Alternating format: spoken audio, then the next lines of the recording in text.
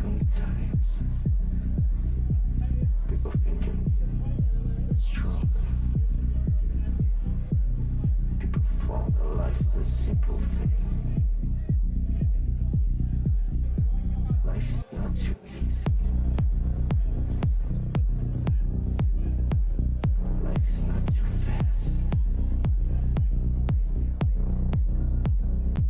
When you're about to die.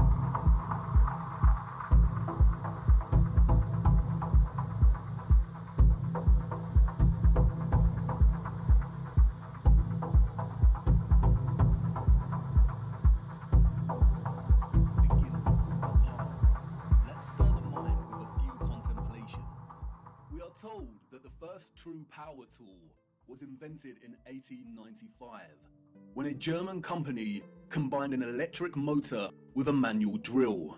The drill weighed 16.5 pounds and required multiple operators. It wasn't until 1957 that a company called Bosch began designing power tools in bulk that were both economical and powerful. So then how did our historical ancestors, a more primitive, underdeveloped people, design and build some of the structures we encounter?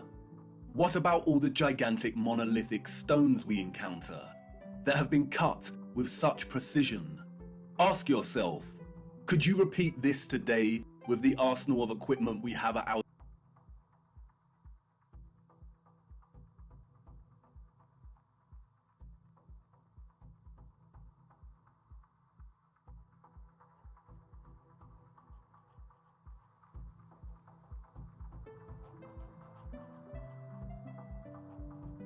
Once you are awake, it is almost impossible to fall back to sleep again. Once you discover that the Earth is not a spinning globe, but a flat and stationary plane with a firmament above it, everything changes. The trusted voices and satanic scientific priests who once shaped our reality and understanding of the world are no longer reliable. Our first-hand experience of the Earth as a stationary realm is at odds with their fabricated narrative of space and spinning planets. The scarring of our land and the barbaric mining of Earth's once majestic giant trees is at odds with the history books and geological narrative. And the awake are left wondering, what on earth happened? If they've lied about the Earth, space, and the destruction of our flat realm, then how can we trust the official mainstream historical narrative? The historical narrative, like the heliocentric model, does not make sense. It doesn't add up. And all it takes is a closer examination, and their lies, which have governed our understanding of history and the world since our birth, begin to fall apart. Let's stir the mind with a few contemplations. We are told that the first true power tool was invented in 1895, when a German company combined an electric motor with a manual drill.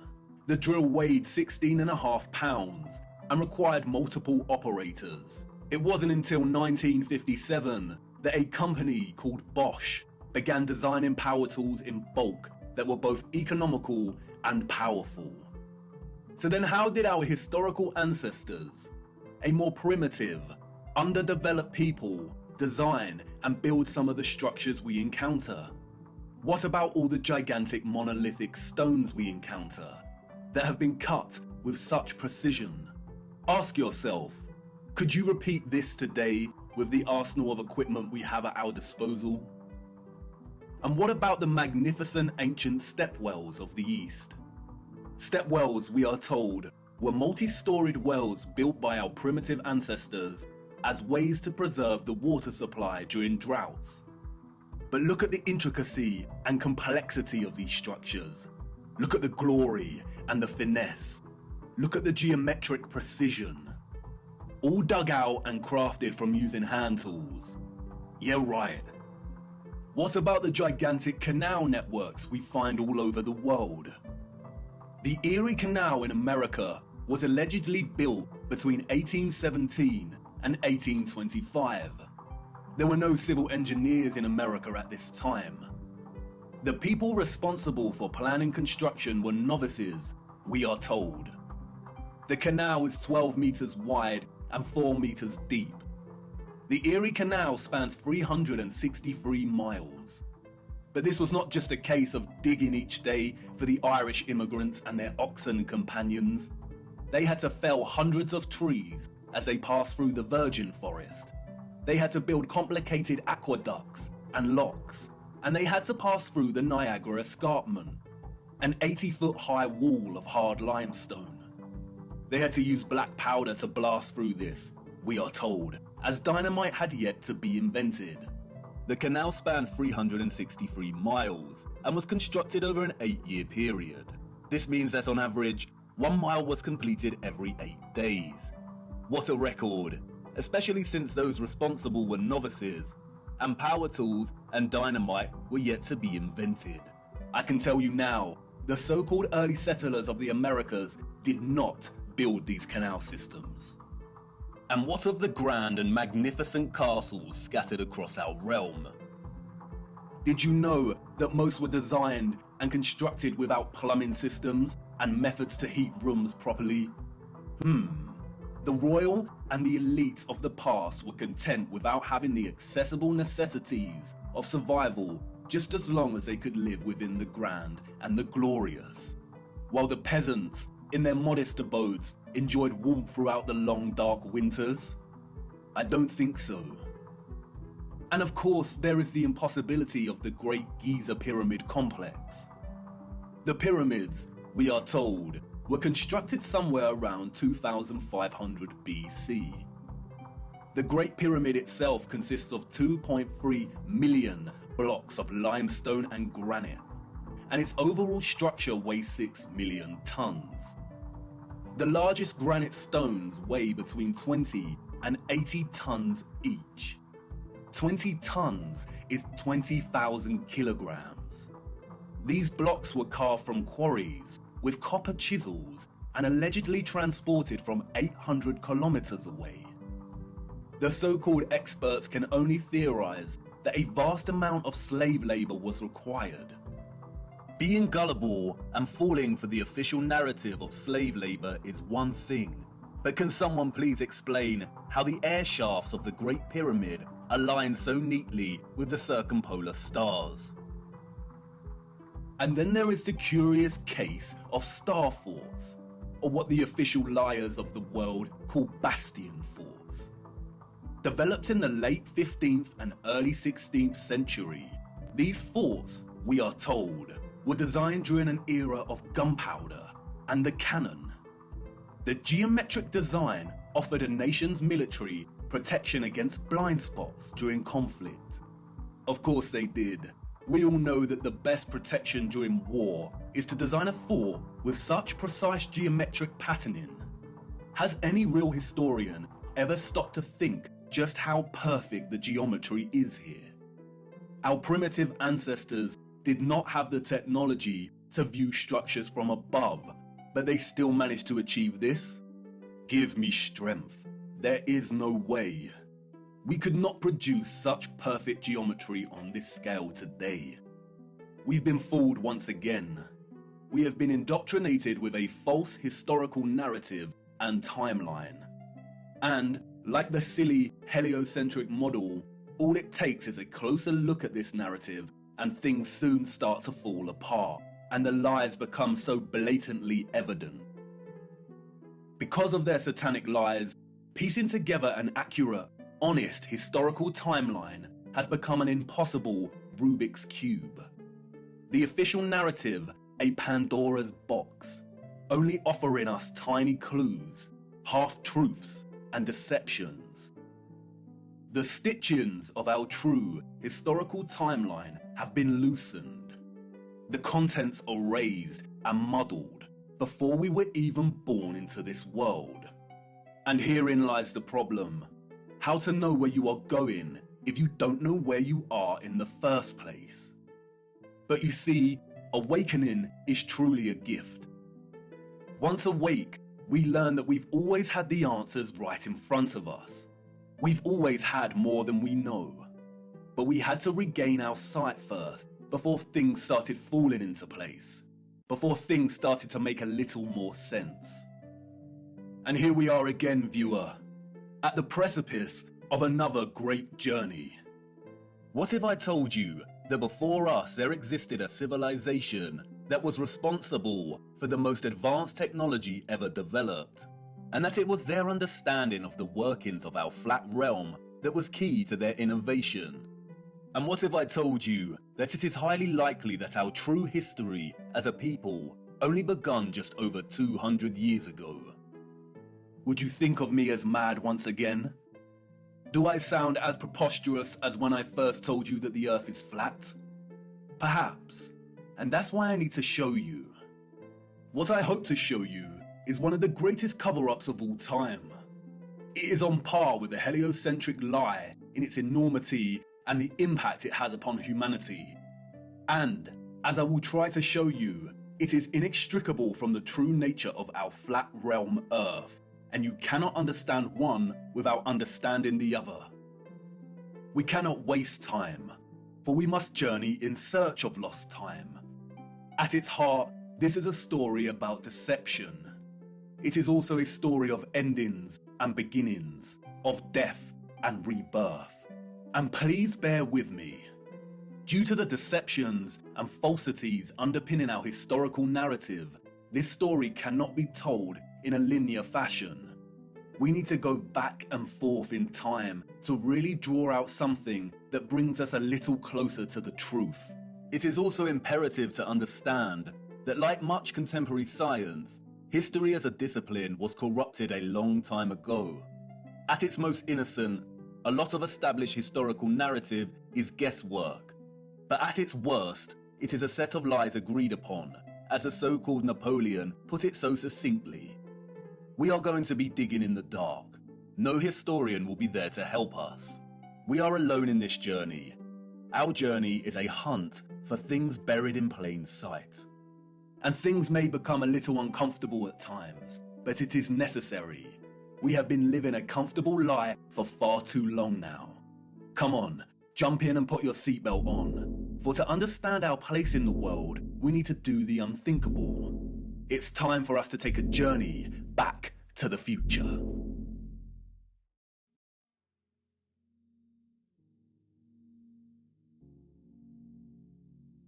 Our journey begins in the unlikeliest of places, 19th century St. Petersburg, at the entrance to St. Isaac's Cathedral. The city cold, the early morning mists dissipating with the approach of the sun, and our boots caked in mud. The year is 1860, and while St. Petersburg stands regal and proud, its inhabitants are nowhere to be found. It is quiet, too quiet.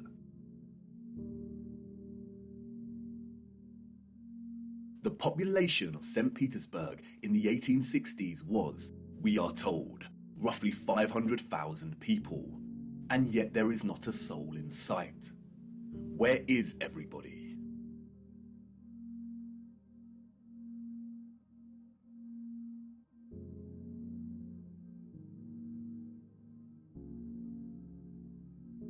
The long shadow of Alexander Column gives us a clue as to the time of the sun's journey above this region. Long shadows only occur during morning or evening. It must be morning, but it appears that no one has surfaced yet. If we travel 400 miles across to Moscow, we see the same thing. Empty, quiet streets. In 1860, Moscow shared a similar population with St. Petersburg, roughly 500,000 citizens. But again, where is everybody?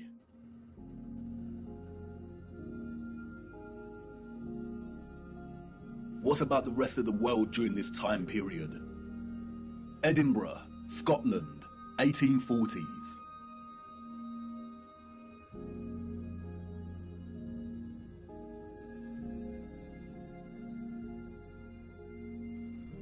Copenhagen, Denmark, 1840s.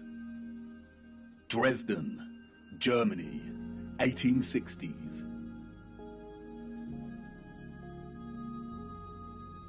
Rio in Brazil, 1860s.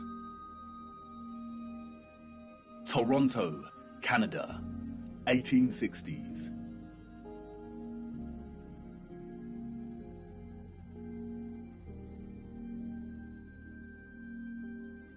Athens in Greece, 1860s.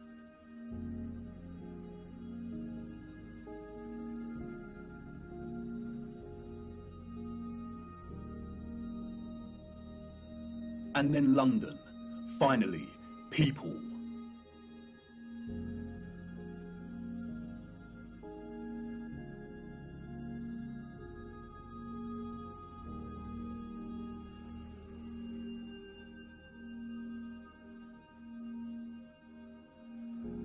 And what about Paris?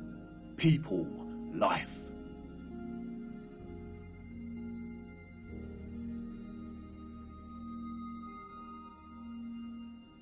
The first photograph, we are told, was created in 1822. The art of photography relies on methods of juxtaposition, of comparison and contrast to deliver its message and sentiment. In these old photographs, we do not find the same deliberate techniques of juxtaposition that contemporary photographers craft into their art, but rather we find natural contrasts that are so important and central to navigating through our deceptive history. Contrast is a phenomenon, natural or artificial, in which meaning is generated and conveyed through the comparison of two opposing elements. When looking at 1860s Russia, there is an immediate contrast between the lack of population and the sheer size of these cities. Even in the 19th century, both Moscow and St. Petersburg are enormous. The infrastructure found in the photographs could hold a population well into the millions. Why are the cities so vast if the population was only 500,000 in each? Furthermore, the official narrative gives us a population that increases in a linear fashion from 1764. Many of the buildings we see here were built years before the photograph was taken. Did the Russians just plan well in advance? But it's when the population is introduced into these photographs that a new contrast emerges that is staggering. That is, between the people and the environment itself. It may be the reduced population numbers, or it may be the monochromatic starkness of the black and white images, but they present to us something that we've lived amongst our entire lives and never paid any mind to. That is, the enormity and impossibility of the architecture. As we engage with the industry and act of tourism, we journey from place to place and observe, taking it all in, learning, hearing, and being told what we are looking at and how it came to be. And standing in front of a structure like the Arc de Triomphe in Paris, we might even exclaim, wow, how did they do this? But the moment, inextricably wrapped up in the busyness of the scene, perhaps prevents us from really asking that question with sincerity. Standing in front of a structure like the Arc de Triomphe while the crowd frantically takes pictures on their smartphones makes it all a reality. And we conclude, before being shoved away by new tourists, well, they had to have done it somehow because I'm here and looking at it. During our indoctrination at school, we are seldom shown old photographs of the grand cities scattered around our flat realm. And perhaps for good reason. Because when we marinate on images like this, and are presented with the visual evidence of a very primitive Victorian people, dotted around like grasshoppers, within the shadows of the most magnificent, grandiose, brilliant architecture a human could ever imagine, we begin to have doubts. Indeed, how did they build this? The Arc de Triomphe is made from 36,695 cubic meters of limestone and weighs 95,407 tons, or just over 95 million kilograms. They tell us it took 12 years to build the giant arch in two different periods, between 1806 to 1814 and between 1832 to 1836. How did they transport this amount of limestone with the same horse and carts that we see in the photographs? Look closer at the four sculptures that adorn each of its sides. Look at the intricacy of the sculptures and the patterning of the ornamentation that frames the arch. Each section is perfectly repeated without any deviation or inconsistency. The first true power tool was not invented until 60 years after this arch was completed. They tell us this was crafted by hand. Is that even possible? And then there is the ceiling of the arch. Immaculate, 3D sculpted roses, perfect in their geometric symmetry. The nuance of the detail and finesse of each petal and cross-section borders is overwhelming. Look at the rest of Paris during this time. Again, a plethora of unbelievable, gigantic, and magnificent structures. The city's infrastructure glorious, and the people and their means of transport primitive, unsophisticated, and seeming not at all developed to the point of producing a city like this. The roads are improperly paved and uneven. They are dirty and muddy. We also see buildings during this period in which the architecture aligns with the inhabitants. Buildings of misshapen proportions, less developed and refined, charming in their own way, but coarse in their use of wood and plaster. This is exactly the type of architecture we expect of a generation of horse and cart, a generation ignorant to the discoveries in technology that would follow in the years to come. Furthermore, at the time of this photograph, the arch is roughly 40 years old since its completion. Yet can you see how worn some of the parts of the structure are? We see weathering on the stone that suggests the arch is much older. As we approach the late 19th century, we see that the people of Moscow have finally decided to leave their homes and venture out into the streets. The infamous Red Square, now bustling with life. St. Basil's Cathedral and the Spasskaya Tower dominate the frame of the square. The construction of St. Basil's Cathedral began in 1555 and was completed in 1561, a mere 6 years. It suffered a huge fire in 1737 and underwent restoration over a 20-year period. But look at it. What a structure. Almost unreal and like no other. It is composed of thousands of red bricks and tin sheet metal that has been shaped into the distinctive onion domes we see. Look closer at the intricacy of the domes. How did they bend metal to achieve such precision and perfection in the 18th century? And again, if they had the skills and dedication to build a wonder such as this, then why are the conditions of the road so poor and covered in mud? We see these incredible structures and buildings everywhere in 19th century photography.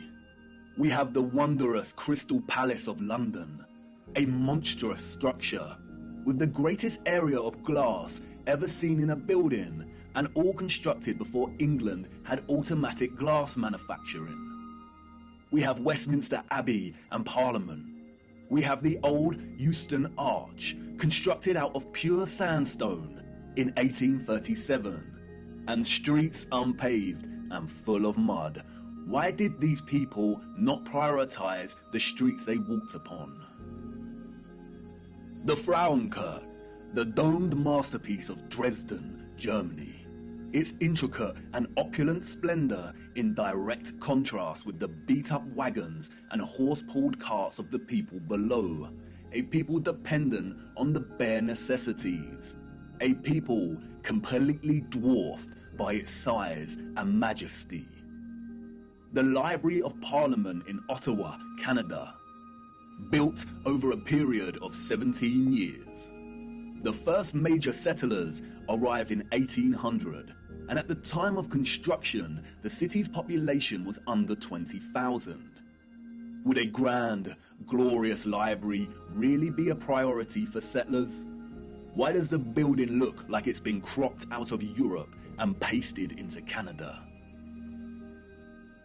Even at the turn of the century, 40 years before Bosch economized the power tool, we have the old Penn Station in New York.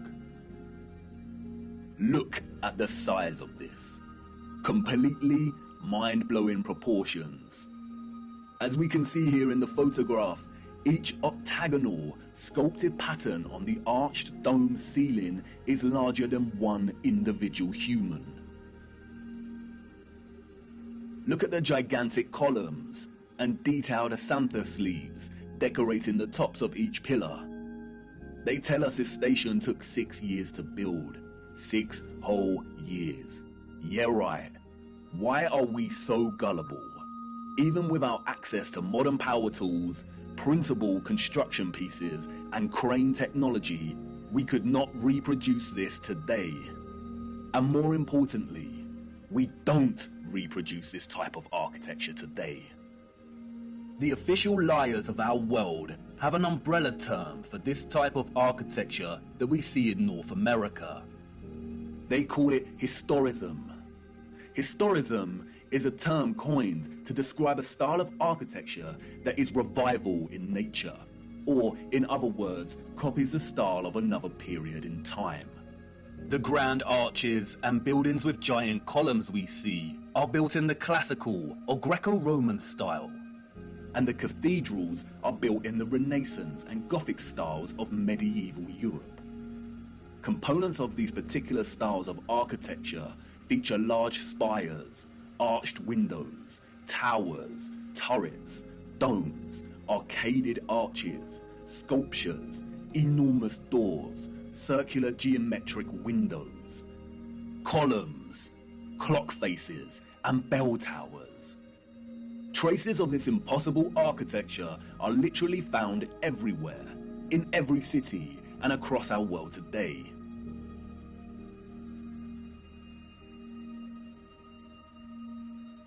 Some preserved and maintained, like the Parisian Arc de Triomphe and Notre Dame, and others lost and long forgotten to time, like the Euston Arch and the Old Penn Station in New York. We as a people travel miles to take our own photographs of these wonders. But the photographers of the 19th century gift us with something they would never have expected to give a future generation: perspective. We see a primitive people against a backdrop of clearly advanced architectural infrastructure. The official historians of the world tell us tales of Darwinian evolution and progression between time periods. The people that came after were always more advanced in their ways, refining and redefining the methods of the generation that came before. If the height of innovation and industry during the 19th century was still the horse and car as a means of travel, then, as these photographs tell us, this style of architecture was just as impossible for those living in the centuries before it. Anyone with a predisposition for thinking and questioning can immediately sense when looking at these photographs that something is rotten in Denmark, that something is off with the mainstream historical narrative, that something is not adding up. In a panoramic image of San Francisco in 1877, we see a collage of historicist architecture. We see columns adorning the entrances to very regal buildings that stand out like sore thumbs from some of the timber shacks surrounding it. We see Gothic spires and towers in the distance. We see domed cathedrals and buildings. We also see just how sprawling and huge the city has become. In 1846, there were under 500 Mormon settlers living on the area of land in which we now call San Francisco. It was frontier land and ready for the taking. Between 1848 and 1849, with the start of the California Gold Rush, the population increased from 1,000 people to 25,000 people. 28 years later, this panorama was taken. The population at this time, we are told, was getting close to 200,000. Who in their right mind would believe this story? Does this look like a city of 200,000 people? Without any modern technology, power tools, automatic manufacturing, electric motors. A people in a strange, unfounded land, just making their mark. Do we really believe that a burgeoning people built this entire city in just 30 years? And again, such quietness, such stillness. This is a photograph of an empty city. Where are all the people? The shadow of the post here tells us that it is not the early hours of the morning. Short shadows only appear toward midday. A city of this scale at noon should be bustling with life. But there is not a single person in the shot of this panorama. The only life we see is that of a horse without any master in sight. It seems highly unlikely that all the people were told to stay indoors because a cityscape photo shoot was taking place. And this silent scene becomes all the more eerie when we consider that there is intention behind the lens. Someone was there, standing at a vantage point and taking this photograph. But who? And for what? And what are the chances that in the 19th century, during similar decades, we see deserted Russian, European, and North American cities photographed like this?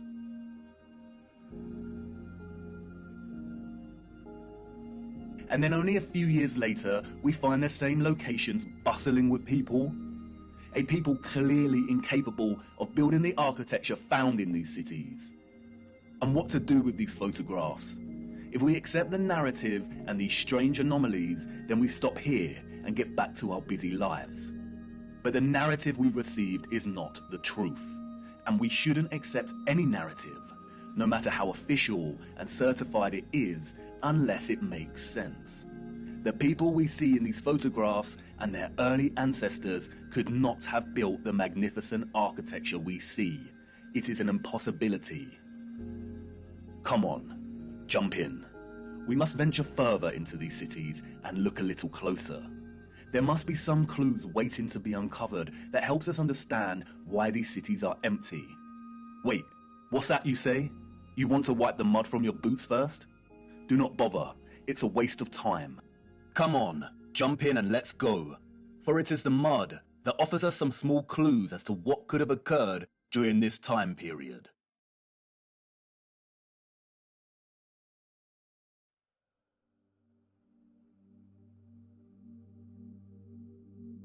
In June 2011, Christchurch, New Zealand, suffered an earthquake that left a lot of the city in chaos, destroying buildings and infrastructure and leaving over 50,000 homes without power. As a result, there were collapsed houses, ruptured water mains, flooding, and fires due to disrupted electrical lines. Due to the strong ground motions and intense shaking, part of the city experienced a strange phenomenon known as soil liquefaction. Sand boils emerged from asphalt roads, toppling and sinking cars, and causing boulders to fall from hills, resulting in more home damage. Soil liquefaction occurs when saturated soil loses its strength and stiffness in response to an applied stress, such as shaking, or other sudden changes, such as a strong explosion. Loose, saturated soil or sand has a tendency to compress when a load is applied. But in the event of a stress, such as shaking or an explosion, we see the opposite. The soil tends to dilute, and the result is treacherous quicksand or quick clay. The land turns to liquid, causing structures of heavy mass, such as buildings, infrastructure, and cars to start sinking, topple over, or collapse. It can also affect dams and bridges. Turbidity currents can also form huge landslides that are impossible to stop. In the worst case scenario, entire cities may be destroyed. As you can see, liquefaction can move entire areas of land. The mud can rise dramatically and rapidly, and its destructive force is unstoppable. It is a well-documented phenomenon. The 1964 earthquake in Nagata, Japan caused liquefaction, and we can see the effects very clearly in these photos. The same here with the 1964 Alaska earthquake. Buildings toppling, cars sinking, infrastructure collapsing. Once the stress has subsided, the soil begins to solidify once again, and we can see the aftermath. Uneven, muddy streets remain where there was once road paving. Returning to photographs of 19th century cities, we see a similar situation here. The roads are unrefined and full of mud. We see unsophisticated, uneven, coarse, and muddy roads everywhere against a backdrop of refined, sophisticated, and magnificent architecture. Could these cities have suffered the similar fate of soil liquefaction that we see in more recent times? Perhaps. But unfortunately, muddy roads is not enough evidence to base any conclusions on, is it? Children ask the most vital of questions, and adults, in their foggy stupor, usually provide the most unsatisfactory answers, often regurgitating learned nonsensical information that leave the child's imagination unfulfilled. Squelching along these muddy 19th century roads, observing their surroundings, a child may ask, why did they build the windows so low to the ground? And what an excellent question. Yes, why indeed did they build windows on ground level? For you see, the people we see in these photographs, sadly, did not build this architecture.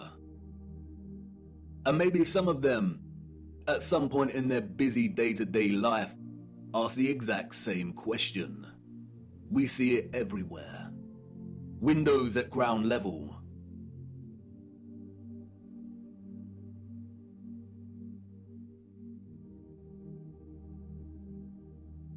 Windows partially below ground level.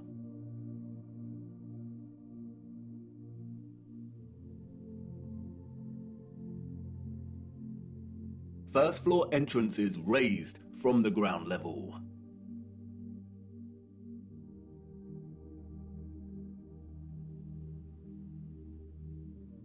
Steps leading down to entrances below ground level.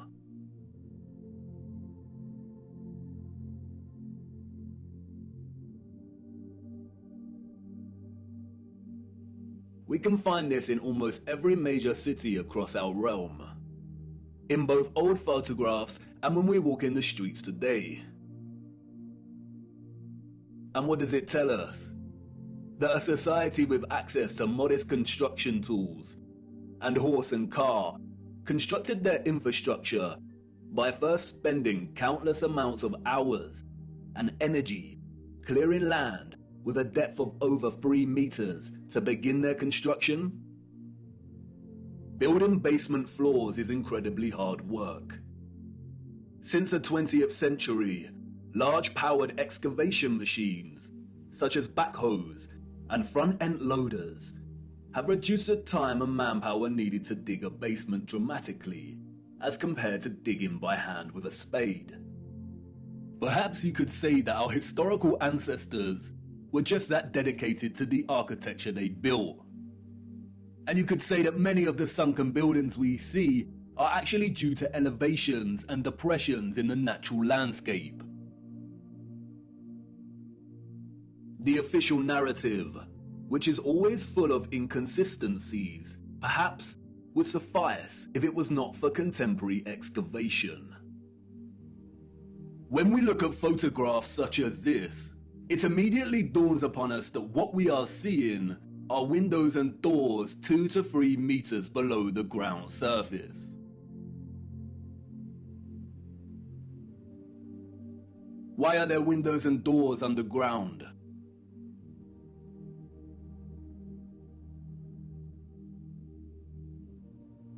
What is this that we see in our cities? Natural soil accumulation over time? Geologists have never been able to ascribe a consistent value to worldwide natural topsoil accumulation, because it is impossible. Some regions of our realm experience consistent topsoil accumulation, whereas other regions actually experience consistent erosion.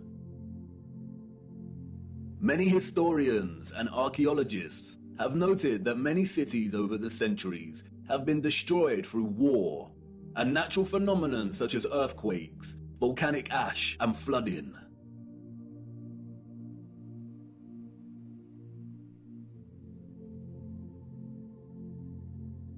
Aren't these just the layers of previous civilizations?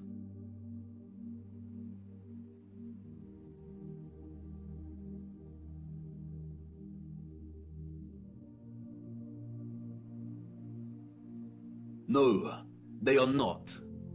We see over and over again whole floors of buildings consistent with the architecture existing above the layer of ground.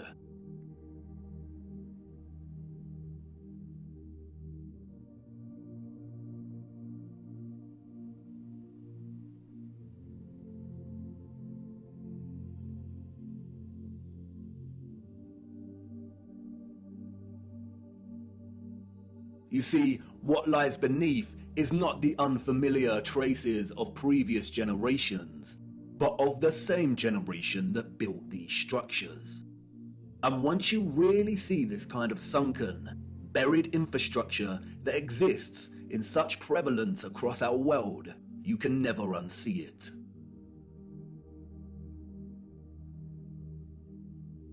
We see that the foundations of old churches are actually the original first floors, with consistent entrances and windows.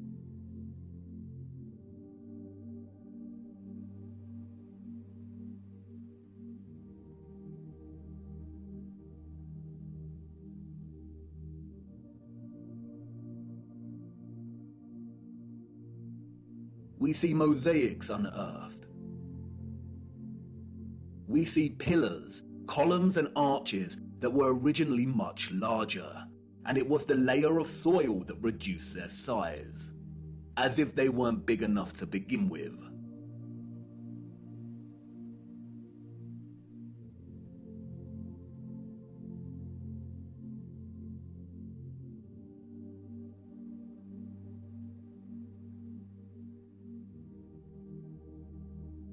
And like with the 1964 earthquake in Nagata, Japan, we also find many so-called ancient structures that are leaning, as if at some point the soil beneath these structures loosened and liquefied. We have the Sahersen Church Tower and Our Dear Lady at the Mountain Church Tower in Germany, the Tiger Hill Pagoda in China, the Leaning Tower of Neveyansk in Russia, the Leaning Temple of Huma in India, Oudkirk in the Netherlands, the Tower of Zaragoza in Spain, and, of course, the Tower of Pisa. The official liars of the world try to justify the buried and tilting structures we see, filling our heads with stories of antiquity and ever-changing geology. But it becomes trickier for them when we turn our attention to America. If we are to believe their narrative, then all of the buildings we see in 19th century photographs of the burgeoning American cities are newly constructed. Why do we see famous structures, such as the Washington Capitol building, with consistent infrastructure that buries very deep into the ground? And again, the inconsistencies do not add up. Why would an underdeveloped people waste resources, energy, and time constructing the foundations of the Capitol building to be consistent with the column style we find above the surface? The foundations did not have to feature columns. Columns, we are told, are a stylistic choice, not a functional one. So why would they do this? In a nutshell, they wouldn't.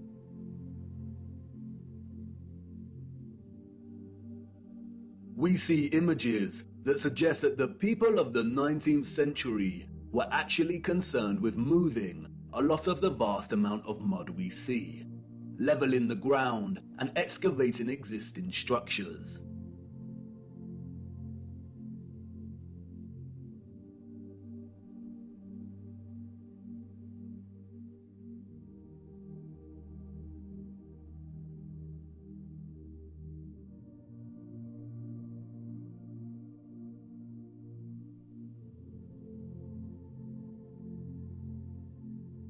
The consistency and prevalence of buried architecture across our realm indicate that whatever happened was a worldwide event, despite regional differences in natural topsoil accumulation and erosion. And there is no official narrative explanation that justifies the buried architecture we see. No explanation provided to justify the amount of mud we see in 19th century photographs of our cities.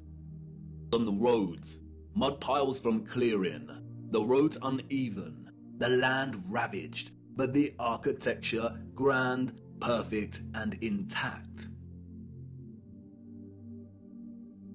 Applauded by literary scholars for his use of fog as an opening simile and metaphor to paint a portrait of London as a corrupted hub amidst burgeoning industrialization, many often overlook that Charles Dickens's 1852 novel Bleak House actually opens with a different image.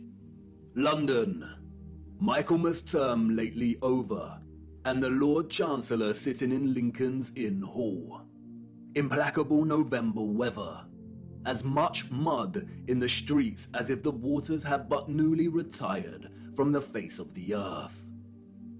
Liquefaction caused havoc across Christchurch and the Garter. But these were isolated earthquake events, and only portions of each city were affected. It is not possible for there to have been huge, simultaneous earthquakes around the world during a similar period. Or is it? Even Wikipedia tells us that liquefaction can occur naturally or artificially, from an earthquake or other sudden change in stress condition. Even if this was the case, we do not see the same structural damage to the buildings in the 19th century like we do in cases such as Christchurch and the Garter. Most of the buried architecture we see is intact. It is either sunken or the ground level has been raised at least 3 meters, sometimes in a uniform manner, and other times partially buried in rolling mud hills, as if there were huge landslides. The strange case of the buried architecture provides the following conclusions: that what lies beneath are not the remains of previous civilizations. More often than not, the buried structures are consistent with the architecture we see above ground, that the structures are much larger than originally suspected, and therefore they are even more of a construction impossibility for a Victorian generation of horse and car, and those existing before them. That natural topsoil accumulation and soil liquefaction are not satisfactory explanations for what we see here. Whatever took place had to be something much larger and widespread, such as a natural or artificial earthly cataclysm of sorts. As many of the photographs show, many citizens of the 1800s were responsible for moving much of the mud, leveling the ground, and excavating buildings, which suggests that whatever happened had happened very recently in their past. The complete absence of a reasonable, mainstream justification for the buried architecture we see suggests that the controllers of our realm are deliberately trying to hide whatever happened. And what of the deserted cities we see in the earlier photographs? If these cities were truly empty, then we must ask why. We must also ask how all the people got there in the end. In the space of 30 or so years, we see a city go from barren to bustling. Interestingly, it is Charles Dickens and 19th century literature more generally that offers some clues. 2 central themes run throughout 19th century Victorian literature: that of marriage and female chastity, and that of orphans and adoption. Many of the fictional characters we've come to love over the years are orphans. We have Oliver Twist and Pip from Great Expectations. We have little orphan Jane Eyre and Heathcliff from Wuthering Heights. We have Mowgli from The Jungle Book, Cosette from Les Miserables. We have Heidi, Rapunzel, Peter Pan, Snow White. We have Tom Sawyer and Huckleberry Finn and Anne of Green Gables. And these books were of their time, as far as orphan prevalence goes. The only issue is that these novels romanticize the orphan as a figure dislocated from society by default, and therefore pave their life's path as one of unforeseen opportunity. This was not reality. The theme of marriage and chastity that we find in so many 19th century literary works, such as those by Jane Austen, the Brontes, George Eliot, Dickens, Thomas Hardy, Leo Tolstoy, Victor Hugo, and more, was nothing more than carefully disguised, well-written propaganda, with the sole purpose to solidify and justify a social value framework that would separate children from their mothers. Children born outside of marriage or wedlock were regarded as illegitimate, meaning they did not have a legal status. Illegitimate children was a serious stigma throughout the 19th century. The majority of employers would not hire women with an illegitimate child. Many unwed mothers with illegitimate children ended up without a home, in poor health, starving, exhausted. Their only place of refuge would be the workhouse, where they would carry out the most unpleasant duties. In some places, women with illegitimate children were singled out and had to wear a special uniform, which alerted everyone to their status as an unmarried mother or fallen woman. As a result, a vast amount of orphanages and foundling institutions were established. This is the London Foundling Hospital that was very active in the 19th century. Look at the size of it. Charles Dickens was obsessed with this place. Inspiration, they say.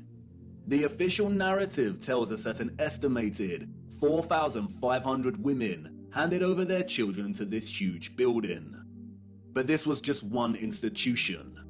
Wikipedia gives us a partial list of over 64 orphanages that were founded in the UK during the 19th century.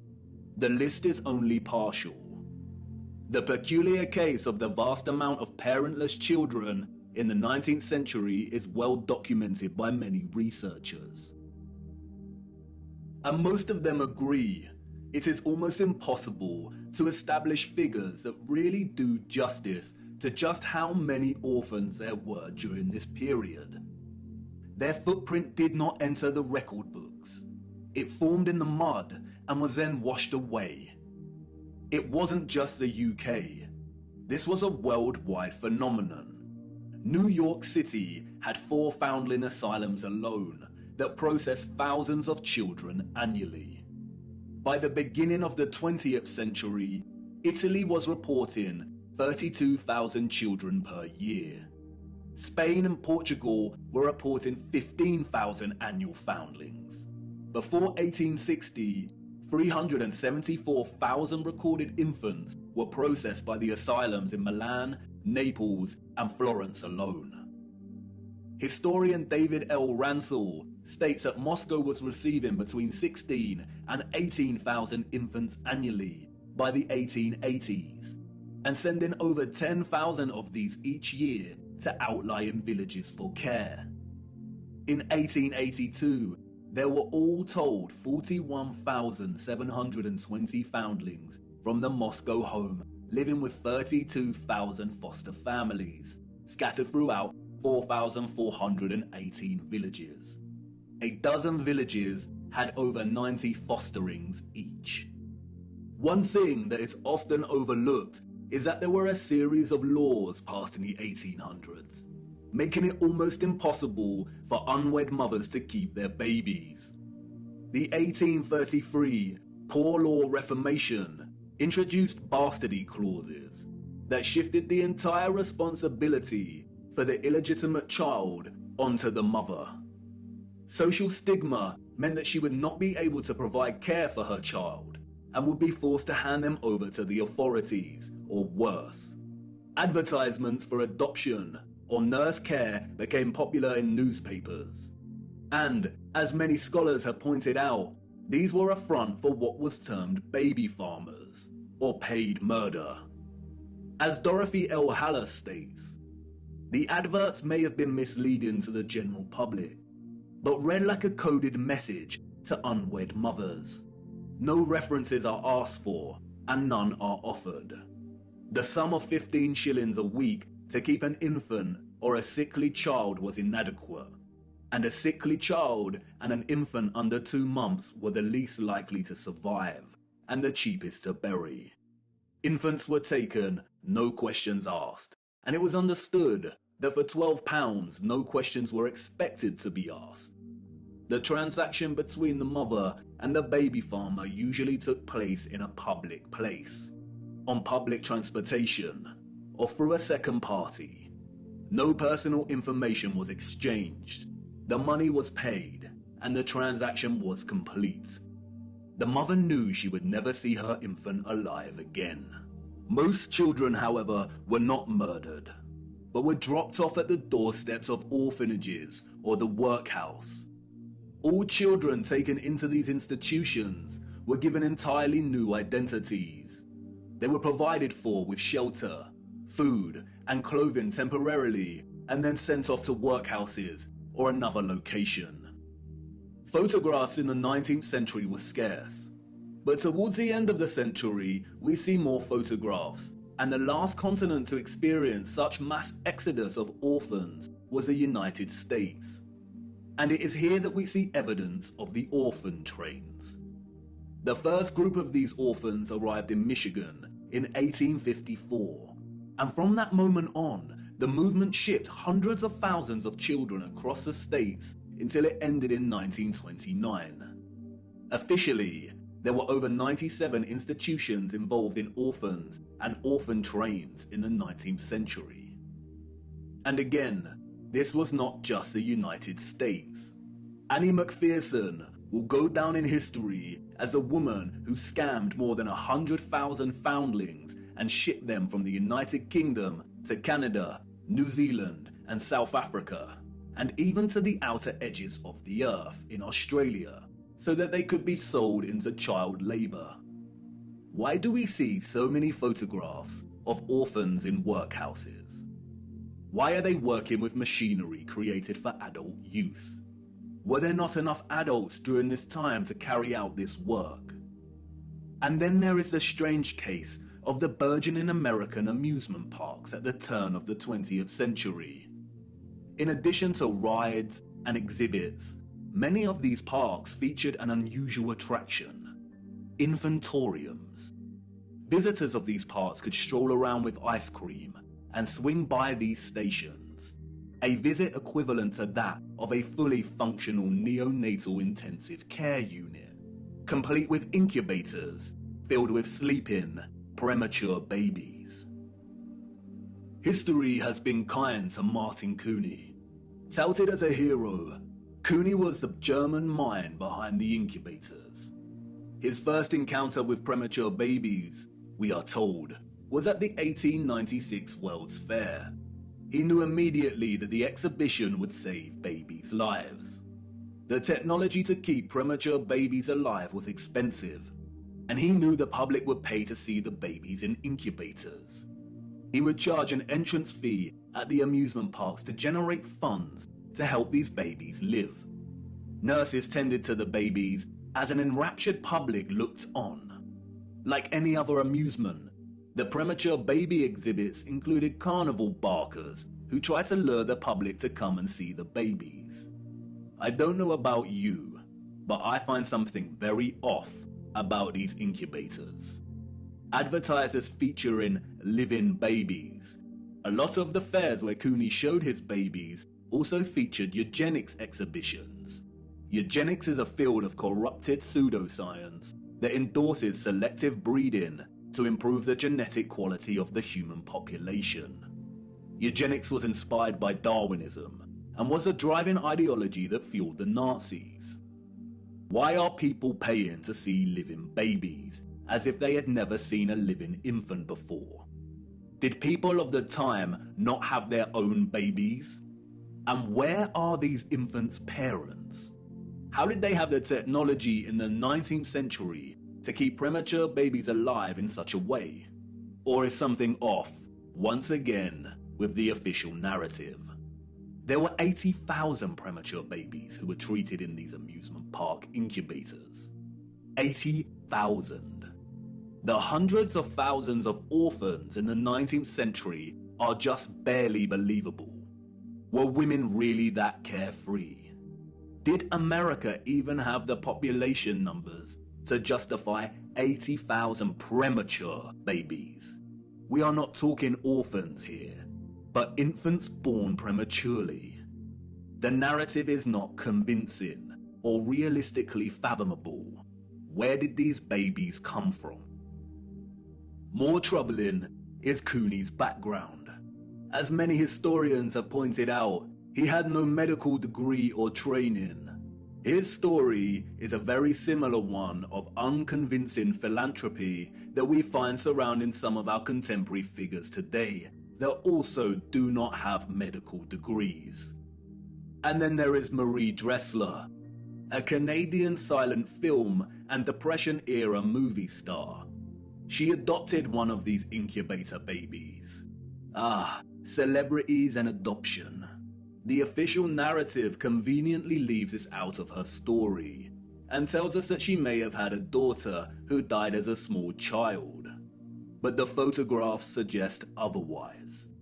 Did she adopt her incubator baby at one of these fairs? Were the fairs a front for illicit adoption of premature babies? Even if they were premature, did that mean they had no parents? Who owned and was responsible for these parks? And what happened to the babies once they grew and left the incubators? If something feels eerily wrong about the entire narrative surrounding these parks and orphans, it's because we are not being told the truth. Why were there hundreds of thousands of parentless children in the 19th century? Where did they come from? They were relocated all over the world. Europe, America, Russia, Australia, Canada. Why? Especially when most still had a living parent. If pregnancy out of wedlock was such a social stigma that resulted in such trauma, why would so many people put themselves in that position in the first place? Did the government really care about social morality enough to pass laws? And all the effort to build and maintain orphanages and orphan relocation networks, would this not burden governmental finances and administration systems? It certainly would have. But you see, there was a greater purpose behind the government's worldwide agenda: repopulation. The social narrative of chastity was nothing more than propaganda and justification for stealing children. The reason we see empty cities in the early 19th century is because they were in fact empty, void of population. And the reason they are bustling 30 years later is because orphans were shipped into these cities to repopulate them. You see, in the early 19th century, there was a worldwide reset of sorts through depopulation and then repopulation. The people we see in these photographs did not build this architecture. They inherited it, along with a lot of mud. Not only did they inherit it without a clue as to what it actually was and who it belonged to, but they were unknowingly complicit in repurposing pretty much all of these structures. I know, none of this is making much sense at the minute. You are probably wondering why on earth these cities were empty and full of mud. What happened that meant governments needed to repopulate the earth? And I know what you're thinking. This is all very intriguing, but what does this have to do with flat earth? You want to know more about the firmament, the sun and moon, and our stationary plane. Do not worry. Everything will become clearer as we continue our journey. The prevalent evidence of buried infrastructure, coupled with deserted cities and a burgeoning industry of orphans, is just a start. These are all necessary clues, hinting at some kind of cataclysm, but the real story hasn't truly begun yet. The stage had to be set first, and now it is ready. And even if you cannot see it yet, I know you feel it, viewer. The deserted cities, the buried architecture, and orphans all signal a looming darkness. There is a great black cloud in front of us, and I won't lie, we are heading right into the heart of it. And like I said before, we do not have much time. Come on, it's time for me to honor my promise and take you back to the future.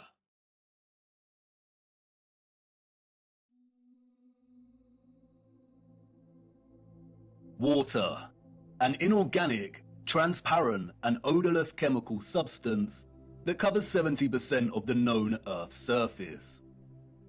It is the driving life force behind the carbon-based organisms that flourish on our Earth.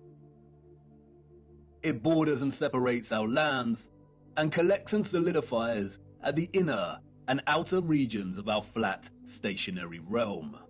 God should have sent a message to the inhabitants of Earth and been precise and told them to watch the water, to meditate on its function and natural laws, because in their time a great deception would be cast over them, like a cold shadow of an unknown, nefarious king. And maybe God did send this message in the form of a flood, but its truth was mythologized and buried, and the lie propagated in spite of it. Resting water does not curve and convex. The natural laws of a resting body of water insist that it takes the exact shape of the container it fills, and always finds and maintains a flat level. Resting water always rests flat, and watching the water when we sit at vantage points, when journeying above in planes, and before we take a sip from our drink, we must remember to never forget this law. Most of us instinctively understand the laws of water, and yet many continue their day-to-day willfully participating in the nonsensical, heliocentric hoax. But for us that know that our Earth is not a spinning planet in an infinite vacuum of space, the ones that have studied the sun diligently and realize that it is the sun that is moving and not the Earth, the ones that have plotted the illogical routes of flight paths on a globe model and concluded that the model is incorrect, the ones that know that the laws of density govern the rise and fall of objects and have studied vanishing points, the ones that have forsaken conventional telescopic lenses, pondered rainbows, sundogs, and the stars above us know that we reside within a dome firmament, and there exists water above us, and the ones that understand that our entire enclosed Earth system is governed by electromagnetism, frequency, and vibration that emanates from a central magnetic North Pole. We are the ones that scratch our heads and wonder how on earth we got in this heliocentric mess in the first place. And if meditating on the stars in the water beyond our firmament long enough, and on the electromagnetism, frequencies and vibrations that make them twinkle through so many shades of vibrant colors and geometric patterns, one might perhaps, just perhaps, ask, is there something more to electromagnetism? Something that has been missed or overlooked? Something untold or hidden? Electromagnetism is a fundamental force of Earth. The electromagnetic field takes the form of a torus in which all electromagnetism, frequency and vibration flows. A toroid is a revolving surface that takes the shape of a donut. Toroidal inductors and transformers are central to generating electric energy. There are many ways in which electromagnetism can be produced. We've looked at some before. We know that a magnetic field can produce electricity, and that electricity can produce a magnetic field. It works both ways. Magnetism and electricity are inextricable. It is a dance of polarity. Electric charges either repel or attract each other. Magnetic poles attract or repel one another. For every North Pole, there is a corresponding South Pole. An electric current passing inside a wire creates a corresponding magnetic field outside of the wire. And an electric current is created in a loop of wire when it is moved toward or away from a magnetic field. Horseshoe magnets are powerful permanent magnets. Due to their shape, in which both magnetic poles are close together, a powerful, strong magnetic field is produced. The horseshoe magnet can also function as an electromagnet. The first ever electromagnet was invented in 1824, we are told, and was in the form of a horseshoe magnet. Its power was evident from the beginning. It weighed only 200 grams, but could lift 4 kilograms of iron. The key to the horseshoe magnet's power is the placement of its poles. You can see the magnetic field here, represented by the vector lines. If you look closely, you can see the concentration of the magnetic field is greater near the poles of the magnet. Since as far back as we can remember, we have been presented with and entertained ideas of the future. Not necessarily our future as individuals, but the future of humanity, technology, and society at large. Whether it is in the form of Hollywood movies, you know the ones, the action films, the science fiction sagas, and the animated kind, or literature, music, and art exhibitions. In these we see our technology taken to its limits. Crafts fly, computers live, robots help out, holographic screens decorate every room. Cities continue to grow upward into dominating skylines. Some can teleport, and space travel is now possible and the accepted norm. Outside of fiction, we also have sobering documentaries telling us where we are heading, usually featuring narration by an old man, lamenting the unstoppable path we are on. It's all very serious. We are destroying our planet, the only one we have. And we have political parties, non-governmental organizations, and the trusted voices and scientific, award-winning geniuses sharing similar messages. And really, when you look closer at both the fiction and the alleged facts, they all share the same underlying premise and principles. We are becoming so technologically advanced that the planet we reside on is no longer enough, or can no longer sustain our activity. The advanced artificial intelligence systems, the flying crafts, the breakthroughs in cloning and medical beds mean that the natural world has suffered as a consequence. And depending on the type of genre you are entertaining, the solution is either 1. For humanity to perish as a result, perhaps destroyed by the very artificial intelligence systems it created in the first place, or perhaps by a natural, lung-choking virus that has mutated and is sweeping the earth to restore natural balance. Or 2, for humans to say goodbye to their lonely little blue ball and head off into space in search of a new home.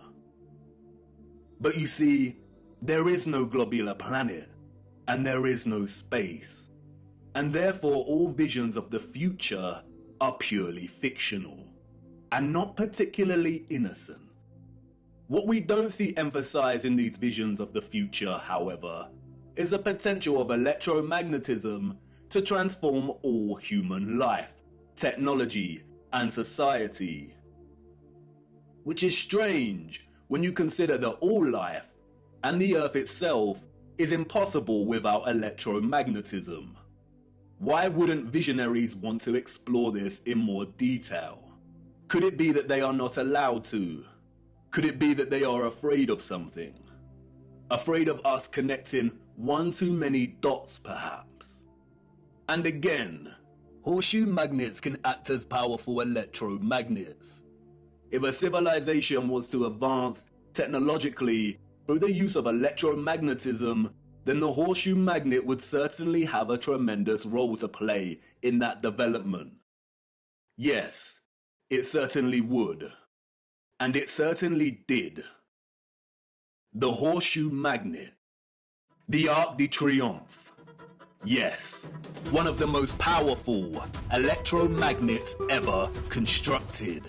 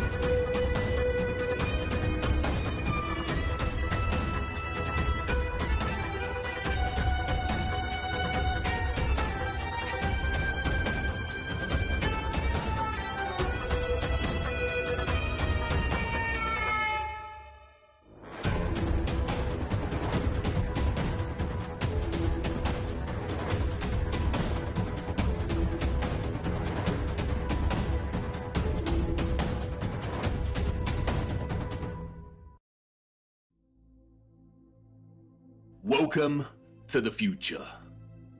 Except it's the past. The future came and went, and we missed it. The magnificent architecture we see throughout our realm, in which the official liars and controllers of our world have termed historicist, neoclassical, Renaissance, Gothic, and so on, all belong to one whole unified civilization. A civilization so developed they had harnessed the power of electromagnetism to such a high degree that they not only built these huge structures, but also crafted them with utter finesse and beauty. A celebration of their own technological advancement. The structures were designed with the sole intention of harvesting and generating electromagnetic energy and distributing it across the world. Their cities, towns, an entire way of life ran and depended on the use of free, clean, and powerful electromagnetic energy. The energy was harnessed and collected from the ionosphere above our heads through the use of antennas, spires, domes, and towers. All the impossible structures we see today have been repurposed and rebranded by our controllers and the citizens of the 19th century. This is not a church. This is not a mosque. This is not a castle. And this is not a government building. These are generators, powerful and gargantuous.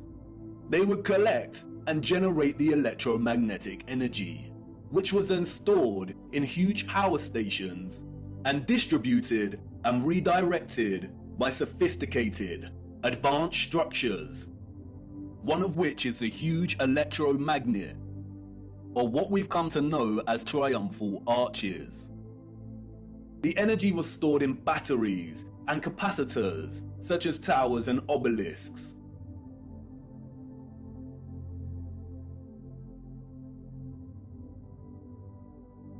All cities were constructed across our realm in the form of one big, interconnected power grid, much like a huge computer motherboard. I already know what you're thinking.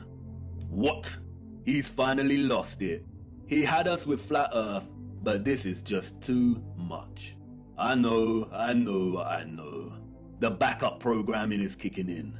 But before you turn away to leave and cast aside your muddy boots, let me show you how it worked. As you know, we live on a flat stationary plane. At the center is a source of magnetism at the North Pole, and directly above this is Polaris, fixed at the central and highest point of a wondrous crystalline dome firmament. Beneath the firmament, different layers of atmosphere exist at different heights. The ionosphere starts at about 30 miles above Earth.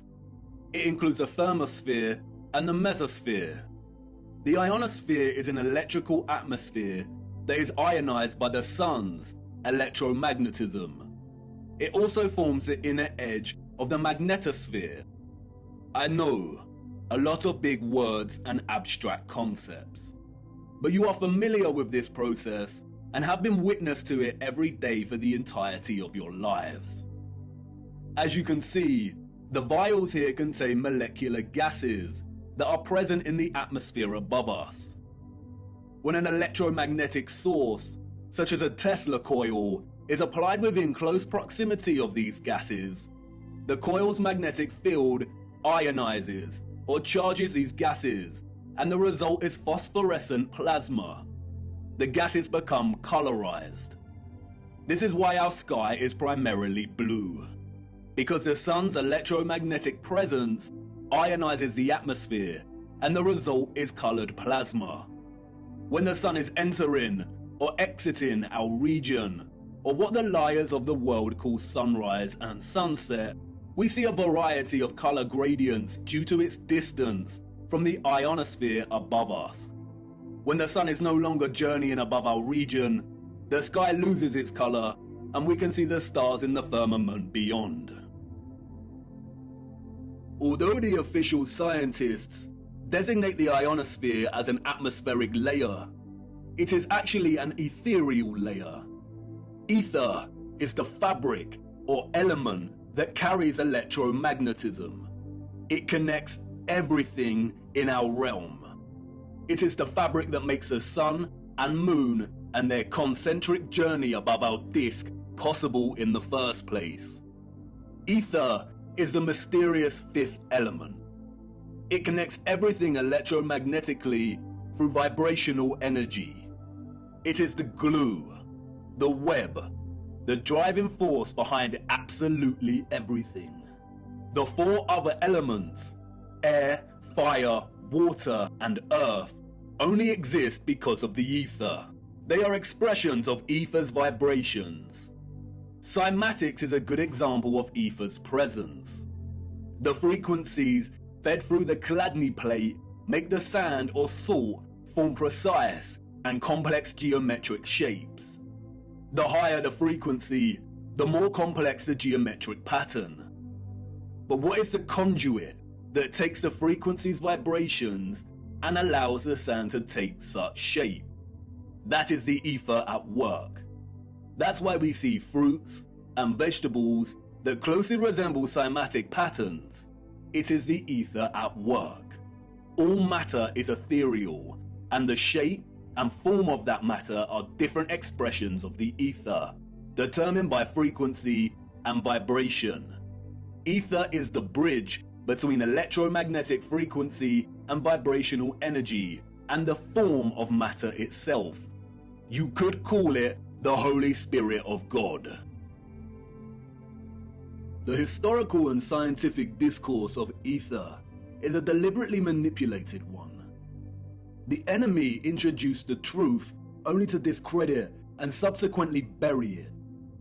Some of the alleged figures of the past have written on ether. The so-called Aristotle called it the fifth element. James Clerk Maxwell, the so-called father of electromagnetism, spoke of the ether, stating, "In several parts of this treatise, an attempt has been made to explain electromagnetic phenomena by means of mechanical action, transmitted from one body to another by means of a medium occupying the space between them." The undulatory theory of light also assumes the existence of a medium. We have now to show that the properties of the electromagnetic medium are identical with those of the luminiferous medium. The medium he refers to here is the ether.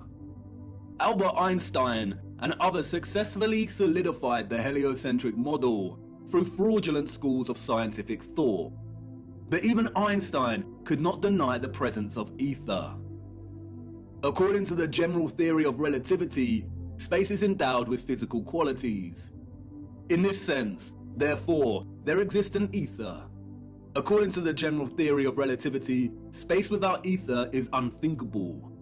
For in such space there would not only be no propagation of light, but also no possibility of existence for the standards of space and time, measuring rods and clocks, nor therefore any space-time intervals in the physical sense. Even contemporary scientists, under the spell of heliocentrism, admit it is nonsensical to deny ether's existence. Today, the vacuum is recognized as a rich physical medium.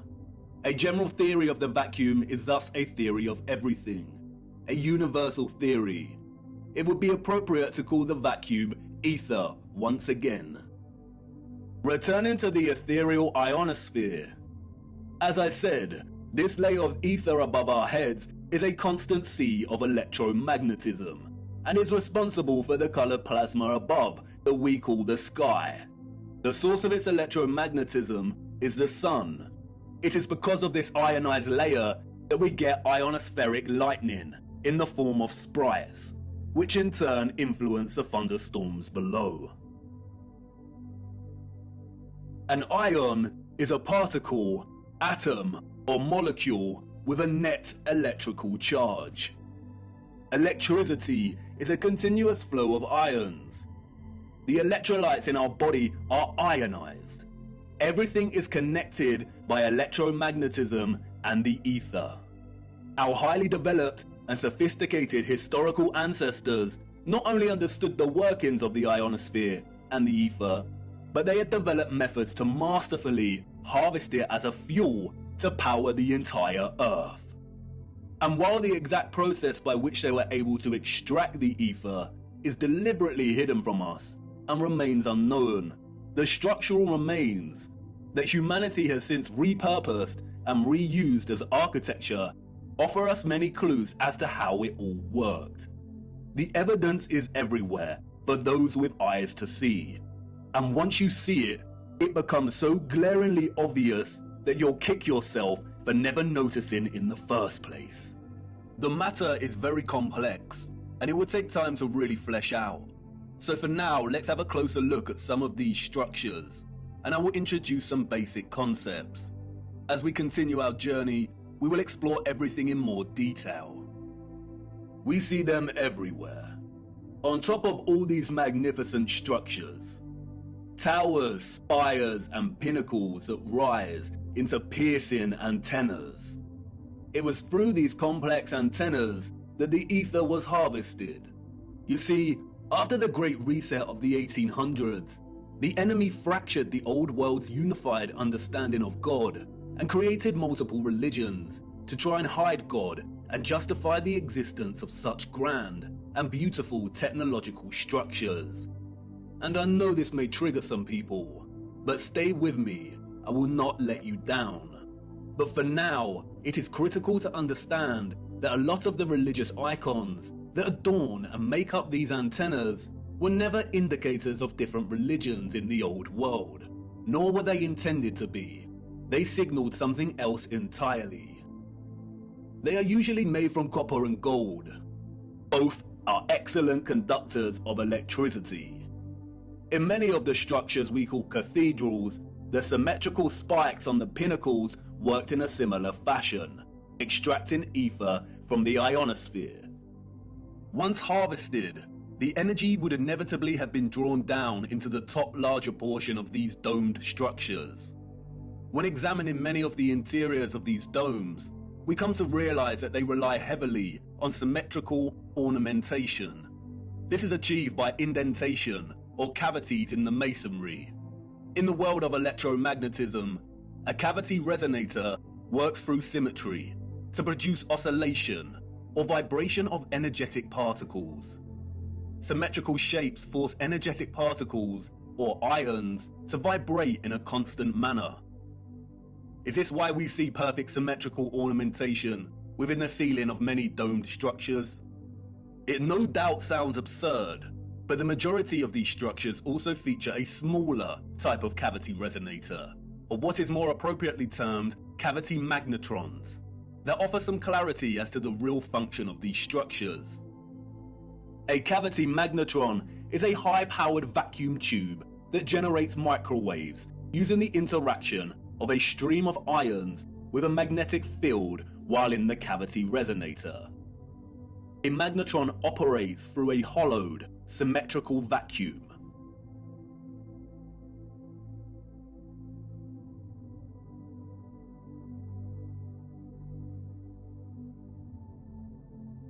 It emits powerful microwaves that can act as a source of free energy. If you break the symmetry or close the vacuum, it no longer functions. But can you see the resemblance? These structures were never intended to hold glass within them. The controllers added the stained glass to the rose windows to shut off the magnetron's function. They closed out instruments of free energy. And they are everywhere in these structures.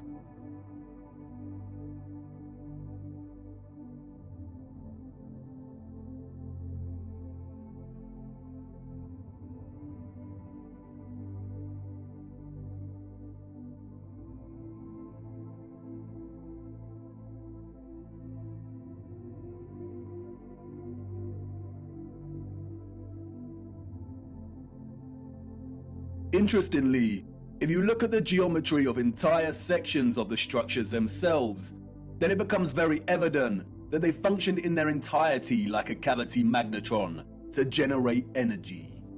All cavity magnetrons consist of a central heated circular metal chamber in which the current leaves, and it's called a cathode. Look at that word. Cathode. Does it remind you of another word? Cathedral. Cathode. Like with everything else, they corrupt the truth and hide things in plain sight. The controllers removed most of the cathodes integral to these cavity magnetrons, but there are some structures today in which you can see traces of the old cathodes still present. The heavy reliance on symmetry and cavities within these structures is not coincidental. The symmetrical ornamentation would have worked in a similar manner, causing the energetic particles to vibrate in a constant manner. The flowers within the squares can be understood as similar to acoustic resonators, working to vibrate the ions. It is here that the energy would have been continually manipulated into vibrational and electromagnetic energy of specific frequencies. Really look at these magnificent acoustic resonators. Could you craft one of these by hand today, and at such height? Why would an underdeveloped people spend so much of their time crafting such perfect symmetrical ornamentation, especially if it had no function and was purely aesthetic? They wouldn't. The cavity resonators and magnetrons would have had to have worked in partnership with a central engine or reactor contained within all these structures. Both resonator and reactor are interesting words. Just like the words conductor, generator, creator, and the name Mercator, they all contain the word Tor within their linguistic structure. They hold a linguistic memory, and pay homage to the torus or toroidal field. The torus is the flow of electromagnetism. Without this flow of energy, there would be no life on Earth. No one can really know for sure, but some have suggested that the engine was probably similar to a fusion reactor. The traces of these engines can be found within all of the larger generators. The empty shell of where the engine used to reside is usually, but not always, octagonal. It's been right in front of our faces the whole time. The controllers remove the engines, sometimes repurposing the space as baptistries and bandstands, sometimes just leaving the base either barren or attempting to cover them up. We see these octagonal structures in cathedrals, government buildings, mosques, and attached bandstands. And unless they have been repurposed, these structures seem to hold no overall function. They do not contribute to the overall structure. They appear superfluous and unnecessary. Theories have surfaced that the engines or central technological mechanism was similar to a tokamak. And while I do not subscribe to this idea, which will become evident as to why later in our journey, for now we will use it for illustrative purposes. A tokamak is a powerful device that uses a magnetic field to produce plasma in the form of a torus. The contemporary tokamaks we see are used in thermonuclear fusion power. The tokamak's toroidal field, in conjunction with the vibrating ions from the ether, would have produced a highly conductive electromagnetic field of gases, called plasma, just like our sun and ionosphere. If those of the old world used anything closely resembling a tokamak's capability, then the result would have been an abundance of free, powerful, clean electromagnetic energy that could fuel entire cities and the entire Earth. These were never churches, cathedrals, castles, and parliament buildings. They were all huge engine generators.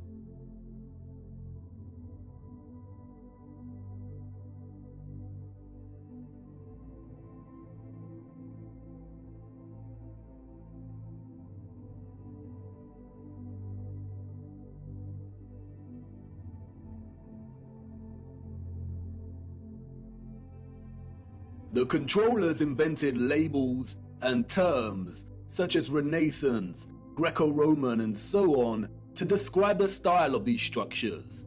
But as you can see, all these magnificent, impossible structures all share the same fundamental structural principles and design, despite location, time period, and cultures. And this is because they were created with the sole purpose of generating energy. And just because these structures were never used for prayer and worship does not mean they were not holy sites. The civilizations of the past had a relationship with the Source and the Holy Spirit, or the ether, like no other. And they paid homage, reverence, and thanks to it by constructing their generators with such splendor and beauty. And not only that, but they constructed the entirety of their structures, statues, and ornamentation in reverence of this gift, in reverence of the energy production that made their way of life possible in the first place. The laurel wreath, which the satanic controllers have corrupted in their appropriation of the symbol and redesignation of it to represent Apollo and Lucifer, is, in fact, a toroidal coil. And we see the toroidal coil throughout the old world's infrastructure, as simultaneously having both a function and a celebration of this function. Electromagnetic coils are electrical conductors. They are used in applications where electric current interacts with a magnetic field. In devices such as generators, motors, inductors, and transformers. Most coils take the form of a toroidal coil or spiral. Wire coils are used in conjunction with a magnet to produce powerful electromagnetism. The more turns of the wire, the stronger the magnetic field. Coils generate vortexes, which in turn create an electromagnetic field. It's all one interconnected system.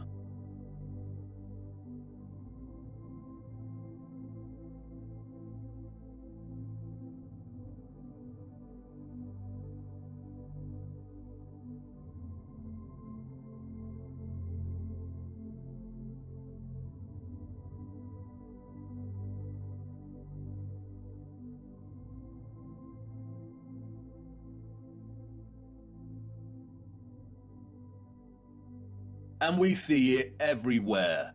This is what columns and rotundas were used for.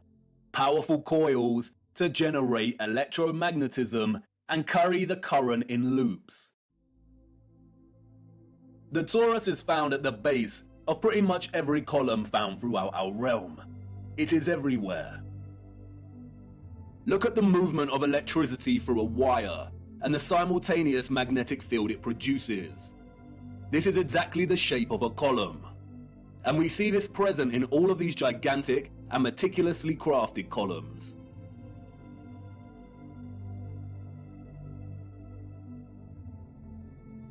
This is why we see the magnetic field represented at the top of a lot of columns.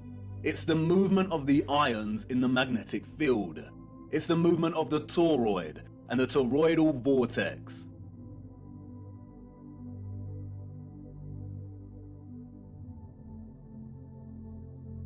As you saw, coils of copper wire are essential in electrifying the magnet. And I know what you want to say. That's great, but the columns and other structures you are referring to are made of stone. But you see, all of these impossible structures are made from a mixture of stone and metal. They used iron bars in their construction. Iron is magnetic.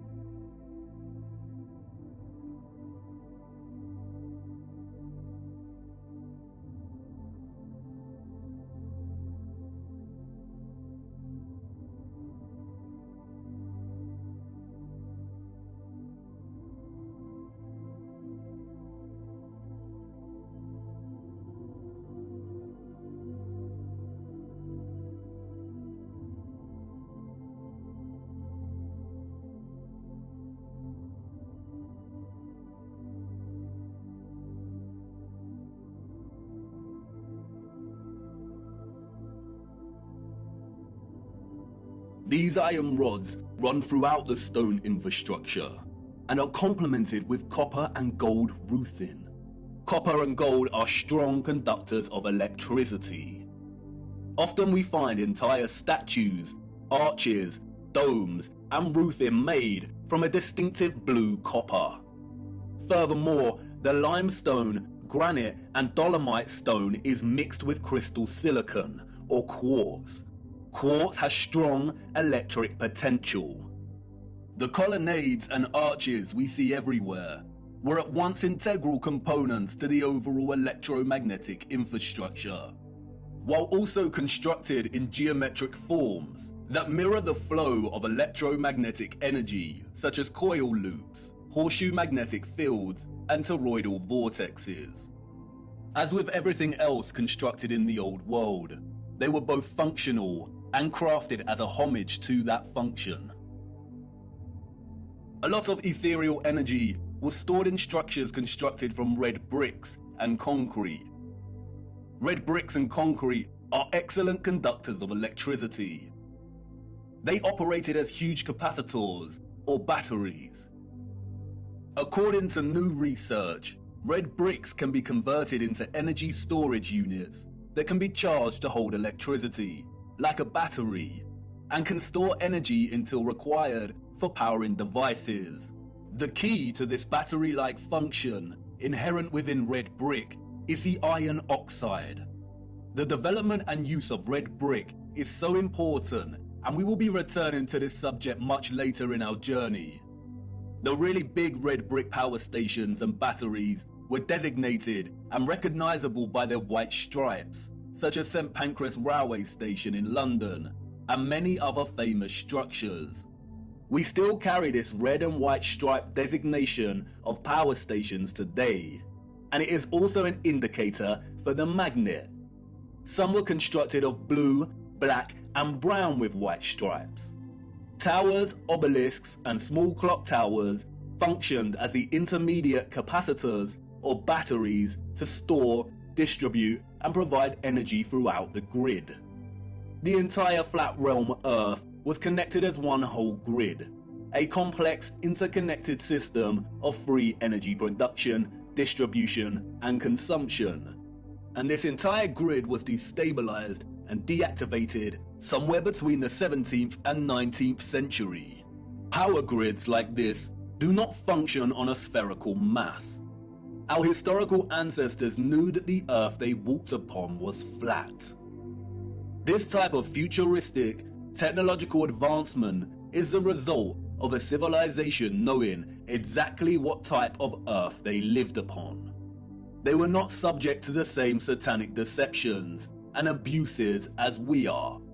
They were not raised believing they existed on a lonely, globular rock spinning in the vacuum of space. The true, ethereal, electromagnetic properties of the Earth were not hidden from them.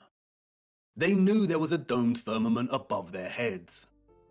They studied it, they imitated its properties, and understood its central relationship with the entire ethereal existence of electromagnetism. They revered the magnificence of its craft, and showed utmost gratitude to the Source, to God, and the ethereal Holy Spirit for giving them everything they needed. Look. Domes.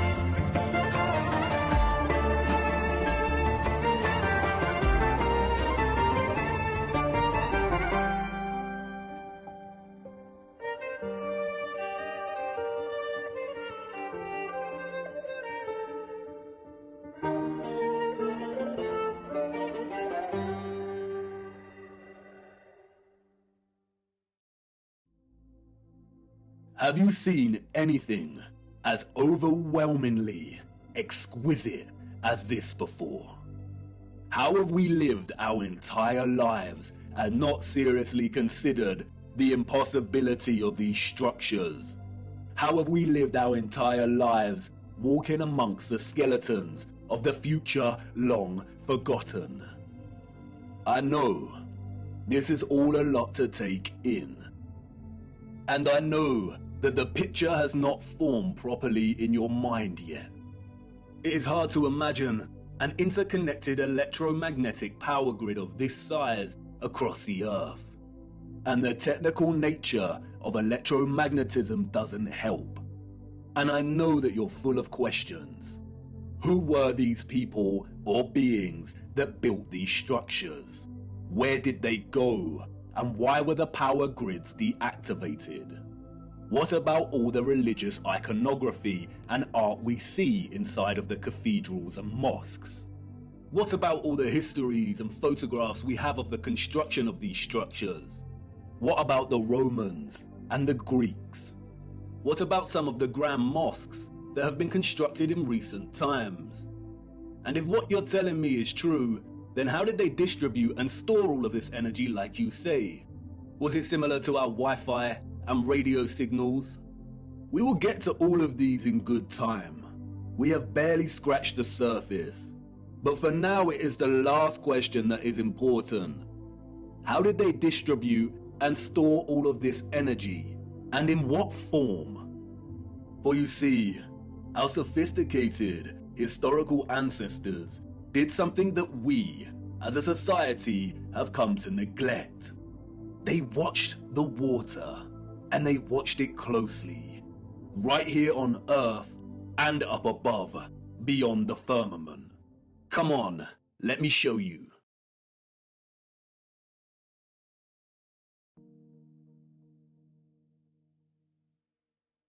Tip-tap goes the rain, spitting on my window pane. Drip-drip from the trees, sodden earthy and soggy leaves. Splosh, splash, puddle pools, jumping on their way to schools. Onomatopoeia, the formation or use of words that imitate the sounds associated with the object or actions they refer to. The property of a word of sounding like what it represents. Water has many. The interdependent relationship between water and sound is so fundamental to our connection and understanding of water. The rain patters and drums, the waves roar, the brook murmurs and whispers, the puddles of mud squelch, that it is intrinsically woven into the very linguistic code of our language. Many have explored the powerful connection between sound and water. We have Masaru Emoto and his study exploring the impact of sound on the molecular structure of water. We have those that like to play around with cymatics. There is Peter Davey, a saxophone player who invented a device that boils water with sonic waves. The innovative use of sound coupled with water seems to have no end. So much so that in recent times, biologists are discovering that ultrasonic water can even treat the most resistant of infections and heal wounds at rapid pace. And in a future where electromagnetism was harnessed with the utmost innovation, water, sound and frequency had to have a major role to play. And of course it did. They wanted us to know that it did. And not just the water here on Earth. They were telling us to look up and above. They wanted us to know that what they had achieved right here on Earth was only possible because they had studied what existed above. In the beginning, God created the heaven and the earth was without form and void, and darkness was upon the face of the deep, and the Spirit of God moved upon the face of the waters. And God said, "Let there be light," and there was light. And God said, "Let there be a firmament in the midst of the waters, and let it divide the waters from the waters." And God made the firmament, and divided the waters which were under the firmament from the waters which were above the firmament. And it was so. Some criticize the King James translation of the Bible for its use of the word firmament. But in the original Hebrew, the word is rakia, which translates directly as firmament. In the New International Version, it is called the vault. In the English Standard Version, it is an expanse. In the Good News Translation, it is dome.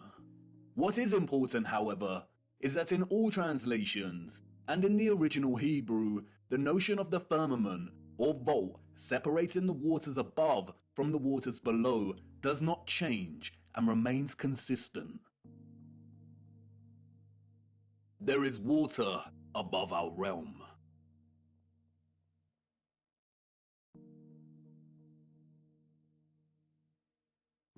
The telescope is an interesting instrument, both at once an apparatus for discovery and simultaneously a weapon of deceit.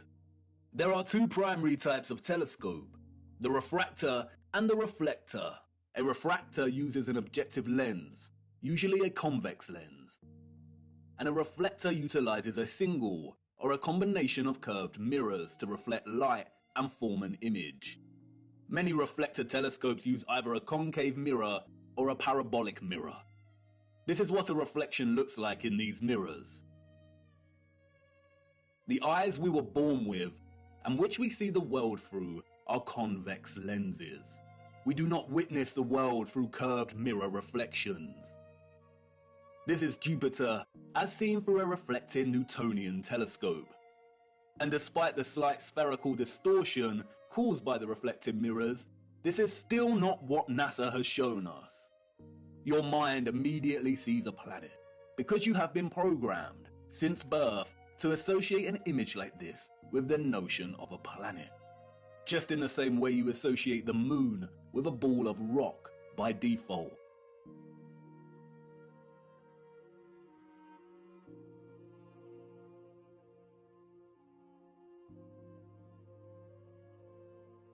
But as you can see here, both refracting and reflecting telescopes produce images similar to the Nikon P900. The Nikon lenses have been criticized by some astronomers as lacking the power to really see the luminaries above. But as you can see here, there is not much difference between the Nikon and both types of telescope. And in each we see that Jupiter is radiating some kind of light of its own. Both amateur and professional astronomers present footage such as this.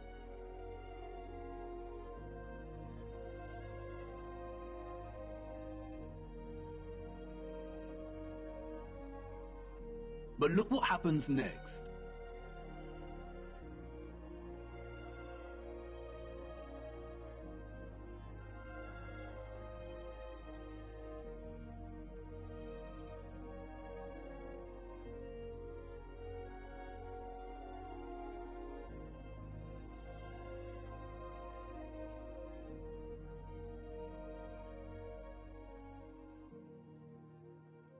The astronomers here are using imaging processing software to turn their raw images and footage, which display a circular object in the sky above us radiating its own light, into a NASA-style planet. And this type of doctored, processed image is not what we see with our own eyes through these lenses. I am not saying that this is deliberate deception. Astronomy is a practice of its own. But it is very important to never confuse the highly edited images and footage we receive with reality. And it is also worth being mindful of those that are being very manipulative. They are usually the astronomers with the paid sponsorship from magazines and websites. It is also important to note that what we call planets are not actually planets. They are wandering stars, and all of the wandering stars are of a similar nature to the moon.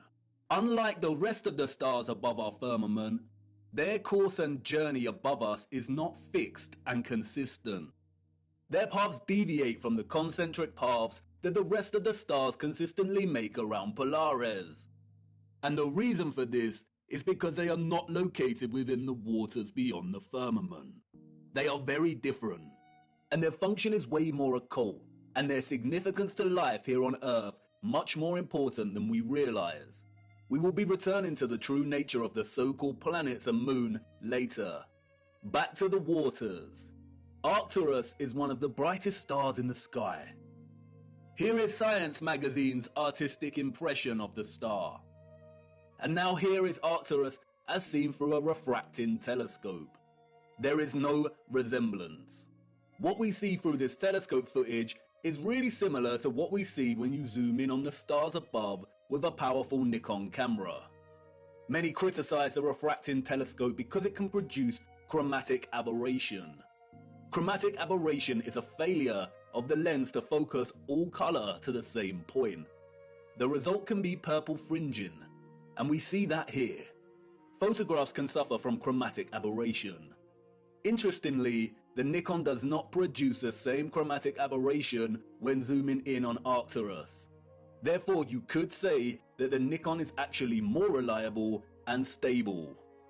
Through both the telescopic lens and the Nikon, Arcturus is pulsing, shifting, rippling. It is dancing geometry. Many will jump up from their seats and exclaim, it's because of atmospheric distortion and light pollution. It's because Arcturus is so far away.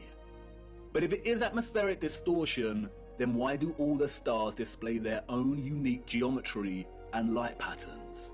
They should all distort in a unified, consistent manner. It is not atmospheric distortion. The stars are pockets of sonoluminescence in the water above. They are self-illuminating, radiating their own light and frequencies in the waters above. Our own convex lensed eyes tell us that there is some kind of water above. We see it in the stars and when rockets accidentally hit the firmament. And, like I said before, just because the so-called planets or wandering stars and the moon appear spherical does not mean they are. They are not synonymous with the stars in the water beyond. They are something else entirely. Our advanced predecessors wanted us to watch the stars. They wanted us to understand that electromagnetic vibration and frequency produce pockets of sonoluminescence in the waters above. They were pointing it out because they wanted us to know that water was the key to unlocking the real potential of electromagnetic energy. They wanted us to know that once harnessed, the ethereal electromagnetic energy could be fused with water, so it could be stored and distributed. And once produced, the water could be manipulated, enhanced, and elevated to a level of new possibilities through the use of vibration, frequency, and sound itself. Their civilization depended on the industry of what we will call the living waters. Their technological advancement enabled them to transform the entire Earth into a power grid. But this grid was only possible because of water. The civilization of the future was an electromagnetic water world. Canals are no great secret. They are found everywhere across our realm, both the great and the small. Most of the great canals around our Earth are connected to the ocean. Salt water is an excellent conductor of electricity. Sodium chloride is ionized. We have the Corinth Canal, connected to the Aegean Sea. We have the Panama Canal that connects both the Atlantic and Pacific Oceans. The Suez Canal connects with the Mediterranean Sea.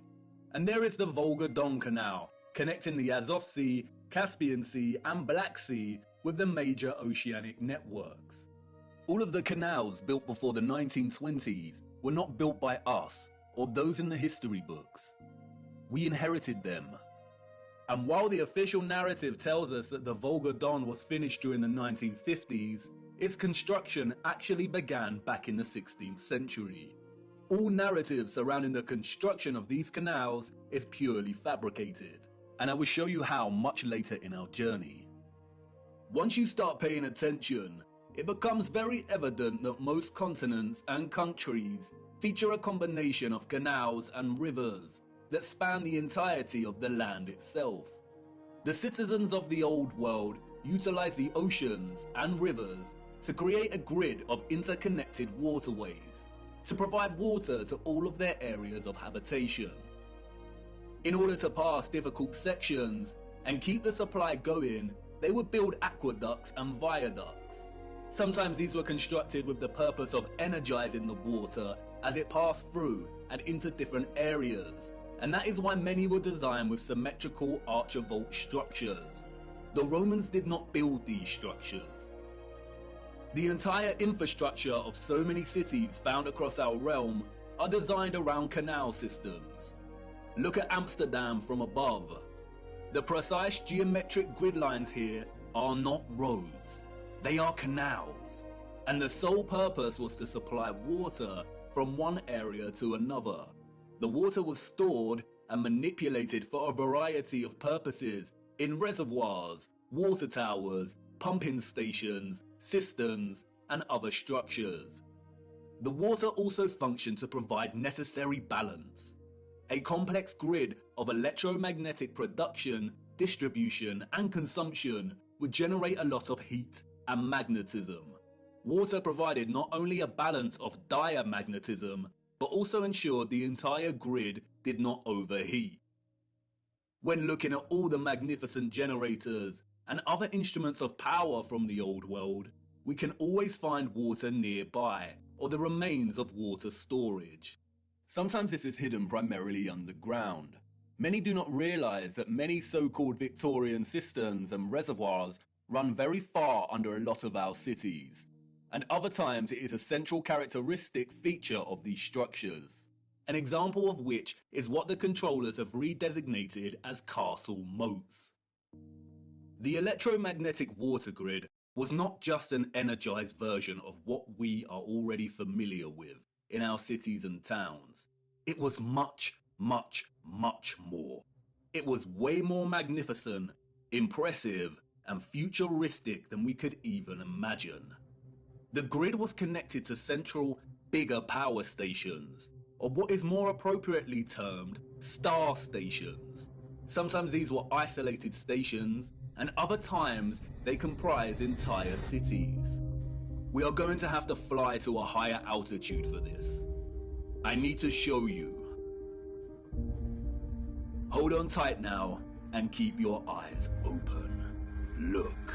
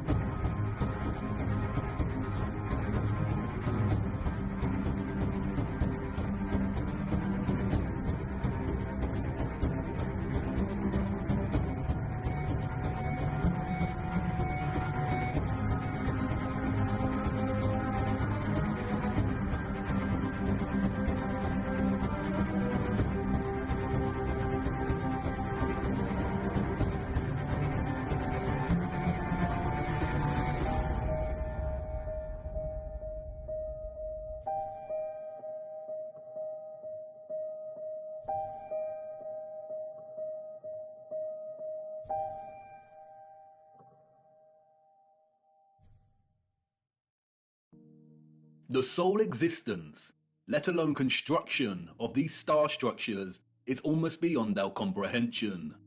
As you saw, they are found everywhere across our realm, with undeviating geometric consistency. A wondrous impossibility.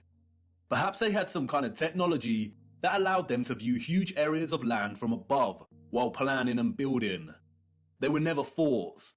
That is a fairy tale invented by our controllers. The stunning geometric precision and symmetry of the star structures would most likely have functioned to enhance the power of the generators and to etherize the water, or turn the water into living, energized water. We can see from comparing some of these ruined sites, and some left a little more intact, that water would have been present throughout the structure. Before the controllers destroyed and drained most of these structures, they were full of water. They were connected to rivers and canals and the oceans. They were a key component of the entire power grid. The star structures are fractals of symmetrical geometry, just like many of the ceilings of these huge energy generators. And, like the acoustic cavity magnetrons and resonators, the symmetrical sharp diagonal walls would have caused the ions to perpetually vibrate. Old plans and illustrations, which have no doubt been edited or manipulated in some way or another, offer suggestion as to how complex, integrated, and essential the star geometry was to the entire grid. Look at Paris here. It isn't obvious at first glance, but upon closer inspection, we come to realize that the entirety of Paris was itself a star station, or a star city. And like with everything else constructed in the old world, these structures were at once functional and a celebration of the source of their innovation. Look closer at the star geometry here. Can you see the resemblance? The snowflake. Do you remember what happened in Masaru Emoto's experiment on water? Ethereal vibration expressing itself through water's molecular structure. Those of the old world had perfected this science. They knew the key to releasing electromagnetism's potential was through sound and water. Just imagine what they were able to achieve. Sound, vibration, and frequency was just as integral to the success of their technology as water was. Those of the old world did not hide their adoration for sound. Traces of this love for sound are everywhere. These structures were literally instruments of power. Or as the so-called Goethe put it so succinctly elsewhere, music is liquid architecture. Architecture is frozen music. This is why so many generators, capacitors, power stations, and intermediates feature holes, pediments, dentils, indentations, and complex 3D ornamentation. They were structural openings to manipulate sound waves, the vibrations and acoustics, so they could tune the electromagnetic energy in conjunction with the water in a variety of ways to achieve different results. They were similar to the aerophone instruments such as the flute, the pipe, the recorder, the bassoon, and the trumpet. The old world revered the geometry of the star because it was through the study of the stars in the waters above that they learned the power of fusing electromagnetism, vibration, and frequency with water itself.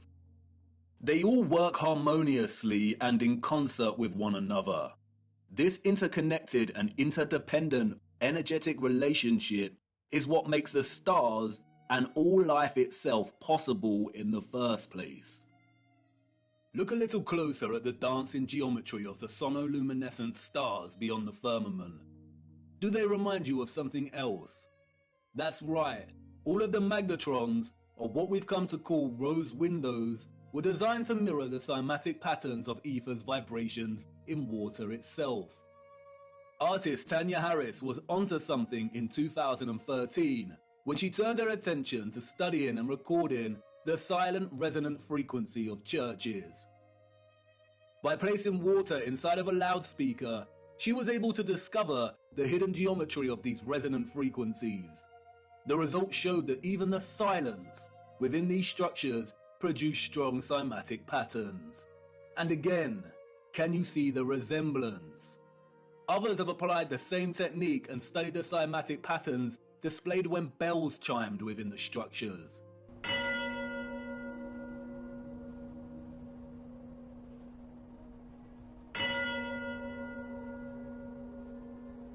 Look at the patterns. Magnetrons.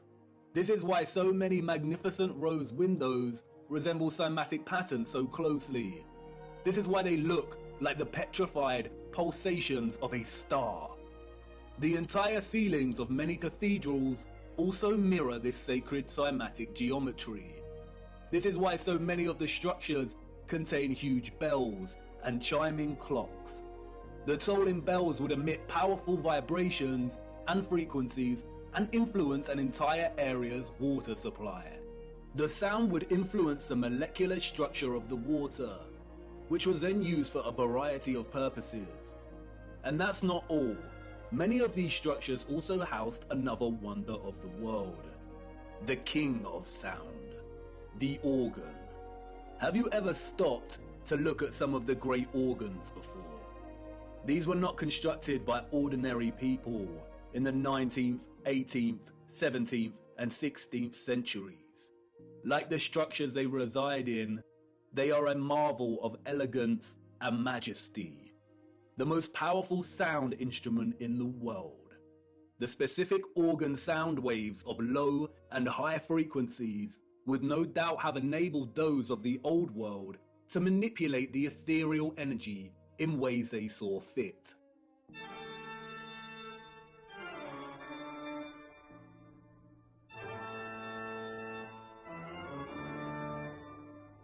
The magnetron rose windows that would not have contained glass would amplify these sound waves, which in turn would influence the molecular structure and properties of the etherized living water. Organs would have had multiple uses, perhaps providing entire towns with specific resonant frequencies for good health and prosperity. The specific functions of the organ have been deliberately hidden and withheld from our knowledge. Interestingly, the official history states that the first organs of the world were water organs, in which the power source pushing the air is derived by water from a natural source or by a manual pump. No doubt a deceptive half-truth disguising the instrument's true interaction with water. And like I said before, most of these structures had areas nearby to store and hold large quantities of water. Many of the structures feature underground cavities or huge cisterns, some of which have been drained and some kept intact. Sometimes the cistern was located apart from and outside of the structure. The controllers have redesignated many of these areas as Roman baths. That's why Bath Cathedral in England is located right next to the Roman baths. The water was also stored in red brick power stations, capacitors, or water towers. Open rectangular sites, reservoirs, wells, and step wells. This is why step wells were constructed with precise geometric patterns. Again, the symmetrical structures here work to encourage oscillation or vibration of the ions.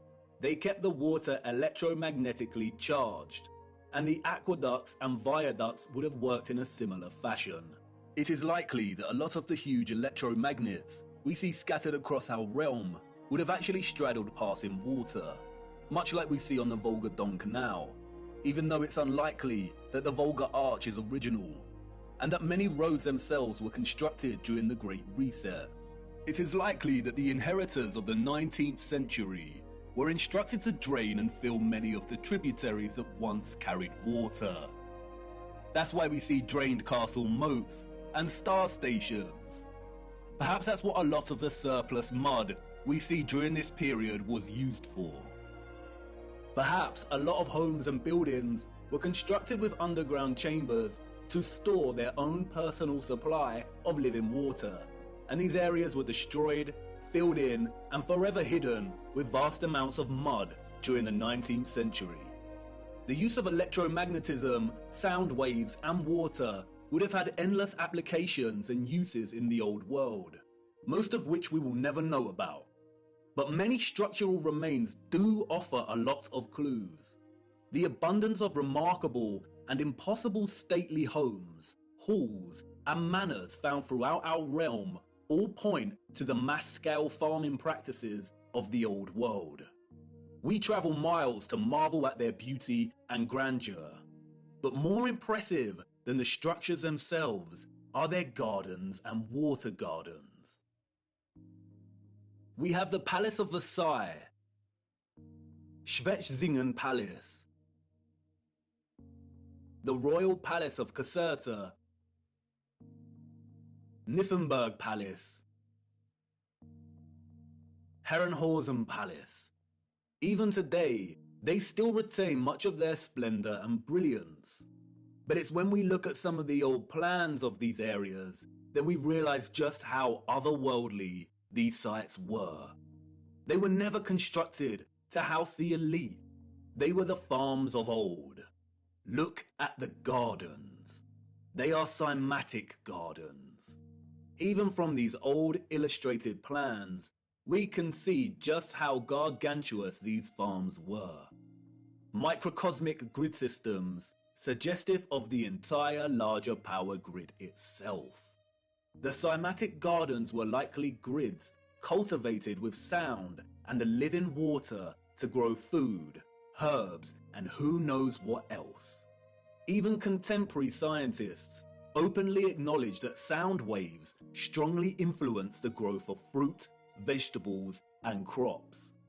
And to this day, some of these structures retain a lot of their glory when viewed from above.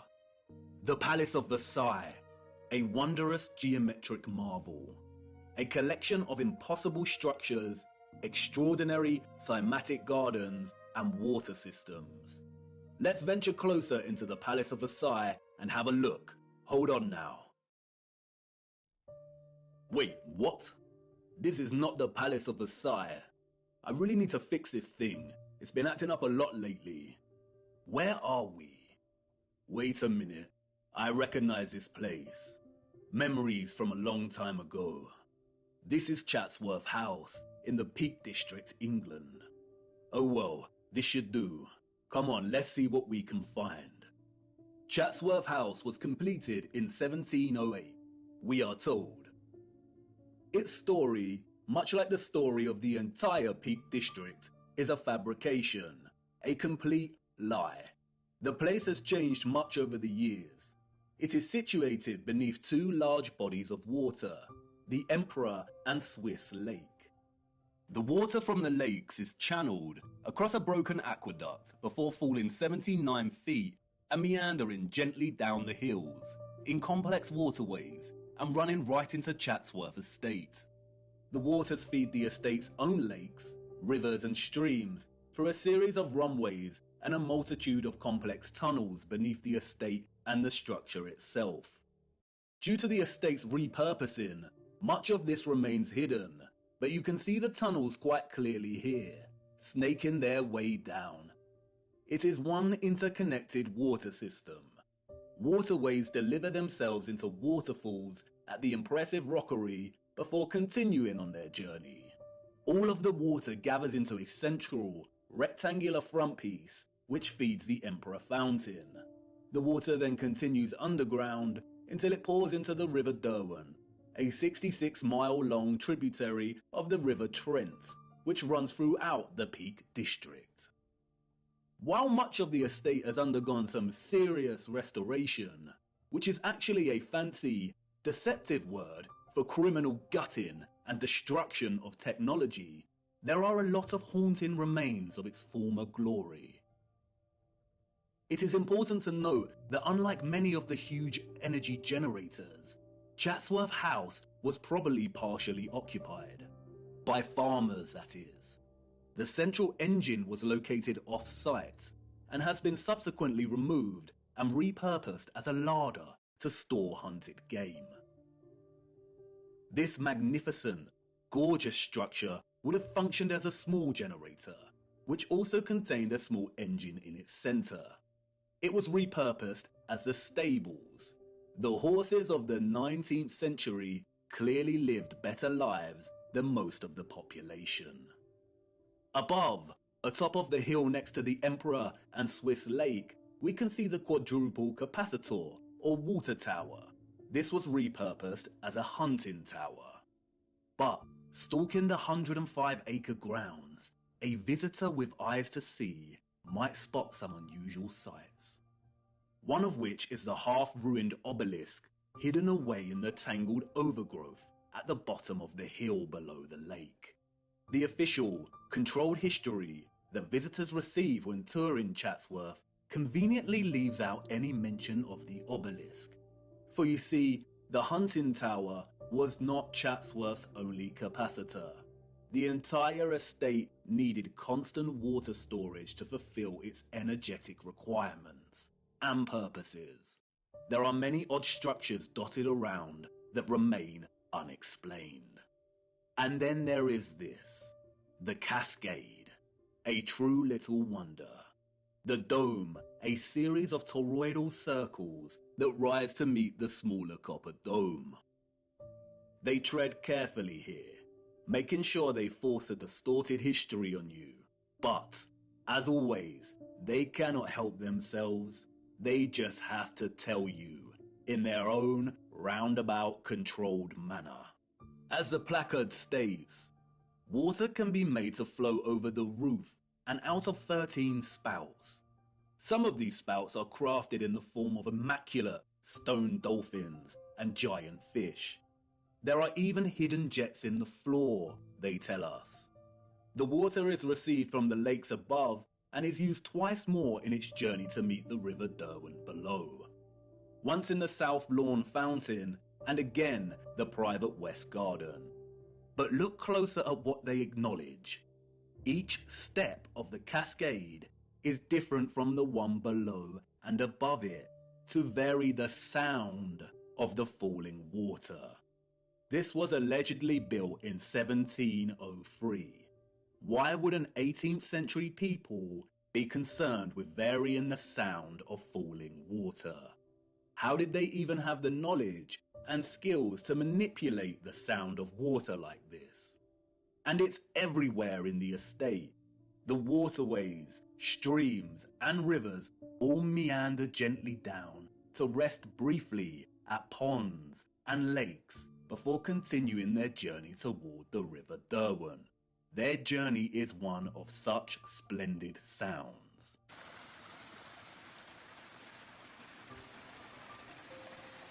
As you begin to traverse the labyrinthine passages of our corrupted history, you will inevitably meet the lithographs, renderings, engravings, illustrations and paintings. How easy it is to lie when there is no photographic or visual evidence, just artistic interpretation. We would never accept illustrations as reliable sources of information today. So why do we accept them as historically accurate? And while these are not to be trusted, devoting some time to browsing their particulars can yield some interesting insights.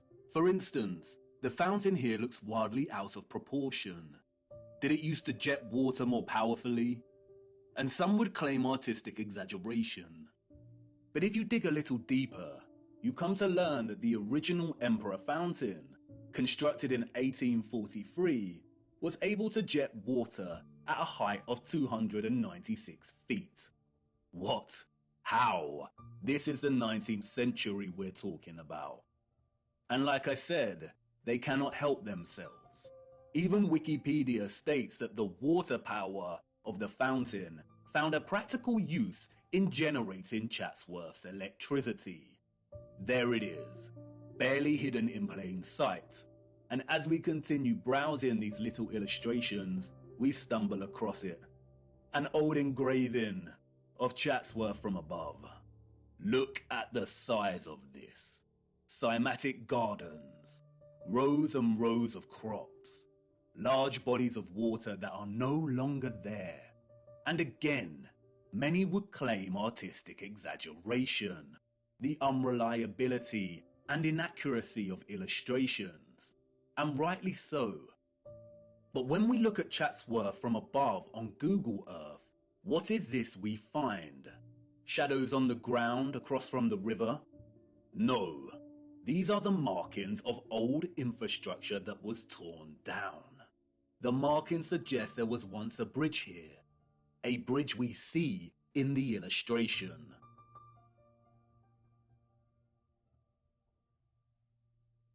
Look a little closer.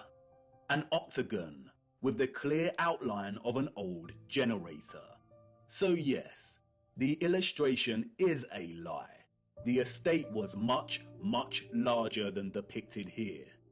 In 2018, there was a heatwave in England, and the old markings of Chatsworth's former glory started appearing in the grounds themselves. They had to acknowledge it. Sometimes mud and lies are not enough to bury the truth. Chatsworth was a huge farm in the old world. As I said before, the illustrations and paintings are not to be trusted. More often than not, they are used as tools of deception against us. But as you see here, they do have a tendency to backfire on the controllers. Just like with the plans of star stations and cities, our own technological access to tools, such as Google Earth, validate these old plans and illustrations as half-truths. You can bet good money that even the plans and illustrations are only giving us a fraction of the full picture, just like here with the plan of Chatsworth. And it's in Chatsworth that we encounter the first of many acts of barbaric desecration by the hands of the enemy. Chatsworth's great conservatory stood immense until destroyed in 1920.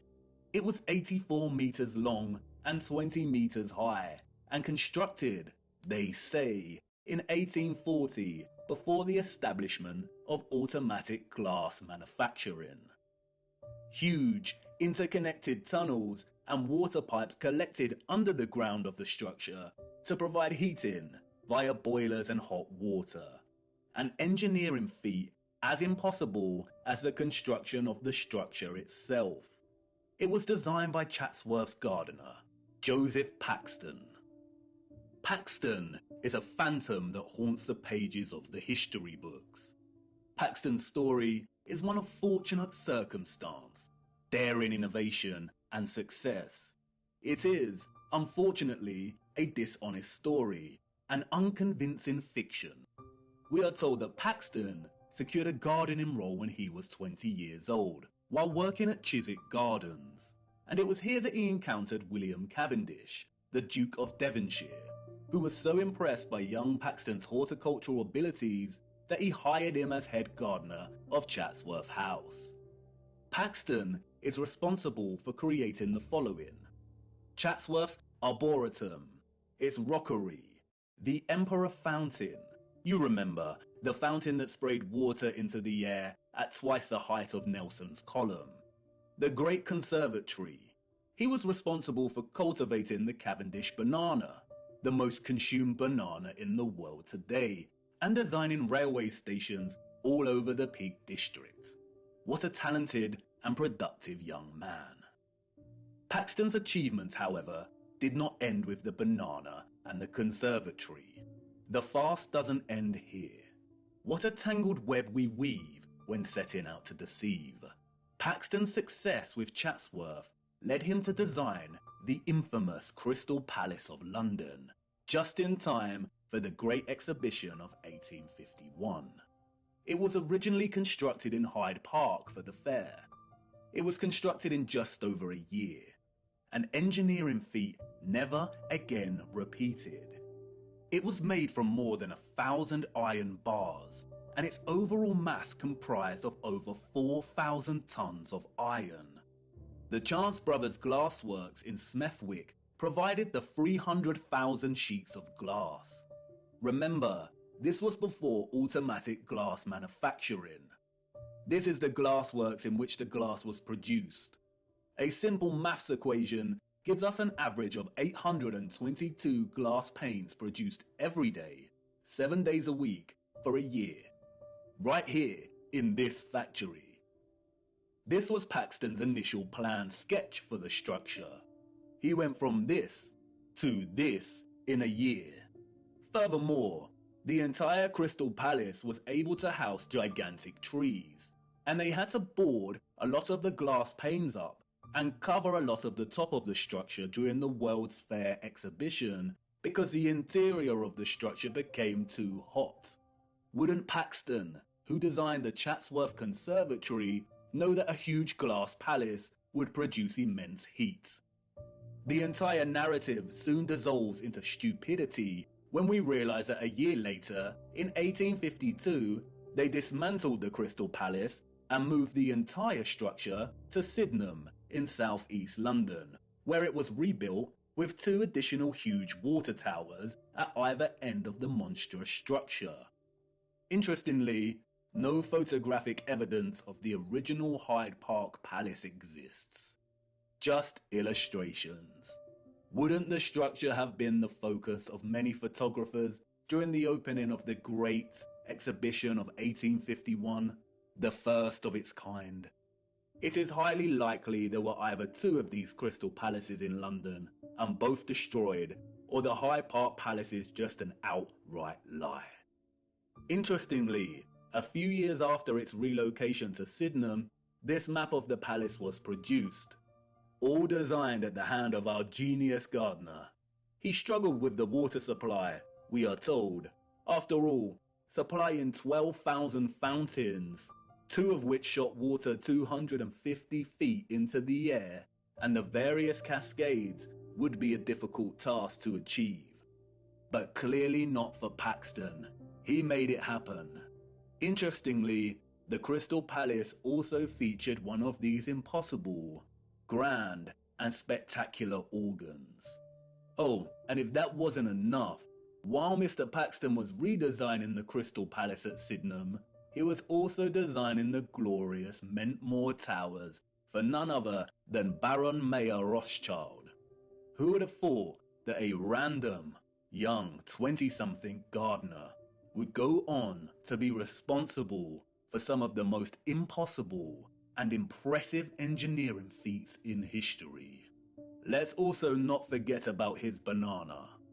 Paxton is an example of the enemy's laziness when it comes to hiding our true history. It is not fathomable or even possible for the citizens of the 19th century to have even built these structures, let alone assign their inception to one sole man. The Crystal Palace and its gardens, just like Chatsworth, were huge farming grids that used the living water in conjunction with sound and electromagnetic energy to cultivate a whole range of wondrous produce. Kew Gardens in London is another example. The abundant electromagnetic energy was able to produce conditions of heat with ease, and the vibrational frequencies encouraged growth. Perhaps that's why Crystal Palace housed a grand organ, utilizing frequencies and vibrations to enable the growth of produce. And that's why the controllers were able to assign the cultivation of the banana, an exotic fruit, to a fabricated Englishman. The technology already established in England was able to grow many things with ease. Among other impressive horticultural achievements attributed to Paxton's genius were the perfect pineapples, another tropical fruit he grew at Chatsworth. He grew enormous lily pads, which could hold the weight of a human. He grew gigantic sequoia redwoods at Chatsworth, which usually only thrive in humid conditions. He grew them with ease, and many of these redwoods remain today, a spectacular sight to behold. It's probably worth noting that among Paxton's many other talents, Wikipedia also tells us that he became quite skilled in moving gigantic trees, as well as gigantic crystal palaces. The largest of these trees weighing 7,000 kilograms. How? With horse and cart? Why are humans so gullible? They destroyed the beautiful and impossible Chatsworth Conservatory in 1920. As the Duke's son said in a letter to his father, they blew off well over 200 pounds of explosives to tear it down. So it must have been well built. The structures of the old world were built to stand for centuries. What a great shame. The lies surrounding the Peak District do not end with Paxton. The entire national park was one gigantic interconnected electromagnetic water system of the old world. It was most likely one of Britain's primary suppliers of farming goods. The national park boasts one of the largest collections of stately homes, halls and manors, all of which would have functioned as huge farms. It was also a regional retreat that specialised in healing. Yes, that's right, healing. The Peak District is home to two large towns, Matlock and Buxton. Buxton is famous for its bottled water, and Matlock is renowned for its historical baths. Even today, both towns boast an enviable collection of old world structures. We see an abundance of old generators, domed pavilion structures, capacitors, colonnades, columns, bandstands, gardens and water systems. Overlooking the town of Matlock is River Castle. Its silhouetted frame and turrets stand regal in the distance. It is a derelict structure and has been derelict for over a century. The curious public are not allowed near the structure. They tell us it was built very quickly by a Mr. John Smedley. Smedley was, we are told, an industrialist. By the 1850s, he had become the driving force behind Matlock's hydropathic industry. Hydropathy is the practice of healing and curing diseases through the use of water. The official narrative states that Smedley built Smedley's Hydro, which sits on Smedley Street in Matlock. It is now a government council building. Smedley's Hydro was just one of the hydropathies in the region. At one point, we are told, there were over 20 hydropathic establishments in the region. Just look at these structures. Smedley did not build the Hydro. Its structure, an immense water tower, evades his capabilities and the capabilities of all the 19th century citizens. The citizens of the 19th century Peak District inherited all of this infrastructure, and the controllers of our realm knew that they needed to squash any possibility of it being used for its original intended purposes, or for any of the inheritors to discover the truth. It was just too obvious, and soon someone amongst the crowd might start putting two and two together. So they did what they do best and employed a puppet. But unlike Paxton, who was able to achieve fame and fortune for taking all of the credit, Smedley had a different role to play. A role that many puppets in our society today still play.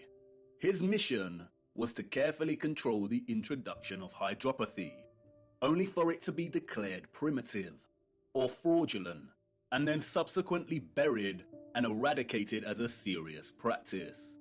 His story is a very similar story to another enemy puppet that has gained a lot more attention over the years.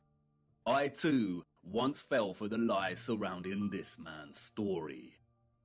The hydropathies were able to accommodate hundreds of patients, and they were tremendously successful in curing a whole host of diseases and issues, ranging from inflammation and bilious attacks to paralysis, rheumatism, and fevers. This was conducted through an array of different bathing techniques, applying dripping sheets as bandages, and fusing electricity, sound waves, and water. There were, as one newspaper reported, electric bells throughout the buildings. No doubt the actual potential of hydropathy was never fully expressed in Smedley's array of hydros, but they nonetheless helped people tremendously. And they were a huge success, so the controllers temporarily profited financially. The hydros healed and increased the well-being of people through water and its fusion with sound, vibration, frequency, and electricity. Look at the electric treatment menu from one of the old brochures. Options for high-powered parabolic reflector, electric ionization, and high-frequency treatment. Smedley also demonstrated the ability of etherized water to heat entire rooms in a profound way. The fernery at the hydro had a water heating system built into its walls and always maintained a constant temperature of 65 degrees, even when the room was filled with a crowd of 350 or so visitors. The temperature never deviated. How was this kind of technology available in the 19th century, and yet today we do not have access to this kind of sophisticated heating? Historians and journalists of the time would deliberately smear Smedley, casting hydropathy as pseudoscience, comparable with homeopathy. Smedley had many battles with the burgeoning medical industry, and after his death, the hydros were purchased and the structural alterations began.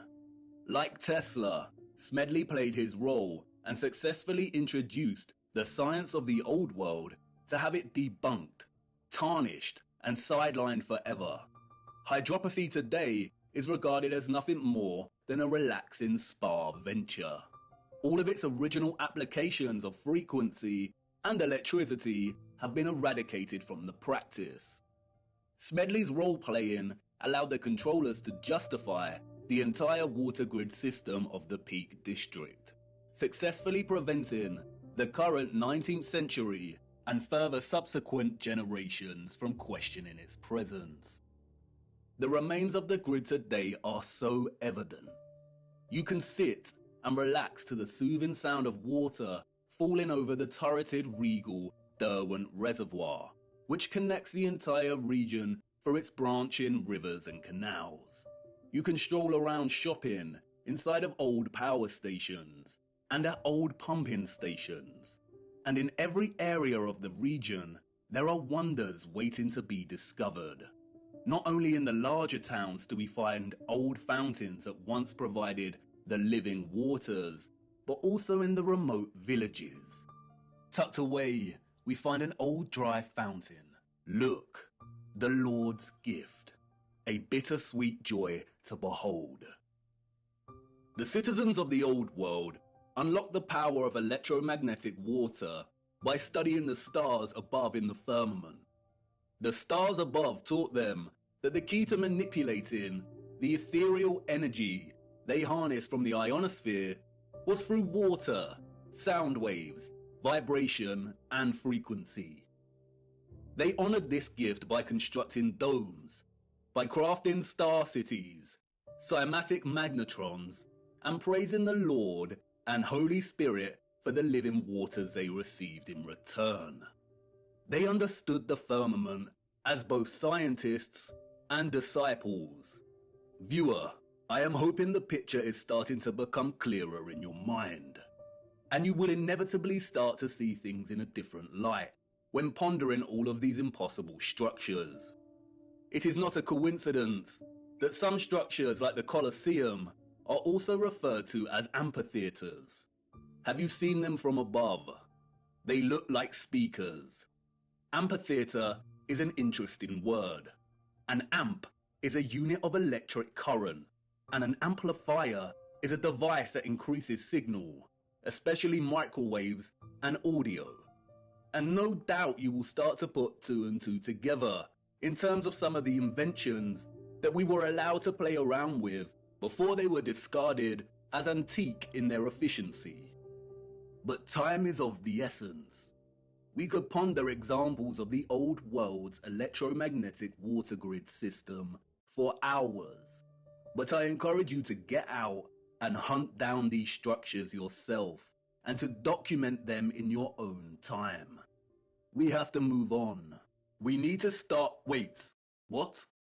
You want to know if these came from the old world? Yes, they did.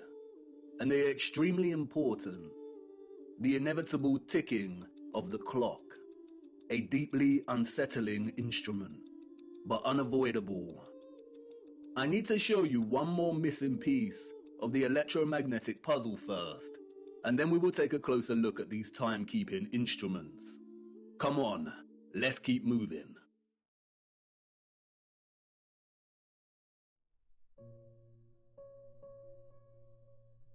a missing piece of the puzzle. When observing the old world structures today, there is a great sense of absence and alteration. Structures have evidently been altered and changed drastically over the last 200 or so years. And when journeying across our realm and studying these structures, a tremendous sense of absence persists. Something is missing.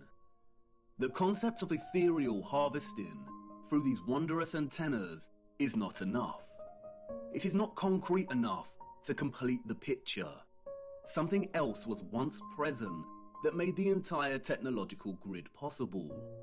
This, of course, is the key technological component of these structures, the engine, and the central mechanisms that made them function in the first place. The engines were, of course, not tokamaks. A tokamak is a crude and base instrument. It is a design of the New World. It does not belong in the Old World. It would have had no place in their structures. Their sophistication and finesse would not have relied on such ugliness, on such primitiveness. What is undeniable, however, are the parallels between the tokamak's fundamental octagonal form and the Old World's love for the octagon. It is very likely that the octagonal formation is an essential component when generating a toroidal vortex. We see the octagon everywhere in the Old World. Octagonal geometry underpins many of the structure's fundamental formations.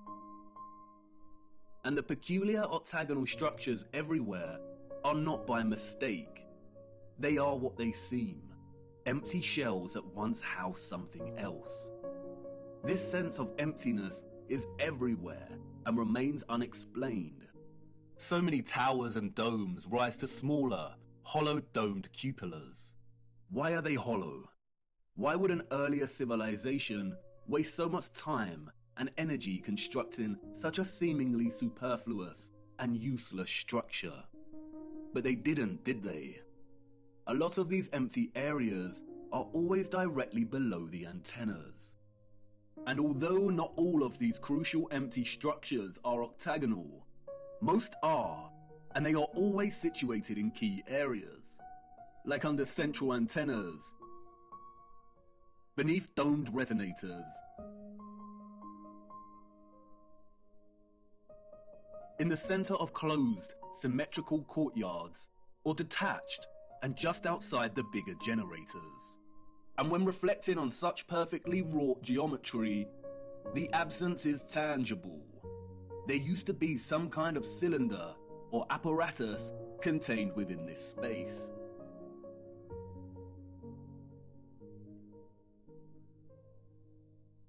Furthermore, we also find various historical relics that closely resemble the Old World structural style. In these relics, we see that empty cylinders or vessels are an integral part of the object.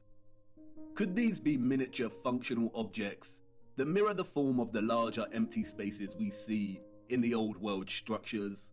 Perhaps a kind of micro household object that enabled access to the wider power grid's energy production? Did the larger structures themselves contain similar cylinders within? In many old photographs, the cupolas and octagonal spaces are already emptied.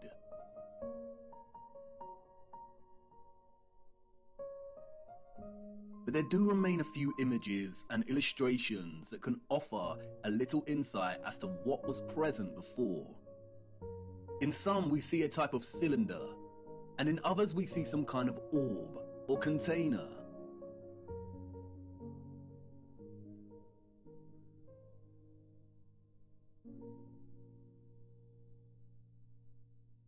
Due to the lack of images, it is hard to present a consistent finding. And so much has been altered, and in ways that are almost impossible to recognize. For instance, this is an 1880 illustration of the so-called completion of Cologne Cathedral. It focuses on the top of one of these spires. The wooden boards here are scaffolding. As you can see, the tops of these spires open. revealing some kind of cylinder. This is a model of the area of the spire that we see in the illustration. It was put outside of the cathedral to give tourists an idea as to just how large these spires are. An impossibility for citizens of the 19th century. The men in this illustration are not completing the final spire of the cathedral. They are removing whatever existed in the container at its apex. And it begs the question as to how many other aspects and features of these structures open in similar ways. And why do they open? What did they contain? Interestingly, it is the esoteric and occult that provide some clues. Alchemy was an arcane natural philosophy or proto-scientific tradition. Its central focus was chrysopia, or the transmutation of base metals into noble metals. From its inception in ancient Egyptian, Greek, Indian, and Middle Eastern culture, the field of alchemy, we are told, was obsessed with turning base metals into gold, and a maniacal obsession with creating the elixir of life to achieve immortality. We have all heard of the medieval Nicholas Flamel and the Philosopher's Stone. It is a field of inquiry steeped in a rich fabric of occultism, Kabbalah mysticism, and magic. It wasn't until the mid-18th century that alchemy was divorced from its occultism and transformed into the burgeoning field of chemistry. But there was a small occult revival during the 19th century that continued into the 20th century. In 1922, a mysterious text was written by an equally mysterious figure.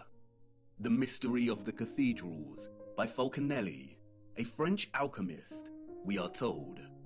To this day, the identity of Falconelli is still debated. No one knows who he truly was. And like many mysterious figures in the history books, his name appears to be an anagrammatic play on words. Falcon is a reference to Vulcan, the Roman god of fire, and Eli, a reference to El, the Canaanite word for God.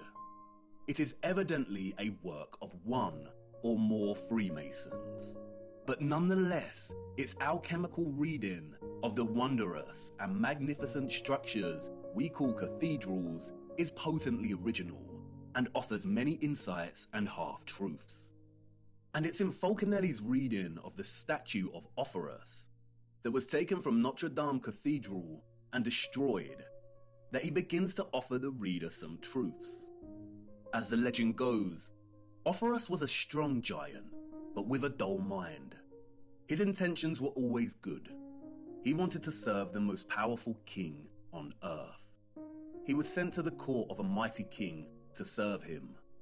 One day, the king, hearing a singer say the devil's name, made a sign of the cross with terror. "Why do you make that sign?" Offerus asked. "Because I fear the devil," the king replied. "If you fear him, you are not as powerful as him," Offerus reasoned. "I want to serve the devil."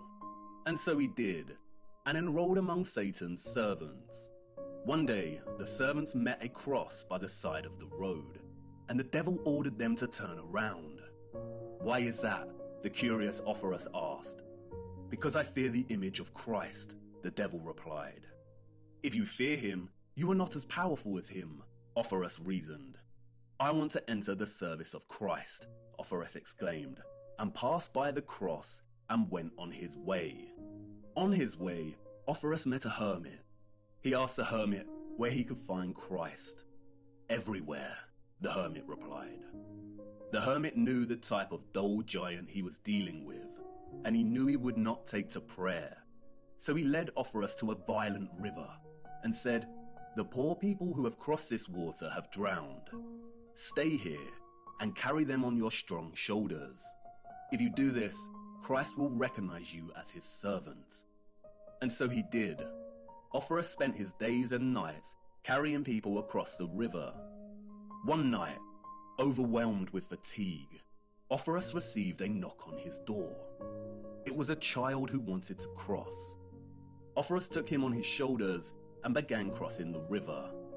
But as he reached the middle, the river became a furious torrent. The waves swelled, and Offerus began to buckle. In fear of letting the child fall, Offerus uprooted a tree to lean on, but the child was becoming heavier and heavier. Offerus began to fear the child would drown.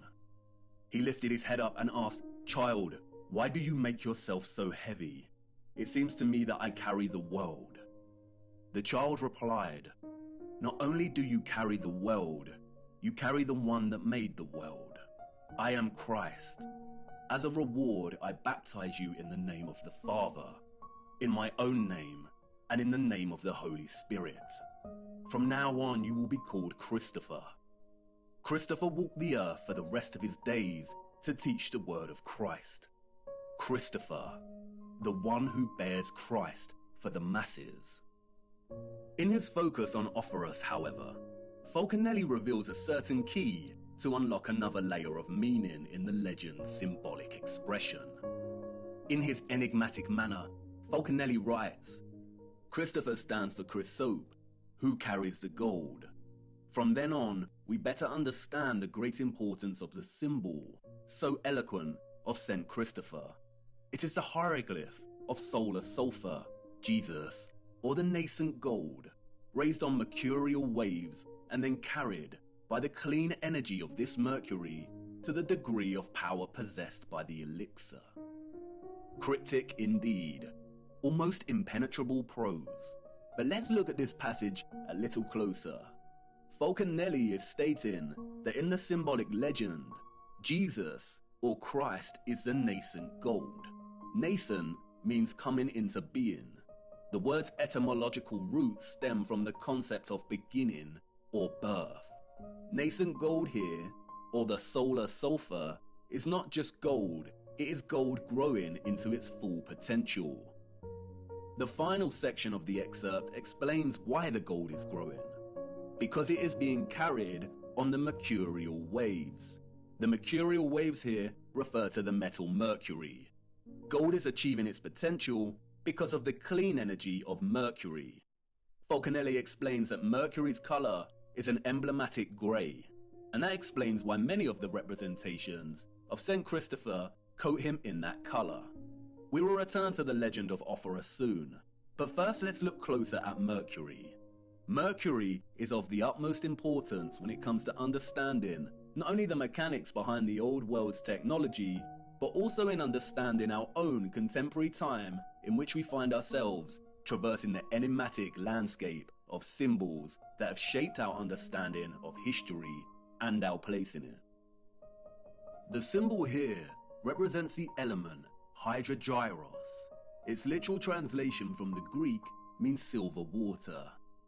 Hydrogyros has many names. It was also called quicksilver. Today it is referred to as mercury.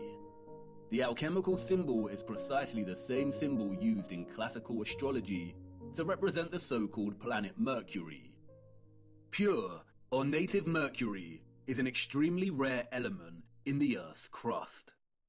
It's primarily retrieved from cinnabar, a bright scarlet or red pigmented form of mercury sulfide. Cinnabar is the most common source ore for refining mercury. Both Wikipedia and World Atlas tell us that mercury is the 66th most abundant element in Earth's crust. In its pure state, mercury is a silver-like liquid. It is the only metal that is liquid at standard temperature and pressure. It has a freezing point of -38.83 degrees and a boiling point of 356.73 degrees. It is an excellent conductor of electricity. Its uses are primarily electrical based. It has a primary role in fluorescent lighting. Its other uses include thermometers and dental amalgams. Mercury dissolves all metals, including gold and silver, to form amalgams. The only exception is iron. It is also used in vaccines. Governmental, medical, and pharmaceutical industries declared mercury toxic in the early 21st century, gradually phasing out its use in medicine and leading some countries to completely ban the element. In some countries, it is illegal to trade mercury.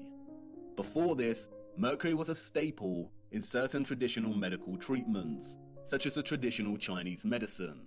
And while I do not dispute mercury's potential toxicity when injected into the body, the concerns surrounding its hazardous potential are largely overblown. All metals, especially when injected and taken in excess, are toxic. High iron, copper, zinc, and aluminium levels in the body contribute towards a whole host of disease, arguably more so than mercury. And yet the governments of our world have not banned aluminium foil.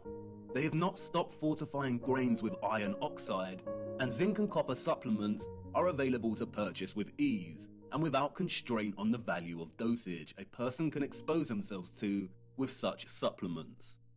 Could there be other undisclosed reasons for demonizing and restricting mercury?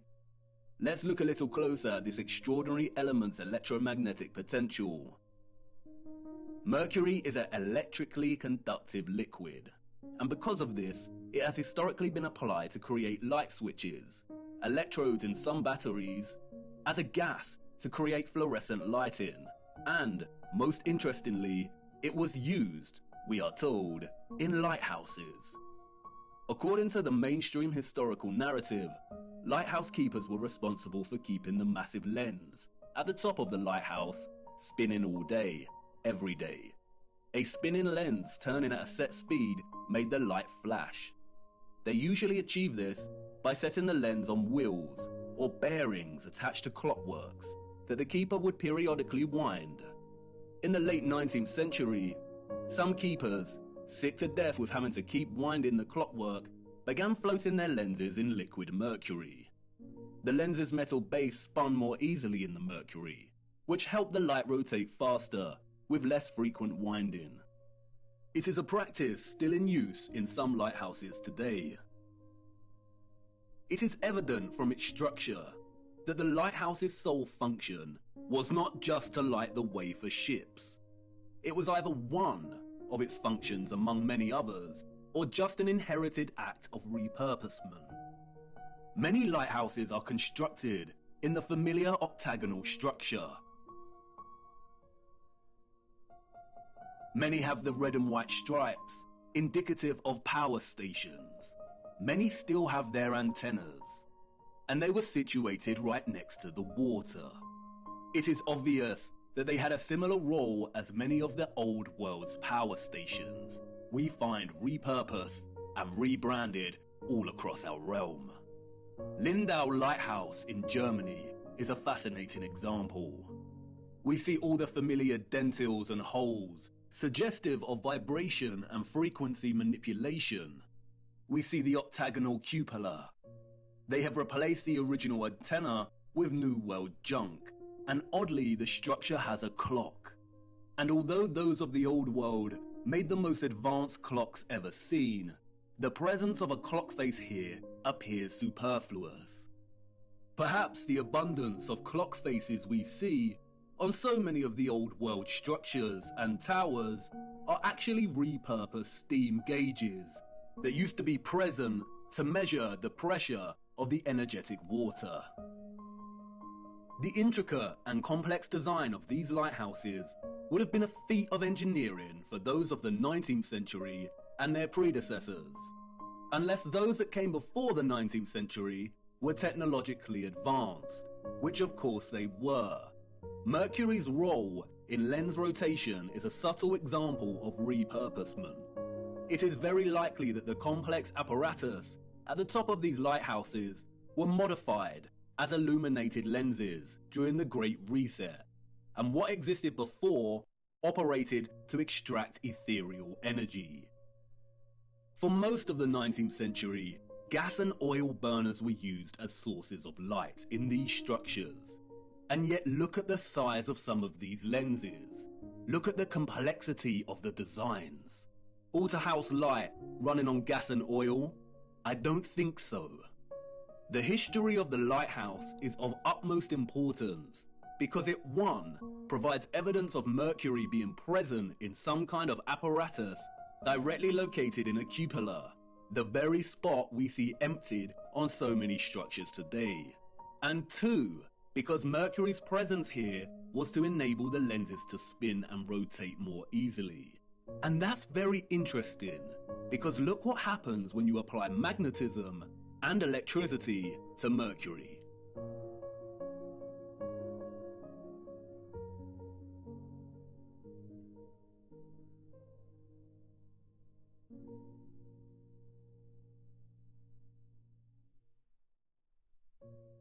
It rotates and creates a vortex, either clockwise or anti-clockwise, depending on the application of the current. A vortex, as you know, is an integral expression of a toroidal field. There are three main types of vortexes: electrical, magnetic, and electromagnetic. In addition to Mercury's electromagnetic potential and its susceptibility to form a vortex when under the influence of current, the silver water also has another unrecognized application. Look.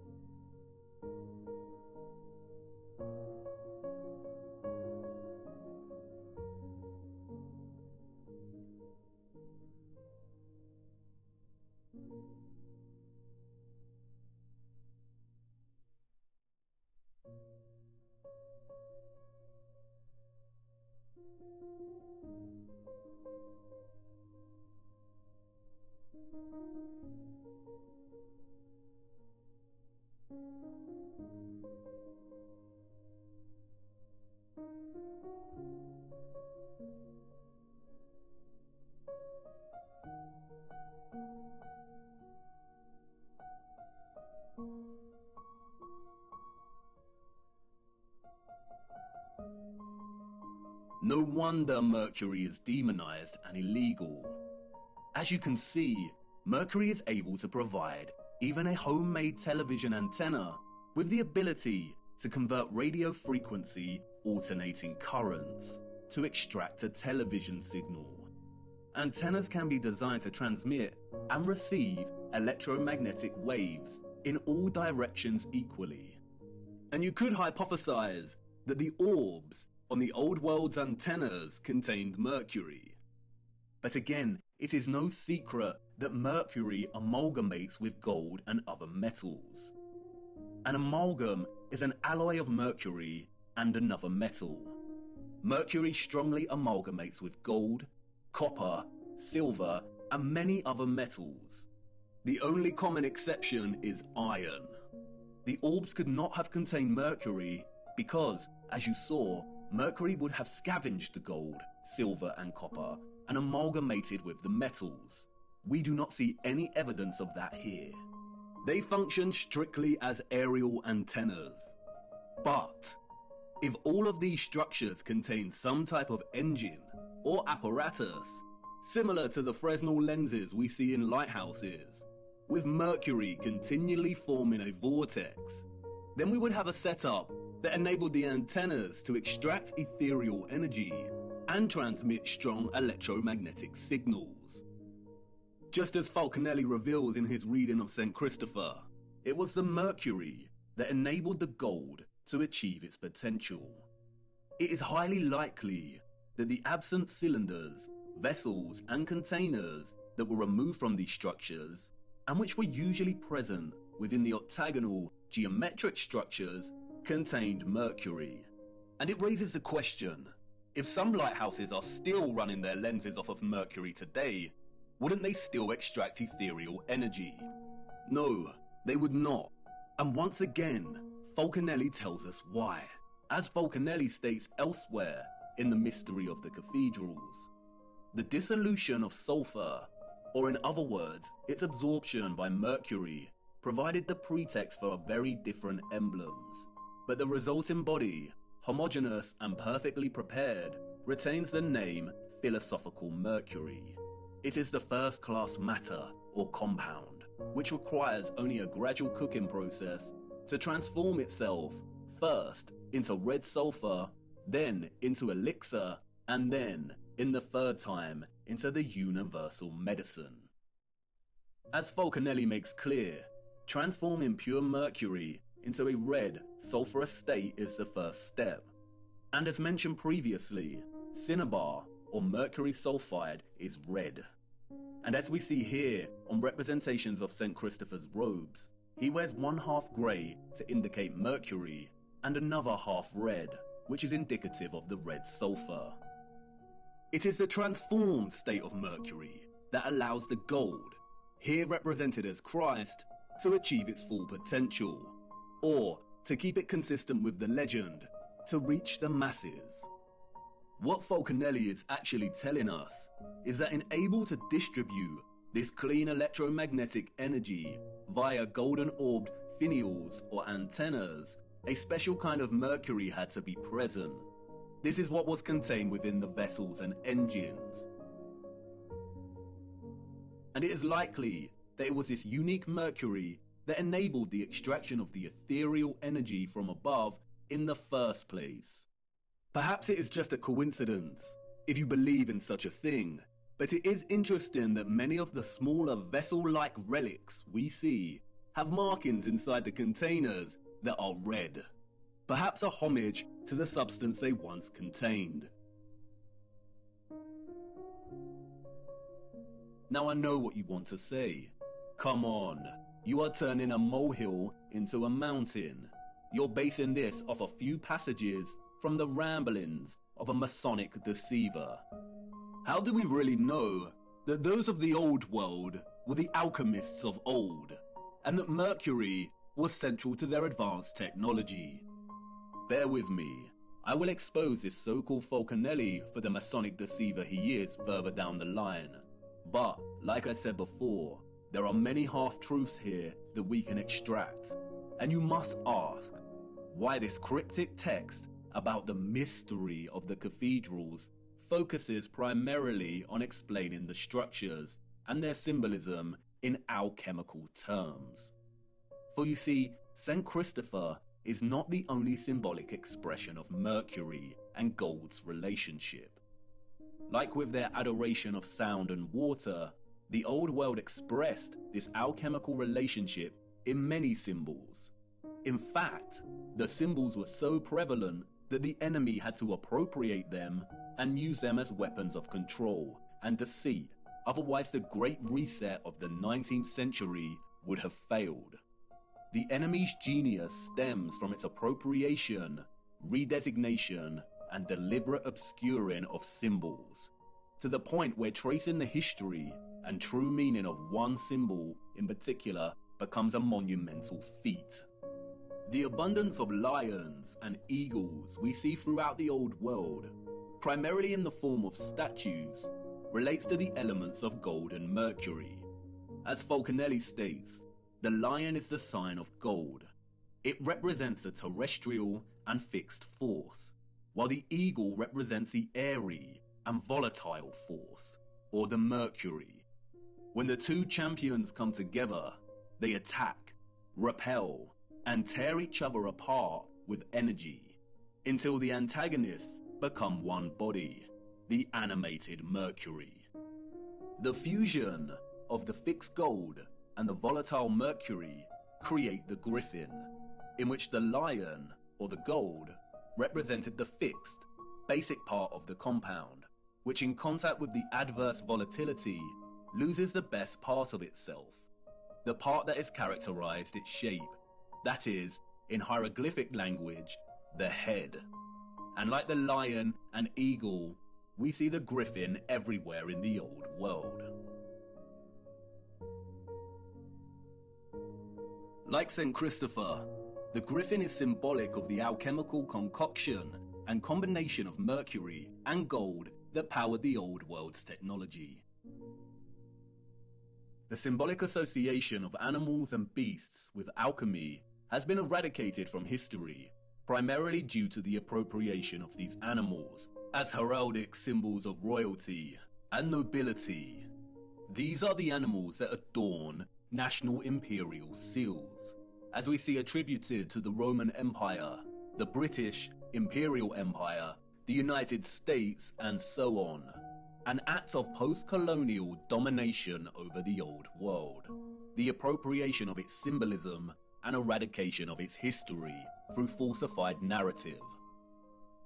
Furthermore, the chemical, alchemical, and cosmological symbol used to represent Mercury is immediately recognizable for its conflation of two of the most widely used symbols throughout history and culture.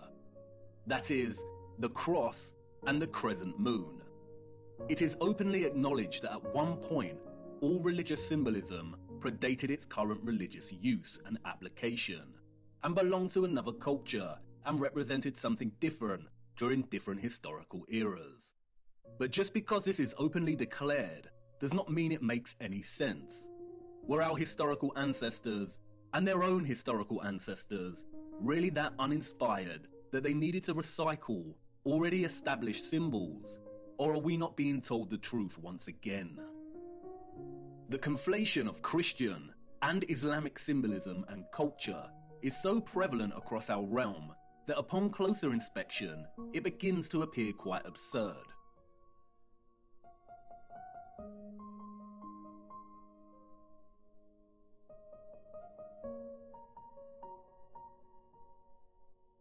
If we are to believe the official historical narrative, that is.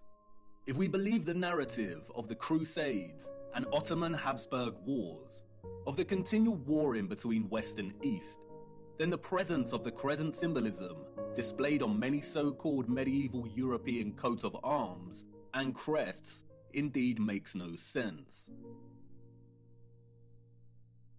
Perhaps this is just more cultural appropriation, but the narrative becomes very unconvincing when we turn our attention to the structures themselves. Why was the Hagia Sophia Holy Grand Mosque originally constructed as the Church of Hagia Sophia by the so-called Roman Empire?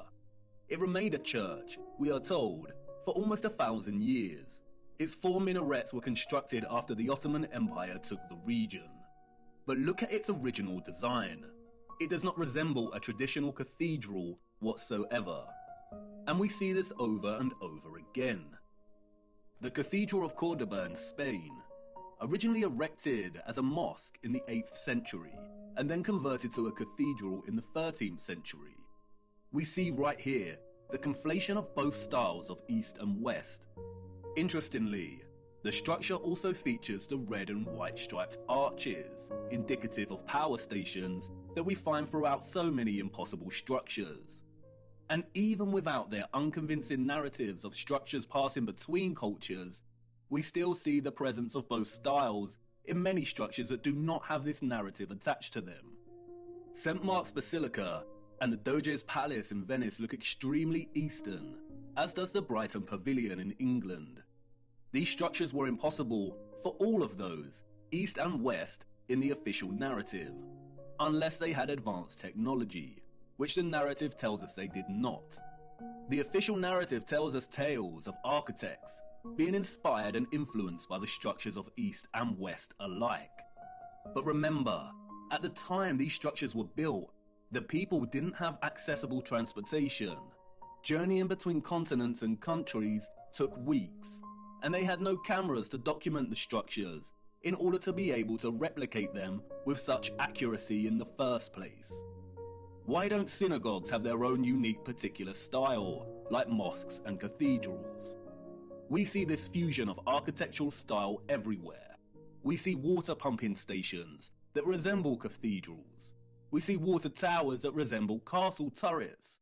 We see cathedrals that also resemble official government buildings. All these structures belong to one whole, unified civilization. That's why we find so many ruined cathedrals in the Middle East. They were destroyed and ruined during the Great Reset and after to solidify the falsified narrative. That's why we see the crescent moon in old 19th century photographs in areas it should not be. This is Brazil. Look closer. Even today, Brazil's Muslim population comprises a total of 1% of the country. So why is this crescent present at the top of one of these antennas in the 19th century? Why is it present in San Francisco in 1905? Why do we see many structural antennas composed of both the cross and crescent moon. In many of the old photographs, we see many structures without any religious symbolism, but just standard antennas. And what about all the unusual antennas we see?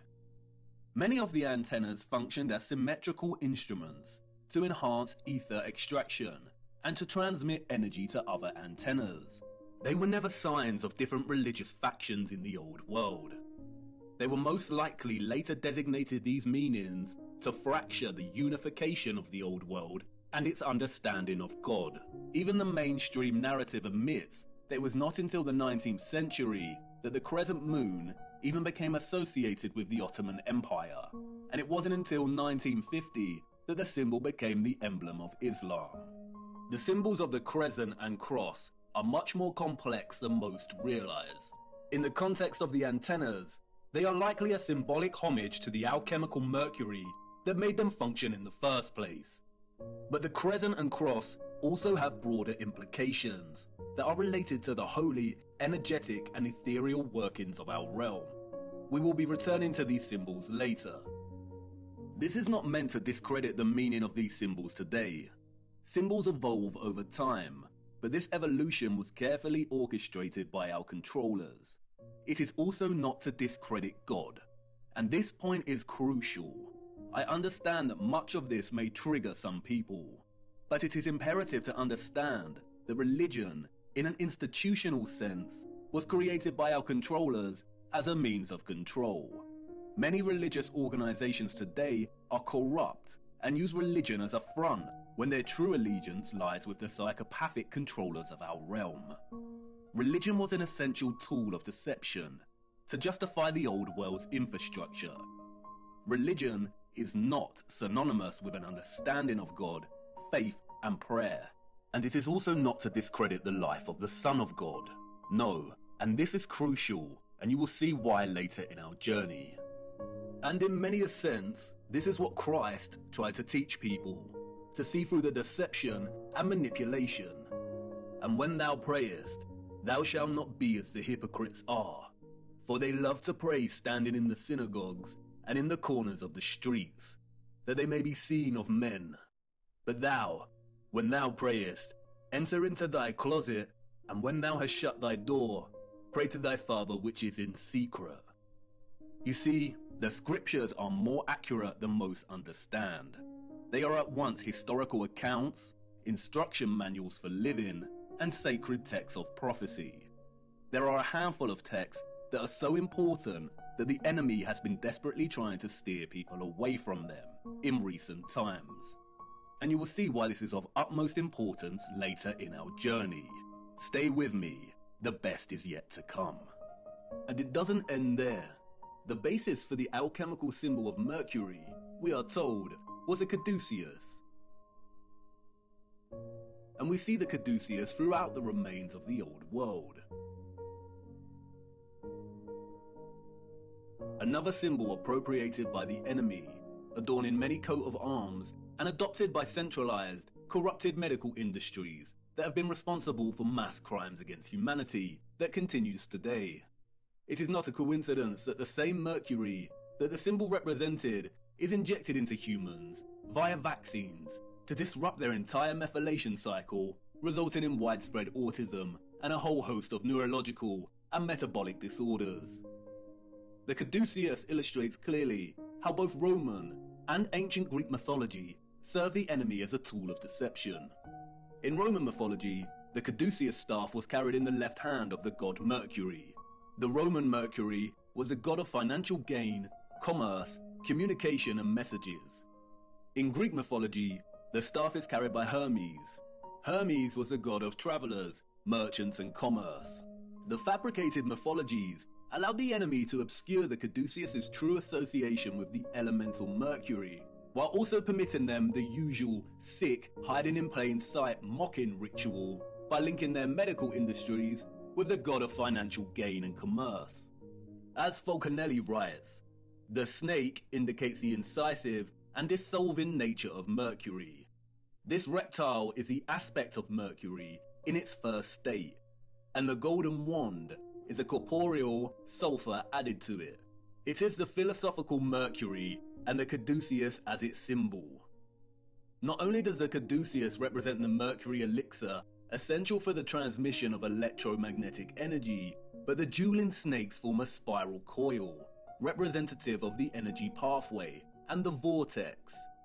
The rod represents the gold and sulfur, but it is also reminiscent of the antennas themselves.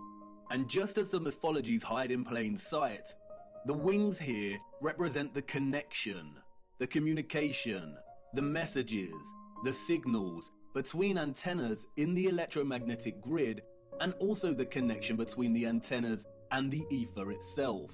After all, the Roman god Mercury was known as the messenger of the gods. And it's hiding in plain sight throughout alchemical art and illustration. We see the eagle and the lion, we see the caduceus, and we see similar geometries and objects that adorn the top of the old world structures. And yet it is still difficult to imagine the energy grid. And even more difficult to imagine is the level of labour required to remove all the engines and vessels, to destroy and hide enough of the old world, and to begin rewriting history in order for the Great Reset to have been a success. What we are seeing in the 19th and early 20th century is the final stages of the reset. There was a transitory period, and like any transition phase, the period still utilised some of the old world's technology that it was trying to phase out. And like I said, the enemy is lazy. They really should have done away with these photographs and footage. Look.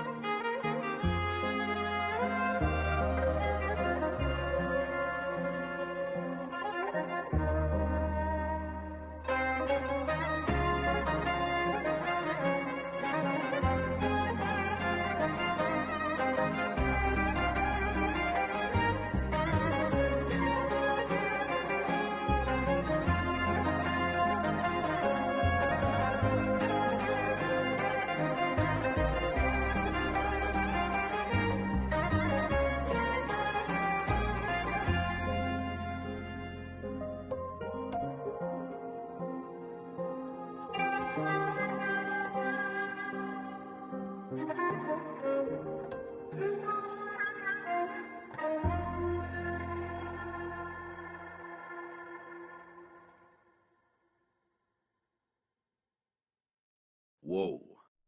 Most of these images were taken during the World's Fairs of the 19th century and at the turn of the 20th century. Any electrician will testify to just how impossible illumination in this time period and on this scale would be.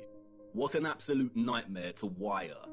But they didn't need complex wiring, did they? How did they have moving sidewalks during this period? We also see this technology on display in the burgeoning American amusement parks of the early 20th century. There is a reason they called them electric parks. In fact, the reference to electricity can be found everywhere amongst repurposed old world sites, even in the unlikeliest of places. Even in this transition phase of the reset, these environments look glorious. This is with most of the water grid already destroyed. Just imagine what they were able to achieve. So many of the major symbolic icons of our time can be traced back to the Mercury that made this electromagnetic, technological old world possible in the first place.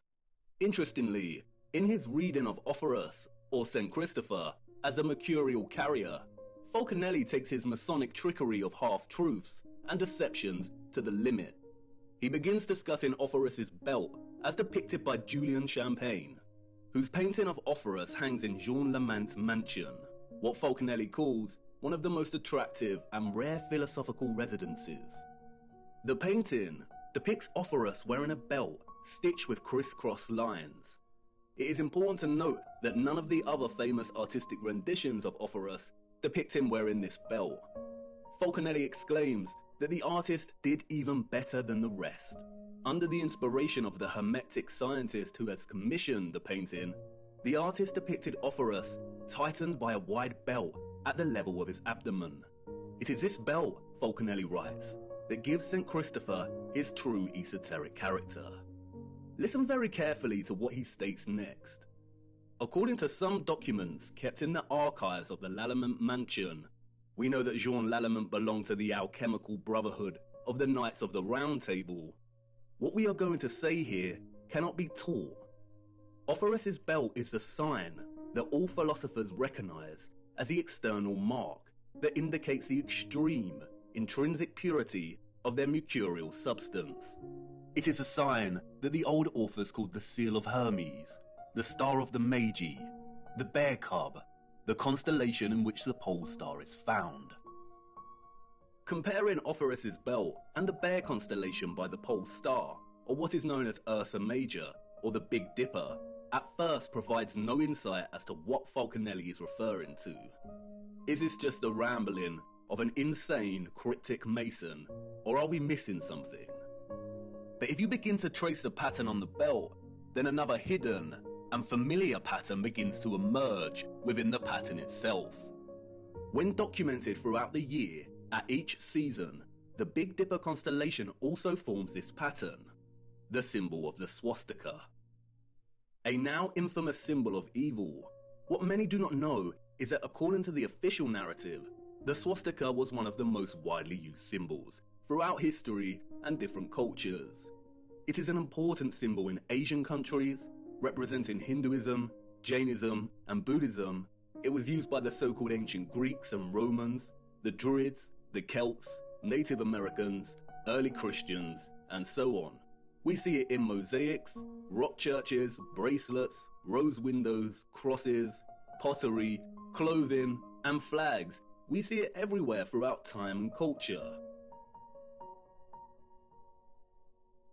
Interestingly, Swedish and Norwegian power companies used the symbol in the late 1800s and early 1900s to represent electric power stations and hydroelectric stations.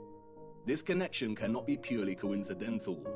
The task of erasing memory and history is not an easy feat. It takes time. Out of all the symbols, this is the one that the enemy had to corrupt and dilute the most by appropriation. Not just because of its now lost association with electromagnetism, but because, as Falconelli let slip, its original association with Mercury's involvement in the old world's power grid. Like the caduceus's spiraling snakes, it depicts the vortex that Mercury produces in the presence of electromagnetism. The swastika is the vortex. It also represents another vortex, the one below Polaris and the Big Dipper, at the center. The same vortex that NASA has teased hiding in plain sight here on Earth and in their representation of other planets' poles. It is the same vortex that Mercator and others documented in maps and writing. The whirlpool surrounding Rupes Nigra and located at the North Pole. Interestingly, scientists have recently discovered large natural stores of the so-called toxin mercury at the North Pole. They are worried about it melting and causing toxicity. Of course they are. As Kevin Schaefer writes in the National Geographic article, it turns out that not only is there mercury in permafrost, but the Arctic is also the biggest pool of mercury on the planet. Is this another mocking on their behalf, or is there actually a vast amount of mercury at the north? We will return to this much later in our journey. The noble metals and their original location on Earth are very important, and it is the scriptures that hold the answer. The old world knew. They knew the Earth they walked upon better than anyone else. They knew the alchemical metals, gold, iron, copper, mercury, and so on, could be fused in ways that allowed them to access the ethereal electromagnetic energy. They knew that Ophorus, the alchemical mercury, could elevate the Christ, the alchemical gold, and carry him to the masses. It is not a coincidence that the path Ophorus carried Christ was across the river, across water. The legend of Ophorus is a symbolic and metaphoric totality of the old world's energy system. You have a question, and I have a feeling I know what you're going to say. You want to ask about the maps, Mercator and such. If they have fabricated history, distorted so much symbolic meaning, and lied about those that came before, how can we trust these old maps and accounts of the North? How do we know that Hyperborea is a real place and that there is a vortex in the center? That's the spirit, an important question. Unfortunately, we cannot trust the maps, and I need to show you why. And it's now time to talk about the clocks. For you see, there is another map, hidden and long forgotten, the oldest map of them all. And it's not perfect by any means, but it's all we have. Come, it's time to lift another veil.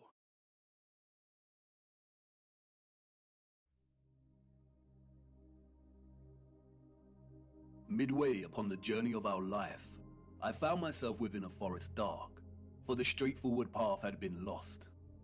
And during my journey, as I made my way through the tangled labyrinthine paths of deception, looking for the center of truth, I met a brilliant woman who taught me many a flat fact. But out of all of her flat facts, it was one fact that struck a chord. She showed me the maps of old and asked me to find the key anomaly, the one error that all maps contained. I pointed to the varying representations of unknown land masses, to Hyperborea. She shook her head. No, find the glitch. We live on a flat plane. Our world is an electromagnetic terrarium, surrounded by an ethereal sea of water. And like all terrariums, after initial creation, they begin to form their own self-sustaining atmosphere. The sun and the moon journey above our flat realm in concentric spirals.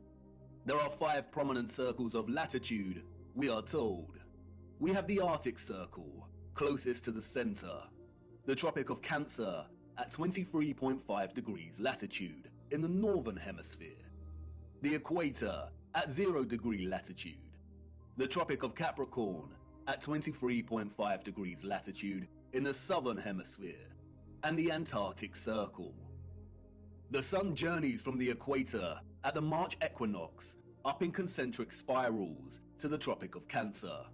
When the sun is in this position, the northern hemisphere experiences summer and the southern hemisphere experiences winter, after which the sun turns and begins making its way back to the equator. The word tropic stems from the Latin word tropicus, which means pertaining to a turn. The sun journeys back, taking the same concentric spiral path, and reaches the equator again. It then keeps going and reaches the Tropic of Capricorn. When the sun is in this position, the southern hemisphere experiences summer and the northern hemisphere experiences winter. After a time, the sun turns and begins making its way back to the equator for the March equinox. The equinox occurs when the sun is journeying the circle of the equator, and those living along this line of latitude will see the sun directly overhead at a 90-degree angle at solar noon.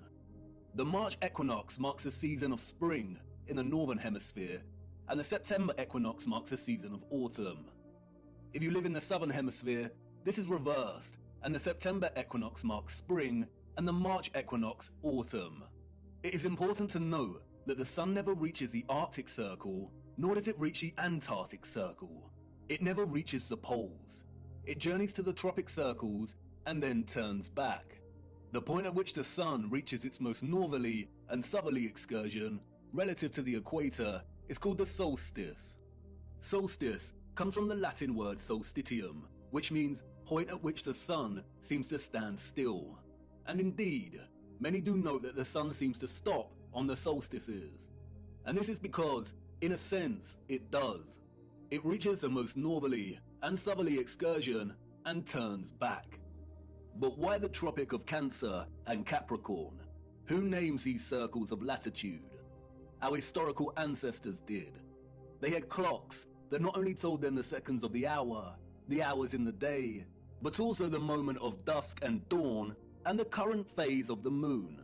Their clocks understood the true time, the bigger picture. They understood the celestial clock. The stars above us, beyond our firmament, and in the waters above, revolve at a constant 1 degree every 4 minutes, from east to west, that is, anti-clockwise. This means they revolve at 15 degrees each hour. 15 degrees multiplied by 24 hours is 360, a full circle. The stars above are fixed. They do not stray from their anti-clockwise journey, but revolve and complete a full circle every day. Our ancient, historical ancestors knew this. They assigned the stars above into fixed constellations. They divided the 360-degree circle of the sky above into 12 divisional arcs of 30 degrees, in which each constellation of the zodiac resides in. They designated each constellation in each 30-degree arc with an anthropomorphic symbol, most of which are animals. Zodiac is an interesting word. Zodiac, the arcs of the zoo. Yes, the parallels with Noah's Ark are strikingly obvious. Each constellation of the zodiac moves from its fixed position in the waters above at 1 degree every 72 years. The stars in the circle above us are fixed in their positions, but every 72 years, the entire circle shifts 1 degree.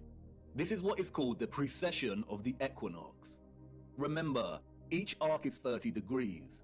If we multiply 72 with 30, we get 2,160 years.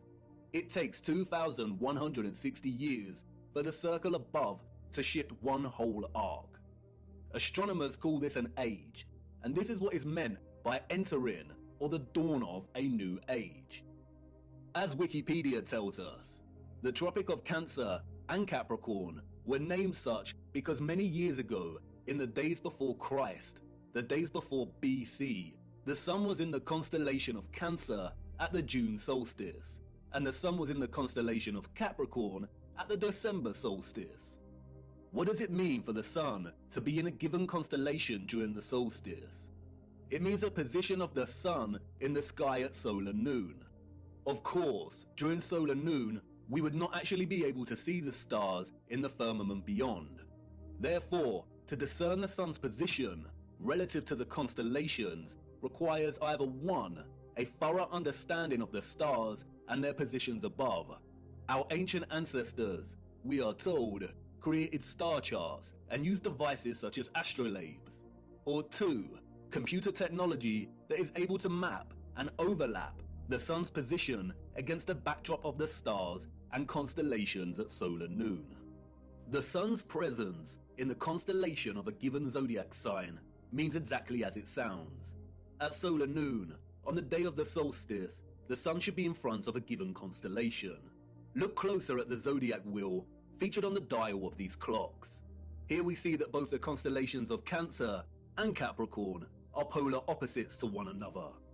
These are the names of the two lines of latitude on the maps and that we use to discern the sun's most northerly and southerly excursion above our flat plane.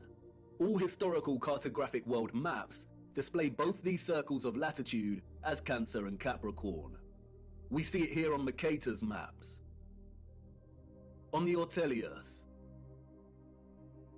on the Rouge, on the Urbano Monte. Cartographic maps combine so-called science with aesthetics to communicate spatial information effectively. They strive to be accurate.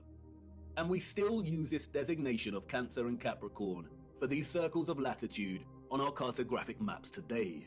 Google Earth also uses these designations. But why? As Wikipedia states, when this line of latitude was named in the last centuries BC, the sun was in the constellation Cancer at the June solstice, the time each year that the sun reaches its zenith at this latitude. Similarly, when the Tropic of Capricorn was named, the sun was in the constellation of Capricorn at the December solstice. And the wheel of the zodiac makes this very easy to understand. For instance, if the sun is in any given constellation at solar noon on the June solstice, then its counterpart on the December solstice will always be in the constellation opposite to the June sign. And this is represented with a straight vertical line. If, for instance, the sun was in the constellation of Aries at the June solstice, then it will appear in the constellation of Libra in the December solstice. If the sun was in the constellation of Pisces at the June solstice, then it would be in the constellation of Virgo during the December solstice. These signs are, in a sense, bound in their opposition to one another. And this is where it becomes interesting. The vertical line here represents the tropic circles and their respective constellations during the solstices. But they are governed by another circle of latitude, the equator. On the wheel, this is represented by the horizontal line. And you'll see that the lines form a cross. The equator and the tropic circles are bound in unison by this cross. Remember, the zodiac is the clock face of the circle of stars above us. When one turns anti-clockwise, the rest follow. And just like the signs of the solstices, the left hand of the horizontal line here represents the constellation the sun is in during the March equinox, and the right hand side representative of the sign during the September equinox. And it is the left hand side of the cross, the March equinox, or what is referred to as the vernal equinox, and its zodiac sign, which acts as a reference point for the entire celestial coordinate system. It's called the first point of Aries. The naming of this reference point after the sign Aries is arbitrary, or so they say. We also use it as a reference point for naming the age we are in. And if we start in the age of Aries, we can illustrate the precession of the equinox and the designation of constellations to their corresponding circles of latitude quite clearly.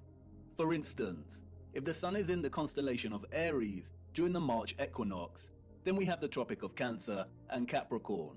We also see that the sun will be in the constellation of Libra during the September equinox. Now the stars above us are revolving anti-clockwise from their usual fixed positions at 1 degree every 72 years, and a whole zodiac arc every 2,160 years. So let's jump 2,160 years to the age of Pisces. The sun is, of course, in Pisces during the March equinox. We have the Tropic of Gemini and Sagittarius, and the sun in Virgo during the September equinox. You'll no doubt have noticed that the wheel represented here turns clockwise, and that's because it's a representation of the constellations, as if your view was outside of the firmament and looking down on the stars. If you were standing underneath this wheel and looking up, it would rotate anti-clockwise. I am using the clockwise representation because it is the best way to illustrate the precession of the equinox. This rotation keeps shifting one arc every 2,160 years, until the wheel makes a full circle, or what is known as a great year. Why is this important? What we see here, and what the mainstream narrative confirms, is that the tropics of Cancer and Capricorn occur during the age of Aries. For the last 2,000 years or so, we have been in the age of Pisces. Remember, an age lasts for roughly 2,160 years. And we are now on the cusp of entering into the age of Aquarius. On June 2020, during the solstice, the sun entered the border of Taurus, and therefore the transition has already begun. And Google will tell you this yourself if you search.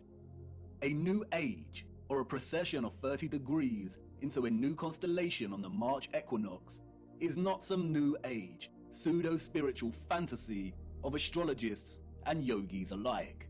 It is an astronomical law of the stars above in the firmament, and you can track it yourself every equinox and solstice. It is a critical and integral component in the function of our realm. If we are entering the age of Aquarius, then that means that the sun has not been in the constellation of Cancer or Capricorn during the solstice for over 2,000 years, when our realm was in the age of Aries. All the old and current cartographic maps, and even Google Earth, represent these circles of latitude as a tropic of Cancer and Capricorn. There are no maps that present the tropic lines correctly as they should be in the age of Pisces, our current age.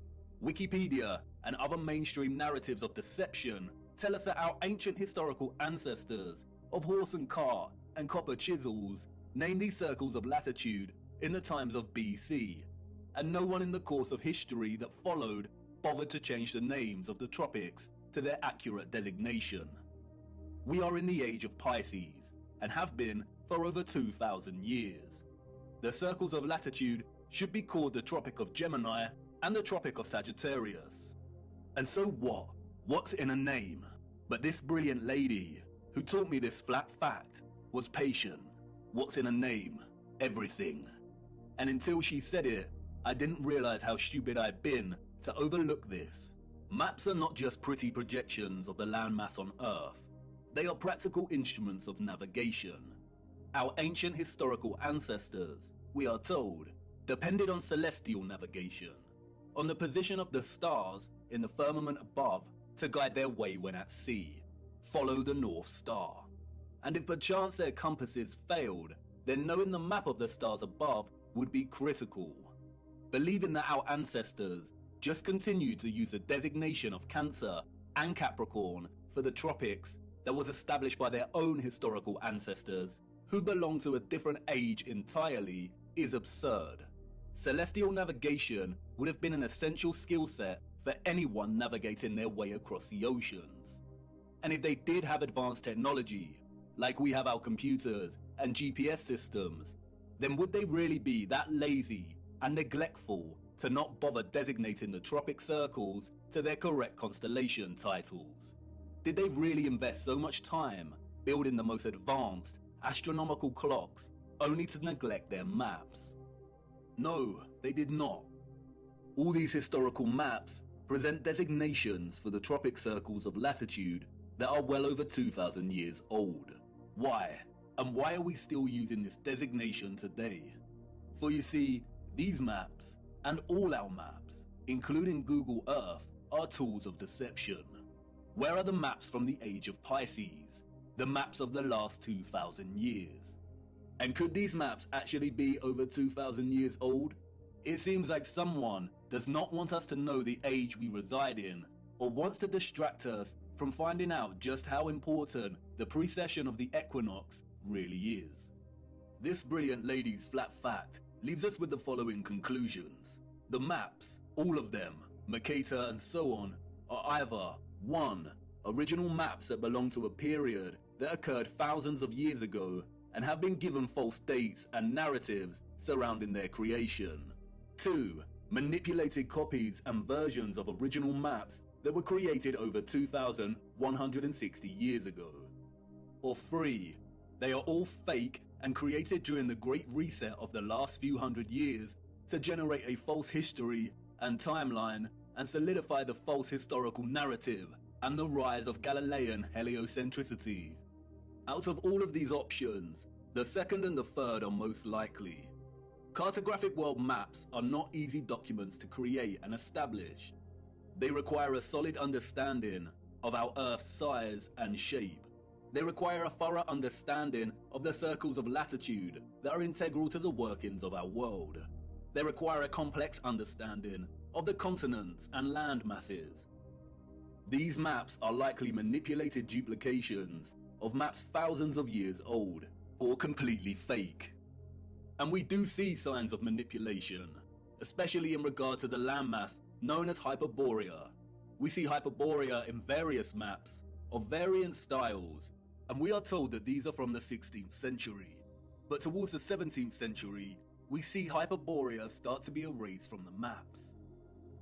We see unknown land masses that are present in some of these old maps vanish entirely. And then it dawned on me, the message of this flat fact.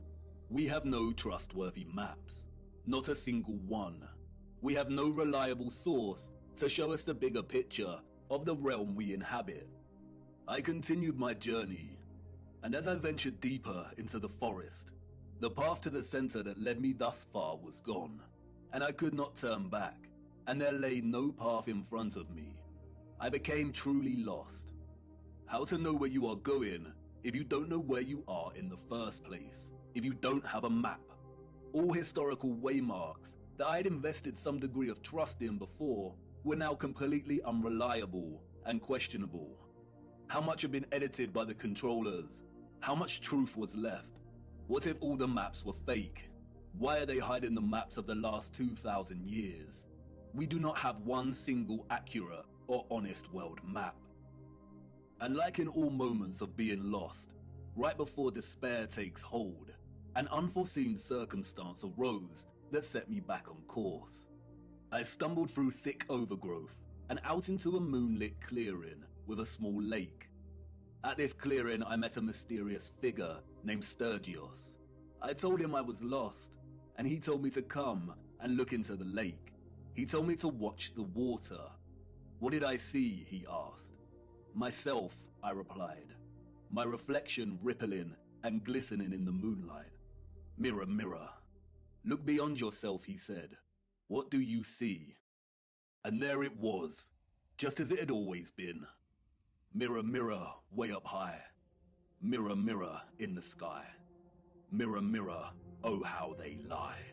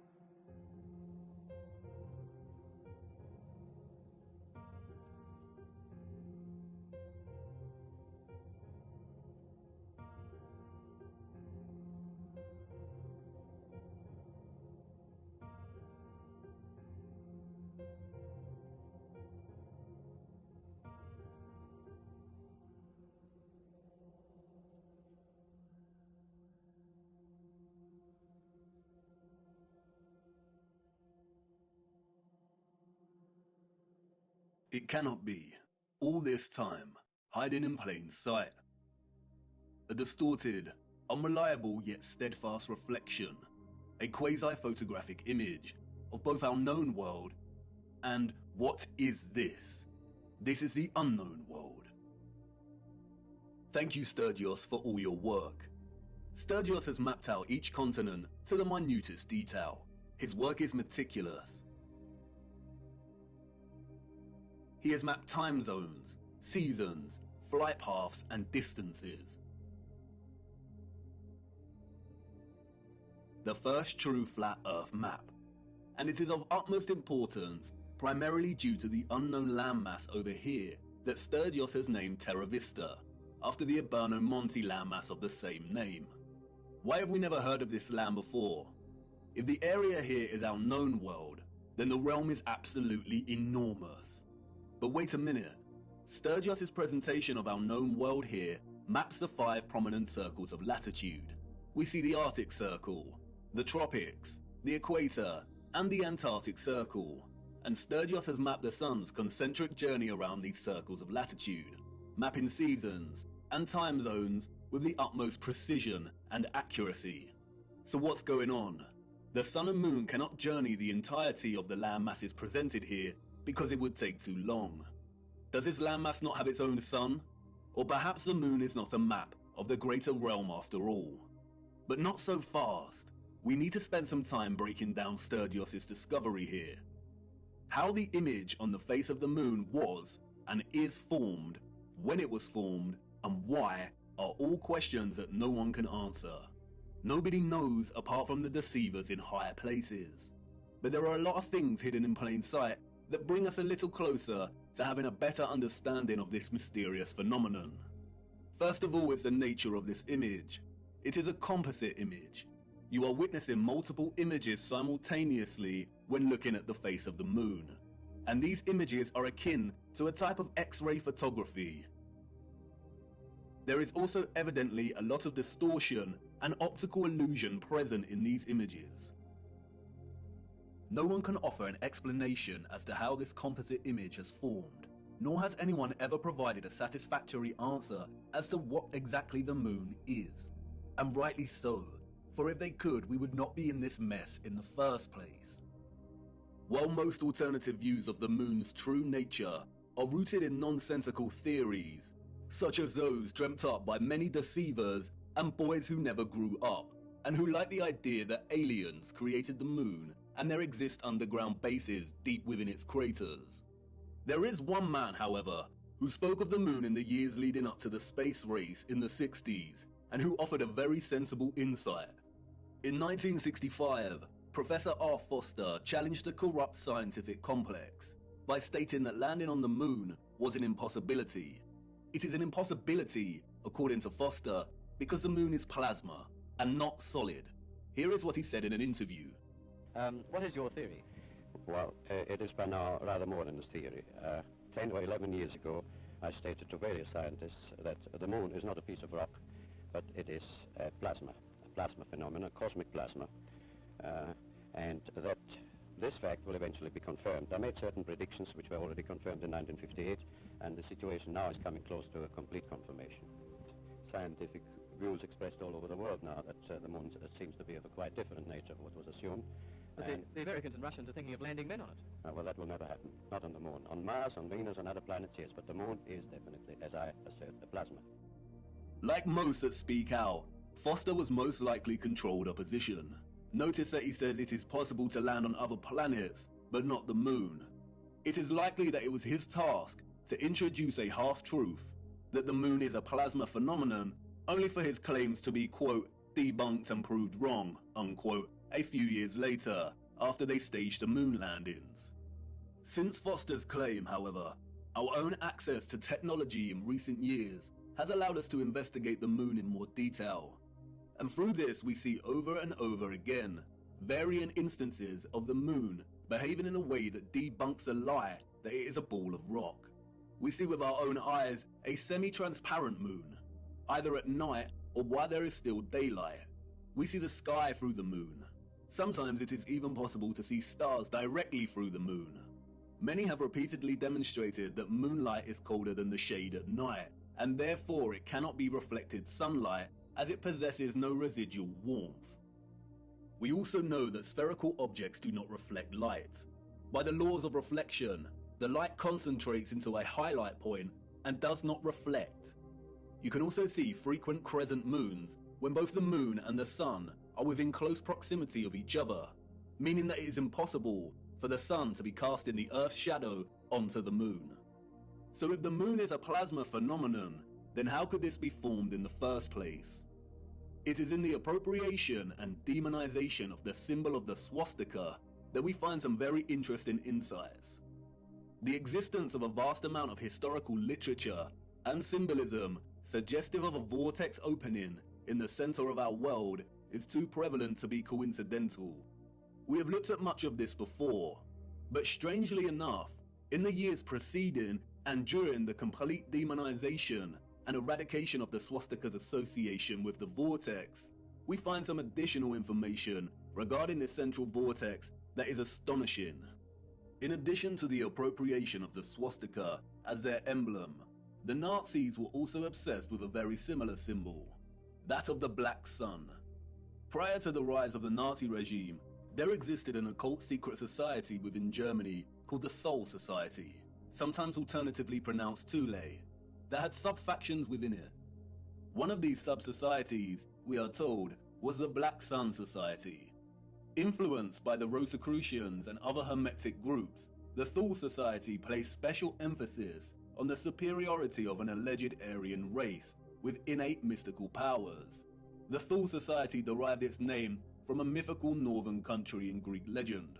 Thule was supposedly a land located furthest north. Others have called it Hyperborea. The Thule Society believed, we are told, that an elder race, the Aryans, colonized our Earth, and they were located within the center of our hollow Earth. Admiral Byrd, the military Antarctic explorer, also made reference to a hollow Earth with an entrance at the North Pole. The Thule Society also believed that the Black Sun was a big ball of primer materia that existed in the center of the Earth and emanated radiation in the form of vril energy.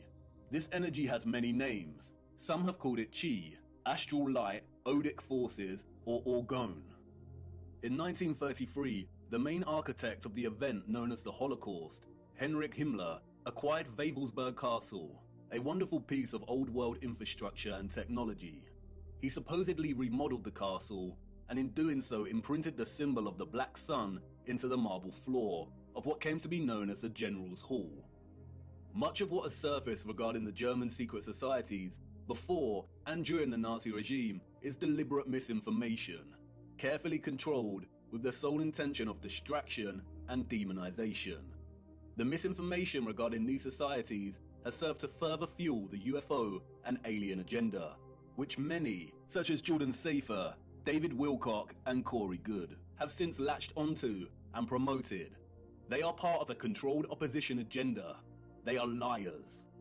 The sole intention of disclosing information regarding German secret societies was to yoke together a ridiculous concept of a superior alien Aryan race existing within our world's northern core, or opening at the center, with maniacal dictatorship that resulted in gruesome genocide, or in other words, to make them seem crazier than they already were.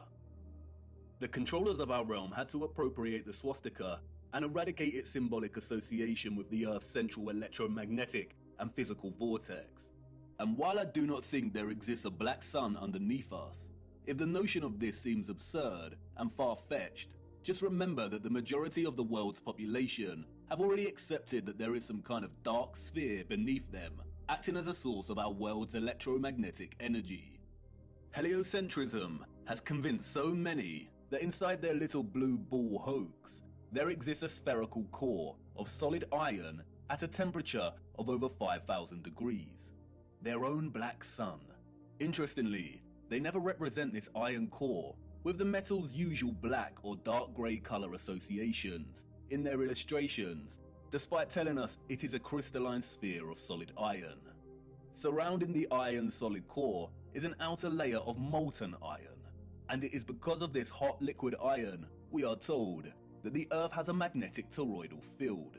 And millions have accepted this, and these silly diagrams that resemble Satsumas, despite the hard fact that the furthest depth a human has ever drilled into the Earth is a mere 8 miles. The heliocentric model has to acknowledge an inner core energy source because it is in fact a reality, and our world cannot exist without it. It is likely that the notion of a black sun beneath us is more distraction, although it is not as absurd as the heliocentric Satsuma model. We will return to this later. What is important now, however, is that not only have we another instance of the concept of a black core at the center of our realm, and another reference to a central vortex and opening, but we also have reference to energy, or what the Thule Society called vril, radiating out of this opening. And if this is truly the case, then we have a theoretical model in which both the formation of the sun and moon makes complete sense. What I am going to try and convey now is complex, and I will do my best, but I need you first of all to forget every model of our Earth you have become familiar with. Things may not make sense at first, but by the end it will. Let's start with the realm and the firmament, and then a central opening. And now let's incorporate our known world, as outlined on the moon by Sturgios. And finally, let's add the source, or electromagnetic coil beneath. Whether a magnetic rock or an electromagnetic coil, the source of our world's magnetic field is located at the center and beneath, and any source of intense electromagnetism would produce strong radiation. No one can say indefinitely, but it is highly likely that the concentrated plasma that we call the moon is a result of a unique form of radiation, similar to X-rays, that emanate from this source via an opening or vortex. X-rays, or very strong radiation beams, would, by the laws of physics, emanate from this central vortex in diverging straight lines. Like X-rays, they would also be invisible. The divergent beams would continue up until coming into contact with the firmament itself. X-ray beams differ from light beams and do not tend to reflect. X-rays are like a super powerful form of light, and because their wavelengths are shorter than ordinary light's wavelengths, it means their frequency is much higher. Because of this, X-rays can travel through objects that ordinary light cannot, and it means that X-rays are not reflected easily. There are not many materials that reflect, scatter, refract, or redirect X-rays. And while I'm not strictly saying that X-rays are the cause, any form of strong radiation beams would behave similarly. There do exist some materials that can reflect high energy rays, and it was a man named Lawrence Bragg in 1913 that discovered that crystalline structures reflect X-rays. That's right, crystalline structures, a crystalline firmament. Bragg reflection is used, for example, to focus monochromatic light, and there is a device called a monochromator that uses curved crystal mirrors to reflect X-rays to focus monochromatic light. Standard monochromators use a prism to break down the light. This is a very familiar image, and Wikipedia displays it for everyone to see. It is now associated with an infamous music album. What is the title of that album? They are telling us. This means we're right on track. Radiation beams reflected off of the crystal firmament would likely be redirected down, off-center, and into the ionosphere above our heads. The same ionosphere in which the ethereal electromagnetic energy was harvested from. It is here that the beams will converge and concentrate and generate the plasma phenomenon we call the moon. The idea of electromagnetic rays reflecting from the firmament and converging in the ionosphere may seem preposterous, but there are many homemade experiments you can conduct yourself to prove the power of concentrating light rays. As seen here, the rays of the sun reflected in the concave mirror are able to produce intense heat and start a fire. The reflected light rays focus into a point to generate energy. And remember, radiation beams akin to X-rays are much more powerful than light rays. If the moon is a point of focused, condensed plasma, then it has to occur within one of the layers in the ionosphere above us. All the various inert noble gases in our ionosphere appear at differing layers and altitudes. We looked at how these are charged by the sun's electromagnetism to form the plasma sky. At a certain altitude in the ionosphere, there are two layers of neon and helium gas. It is likely that the sun forms in a similar fashion within these layers. After all, helium is linguistically very similar to Helios. It is likely, however, that the moon is formed at the level of altitude in which the gas krypton is present. Krypton is known for its phosphorescent white light. It is also used to create non-thermal or cold plasma, as demonstrated by contemporary scientists developing this field today. The primary reason that the moon's light is cold and not hot like the sun's is not known, but it is likely due to a polarity produced by their interaction with our electromagnetic field in the ionosphere, the moon being the dielectric negative polarity to the sun's positive charge.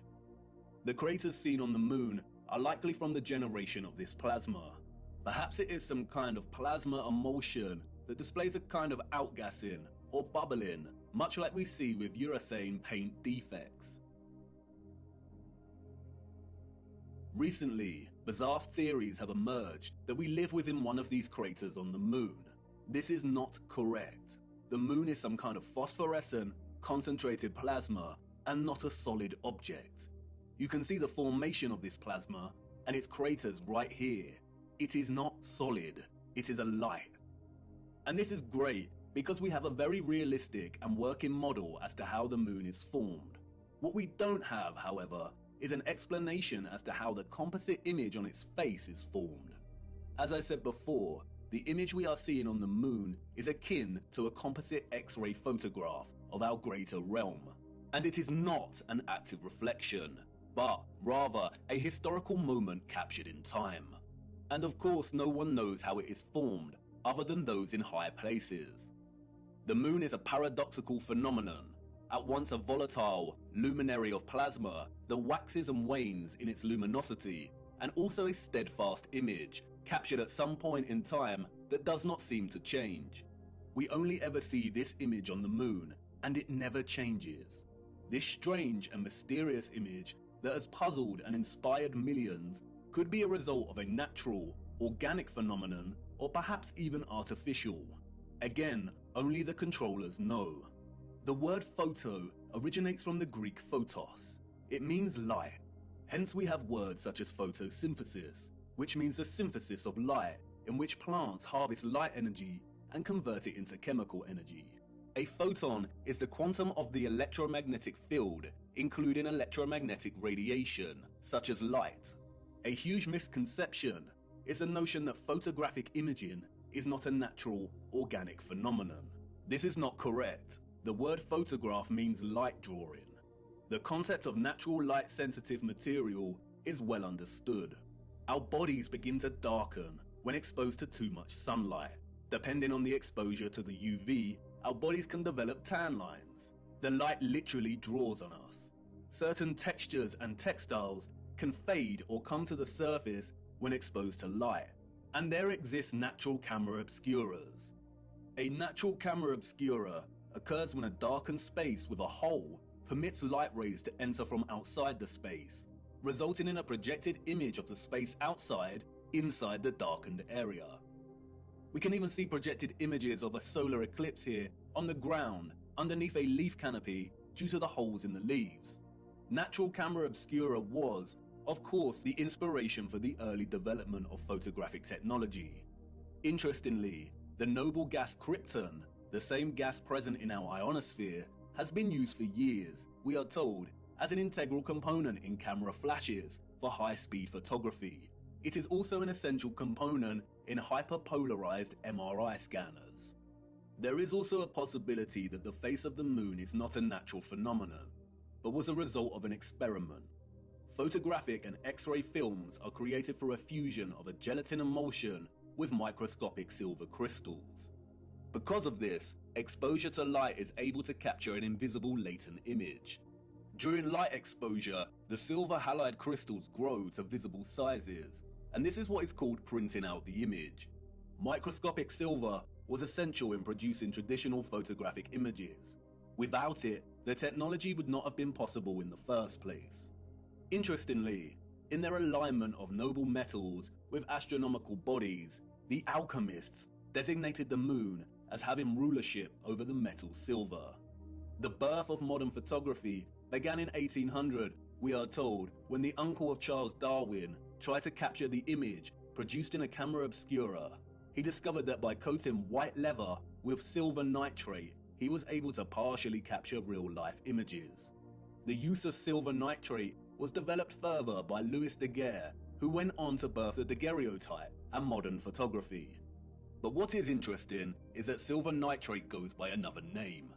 They called it lunar caustic, in homage to the alchemists' association between the moon and silver.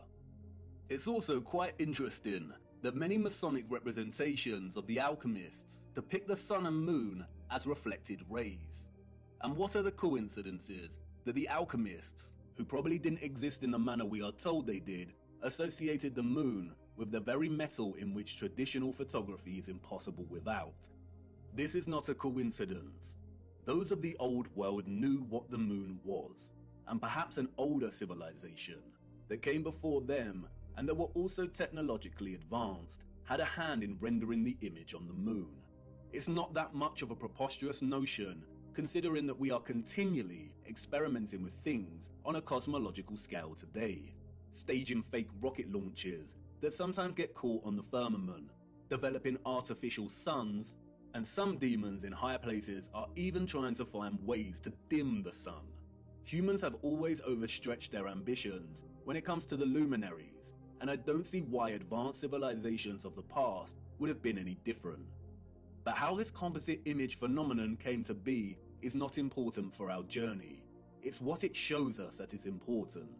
And perhaps it is best to leave the moon shrouded in mystery. Whether a natural or artificial X-ray photographic image, what is important is its composite nature.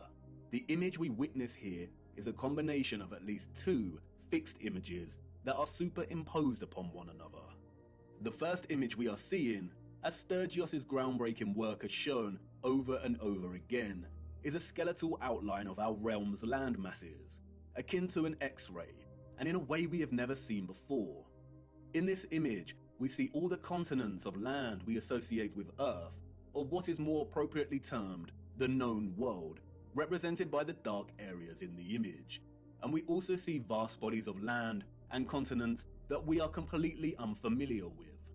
Sturgios revealed that if you treat the moon as the mirror image it is, and flip its image like you would with any reflection, then you can start to map our known land masses with utmost precision. And this is exactly what Sturgios has done, mapping the known world captured in the moon down to its Great Lakes and deserts. The striking similarities between our known world landmass and that captured on the moon are far too exact for it to be any kind of coincidence. It has been right in front of our faces every single day, literally. It is likely that no one has connected the dots here before because of this particular unknown landmass, which Sturgios has appropriately named Lemuria. And this landmass is very important because we know that it does not exist anymore. Theories of Lemuria's existence as a lost continent have been around since the 19th century, with most plotting its location somewhere around the Indian Ocean. Those in the 19th century also spoke of another lost continent called Mu. They are one and the same thing. Old maps of Mu plot the land exactly where it is on the moon. And in 2007, Masaki Kimura discovered huge structures, including pyramids, castles, and roads, on the ocean floor, some way from Japan, a location very similar to where Lemuria is plotted here on the moon. The continent sunk years and years ago, and this is very useful because it means that this image is not an active reflection, but a moment captured in time before the continent sunk. The second image we are simultaneously witnessing in our moon is that of the firmament itself. Yes, you heard me right. The moon is the only known official image of our firmament. The face of the moon is a composite image, and we have to separate the images to fully understand what we are seeing. We have the landmass of the greater realm, and this is one image from one angle. And then we have another image from a different angle. I can only illustrate this by showing you. This specific area of the moon is primarily what gives the phenomenon its spherical 3D appearance. The heliocentric liars love this area of the moon, and they have used it as a weapon of deceit against us. It is not a crater with rays, like they tell us. Look closer. Really look. This is not the markings of a spherical object. It is the apex of the domed firmament from within the dome. Watch closely.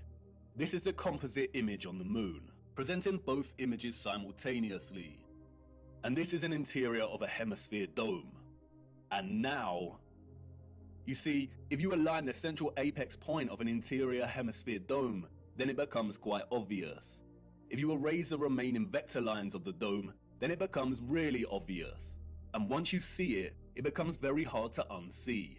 It isn't a sphere. That is an optical illusion. It is the markings of a hemisphere dome.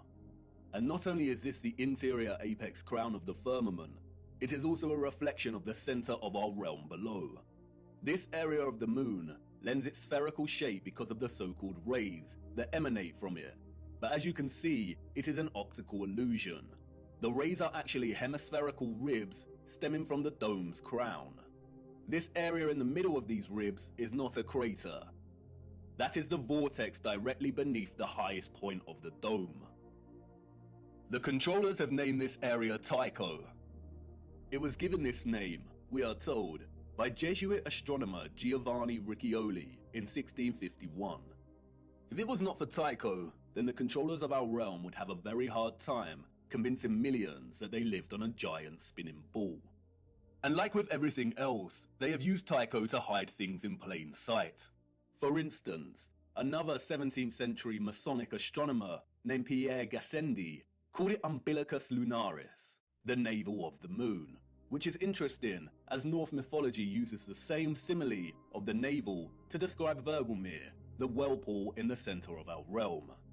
Arthur C. Clarke's Space Odyssey, one of the most famous science fiction novels of all time, features a crater on the moon named Tycho. In the novel, scientists find that there is a strong magnetic field emanating from the crater and discover that it is coming from a black cube monolith buried 15 meters within the crater.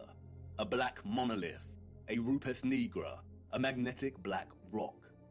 If you separate the two images, then you can see clearly how they are in fact two images of two different angles that somehow have ended up superimposed on each other. We do not see any oceans or water mass captured in the first image, which suggests there is some kind of X-ray radiation at play.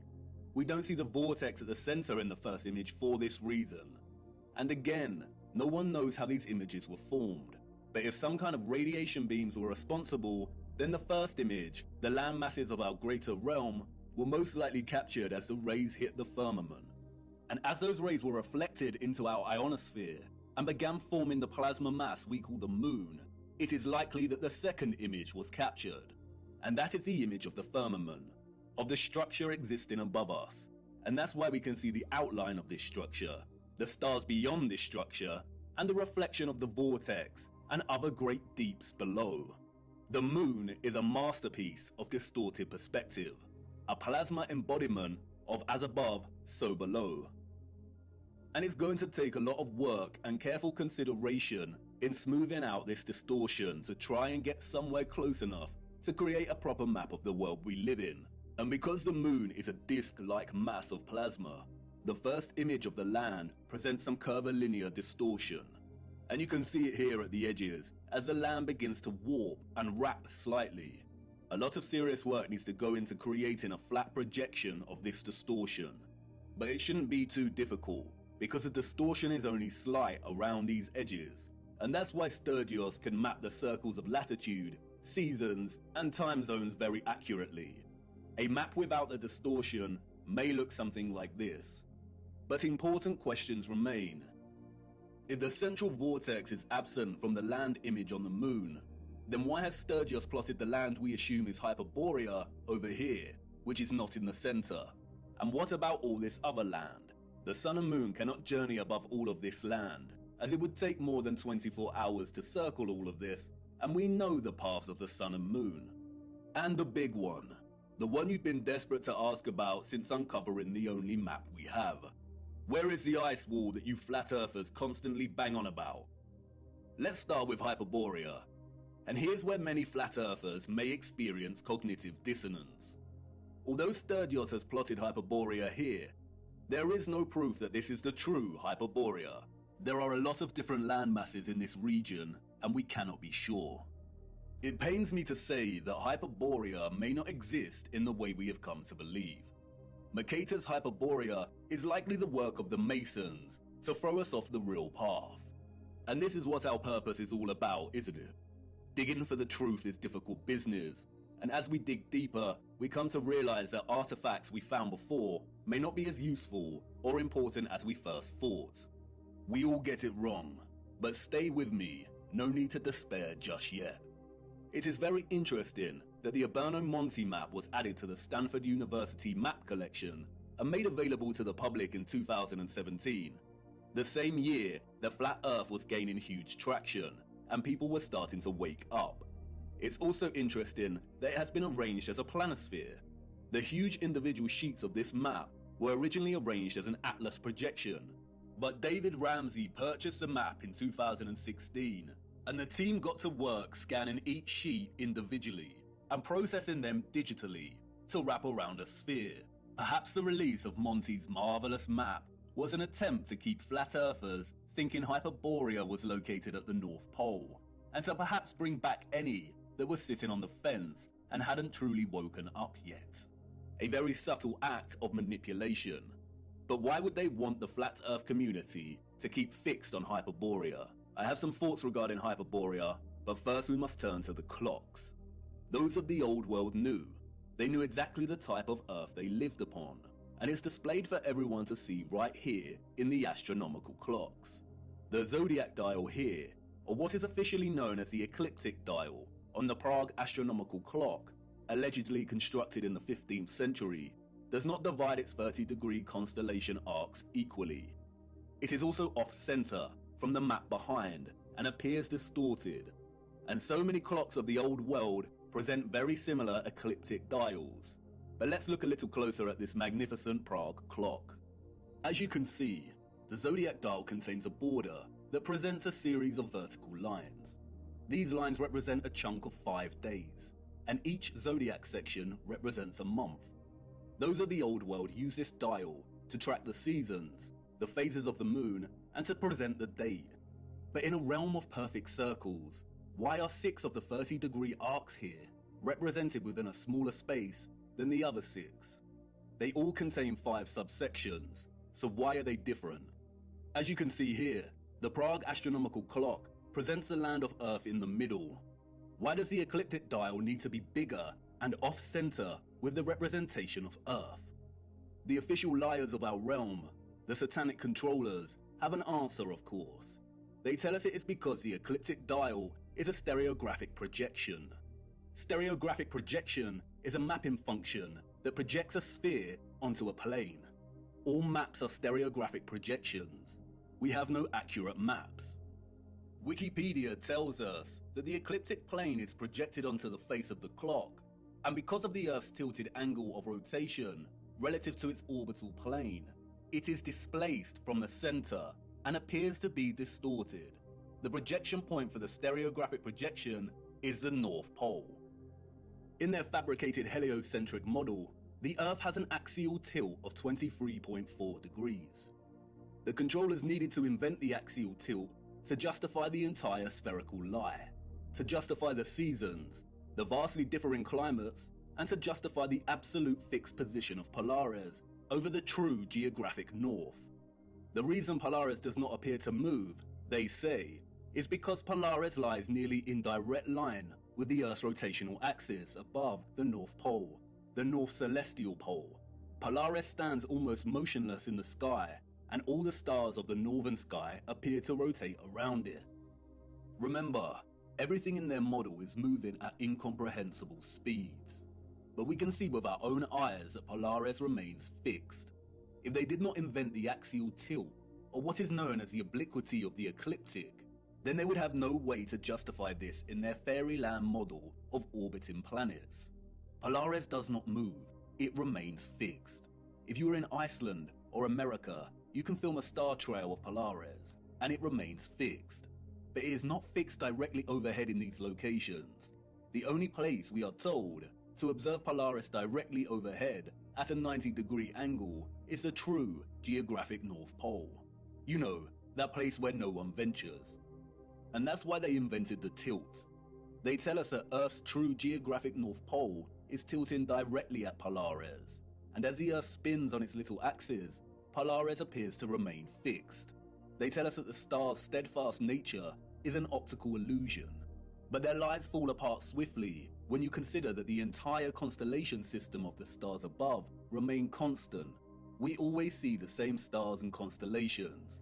If Earth was spinning on its axis while orbiting the Sun, and the Sun was zooming through our galaxy, which is also moving in a bigger universe, would the precession of the equinox really be that predictable? Would the constellations of the tropic circles of latitude really appear with such consistency in union year after year at the solstice, or would it appear a bit more random? They are liars, and we all know that water does not lie. Resting water does not curve or convex. For you see, the satanic controllers are masterminds of reverse engineering. The celestial zodiac ecliptic dial is not a stereographic projection.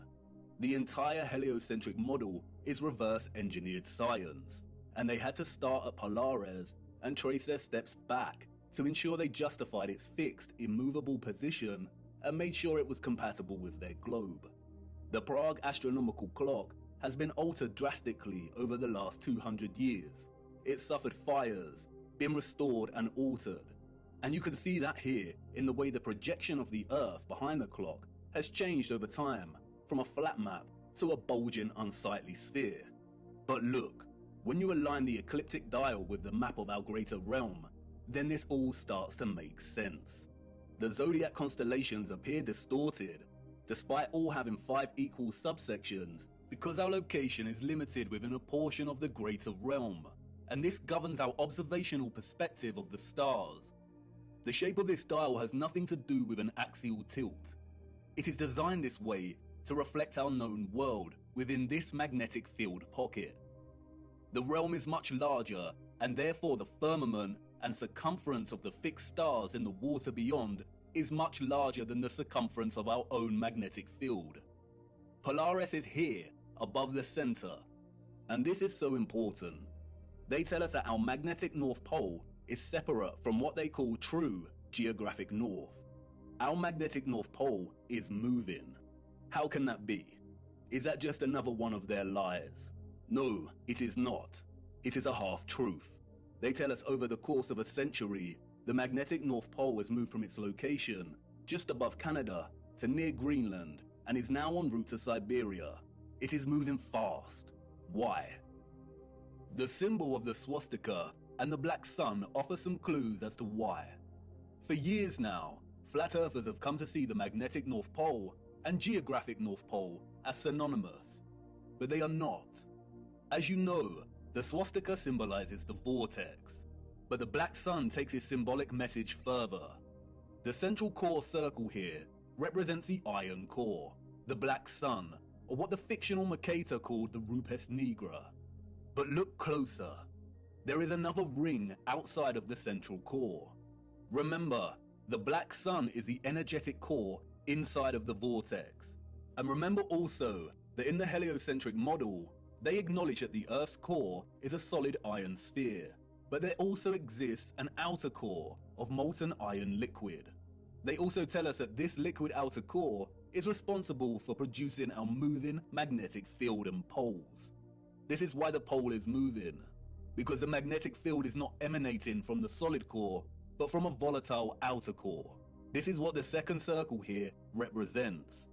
And like everything heliocentric related, all you need to do is apply common sense and flatten the curve, and things start to make sense.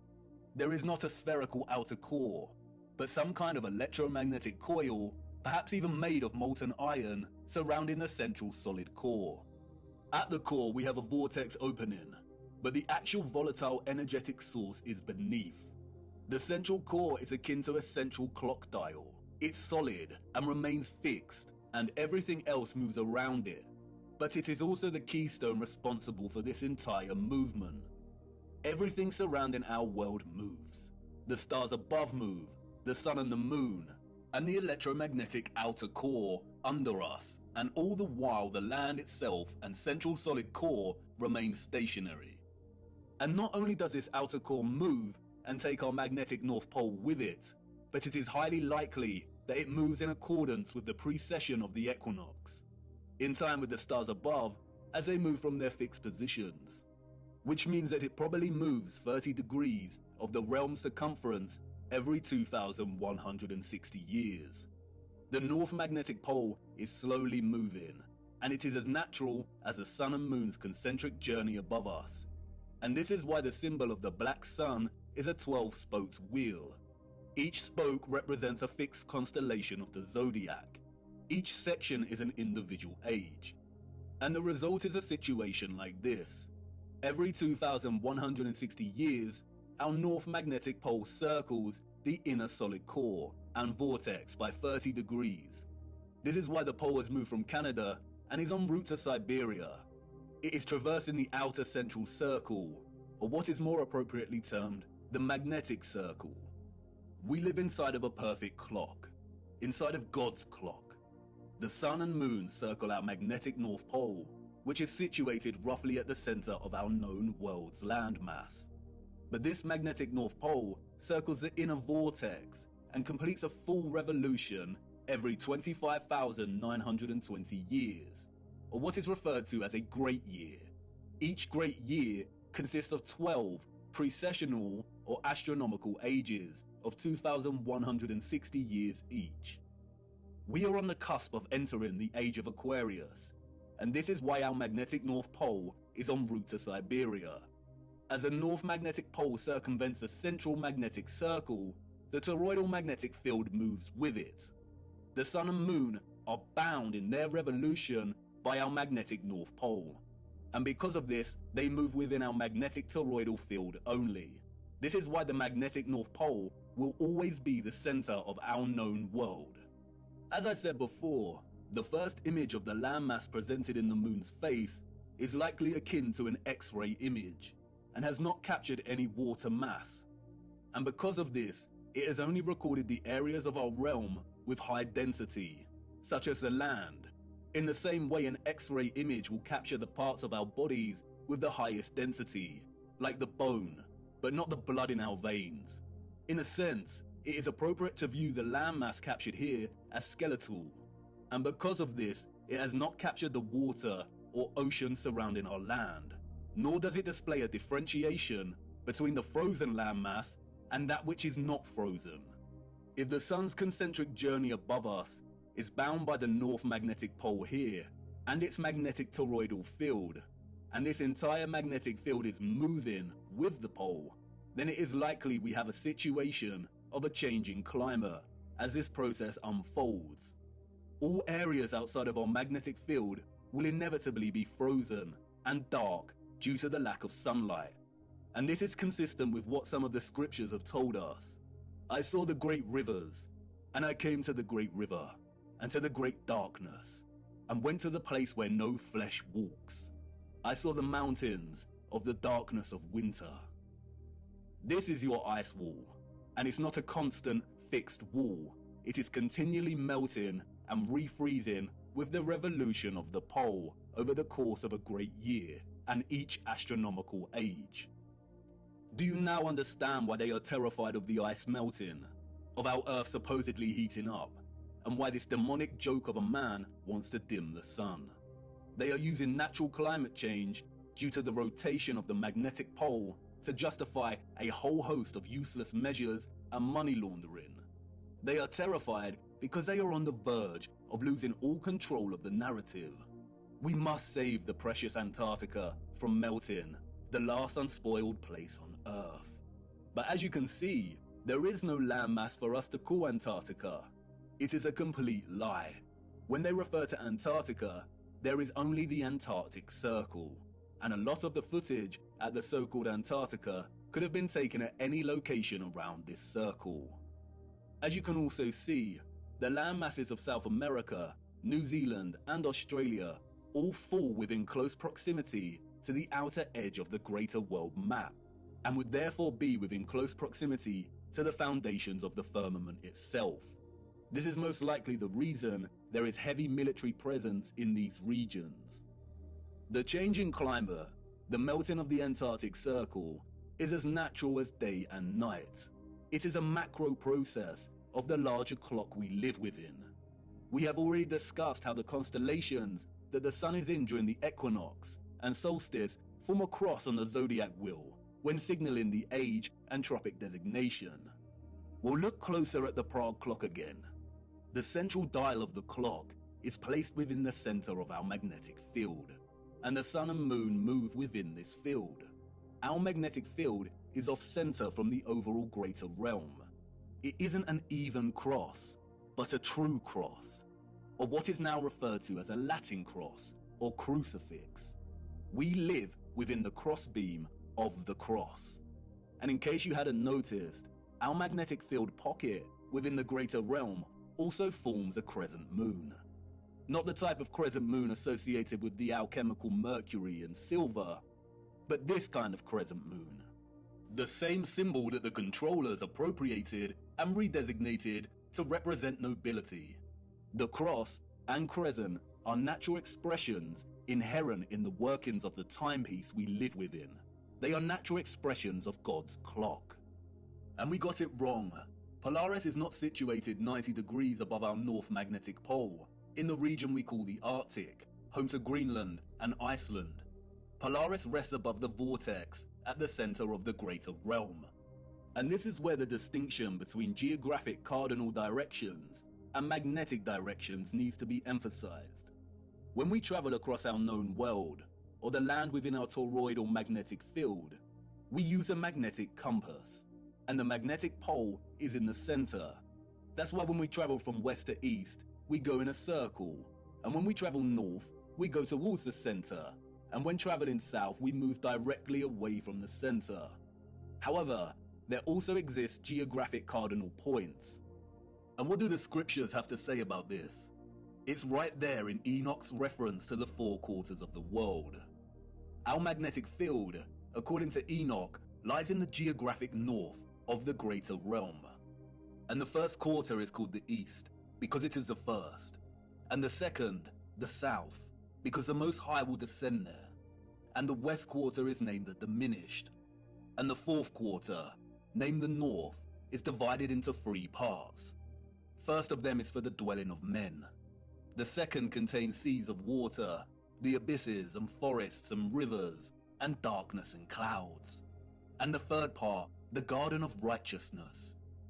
The vortex is in the center of the realm, or what is more appropriately termed true north. The X-ray image of the land on the moon map does not display this vortex, but, as discussed, it is present in the second image of the firmament. At the crown of the firmament, we see it reflected, the navel of the world. It could be that the garden of righteousness that Enoch refers to, and what is also known as Hyperborea, is located right where Sturgios has plotted it. But this land is not the true north or central vortex. That can only exist in the center. And as stated before, there is some curvilinear distortion present in the composite image on the moon's face.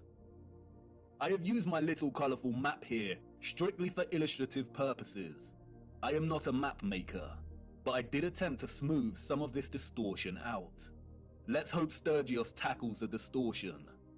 And in both my quick attempt and the actual moon map, we do see a body of land right in the center, right here. Perhaps this is the Garden of Righteousness, surrounding the central vortex. And perhaps Enoch's reference to it being located in our northern quarter is because it can only be accessed from within this quarter. Who knows? It is likely that the controllers deliberately put Hyperborea at the Arctic in the fraudulent maps to throw anyone of a curious and adventurous nature off track. If someone set out to find true north, using these maps, they would fail. And because of the distinction between magnetic and geographic direction, finding true north would be a monumental feat, even without their deceptions. If anyone wanted to truly journey to the center of our greater realm, they would have a very hard time. and they would need to forsake the compass altogether. If the geographic south of our magnetic field is down here, with the lands usually associated with south, then the central vortex of the greater realm falls within our geographic north. But we would not be able to reach it with the compass pointing north. It is not located at our north magnetic pole. If you use a compass to travel north, you will end up traveling here. If the South Pole is the entire Antarctic Circle, then to travel to the true north, you would need to go south. But even then, this would most likely fail. If the center is made of iron, then at some point it would supersede the southern magnetic pole of our magnetic field. If by chance you were lucky to head in the direction of true north, then the compass would most likely fail altogether due to the iron core. As the mysterious text, the Inventio Fortunata, states, here the ship's compass loses its property, and no vessel with iron on board is able to get away. The only way to get to true north is by celestial navigation via Polaris, a skill set that has been generally eradicated from common knowledge. And I bet these oceans are heavily guarded. We will be returning to magnetic fields later in our journey. And we really need to reappropriate the definition of the word planet. Planet, a smaller subsection or fraction of a much larger plane. Time is ticking, viewer. You are wondering why I brought you into this dark forest. Why is all of this important? Because once upon a reset, the established timeline is a lie. We cannot begin to map our revised timeline unless we start plotting it in accordance with the greater realm we inhabit. We need to apply the astronomical clock, the ages, to get closer to some kind of clarity. We are not out of the forest yet. And can you feel it yet? The entire matrix is starting to crumble.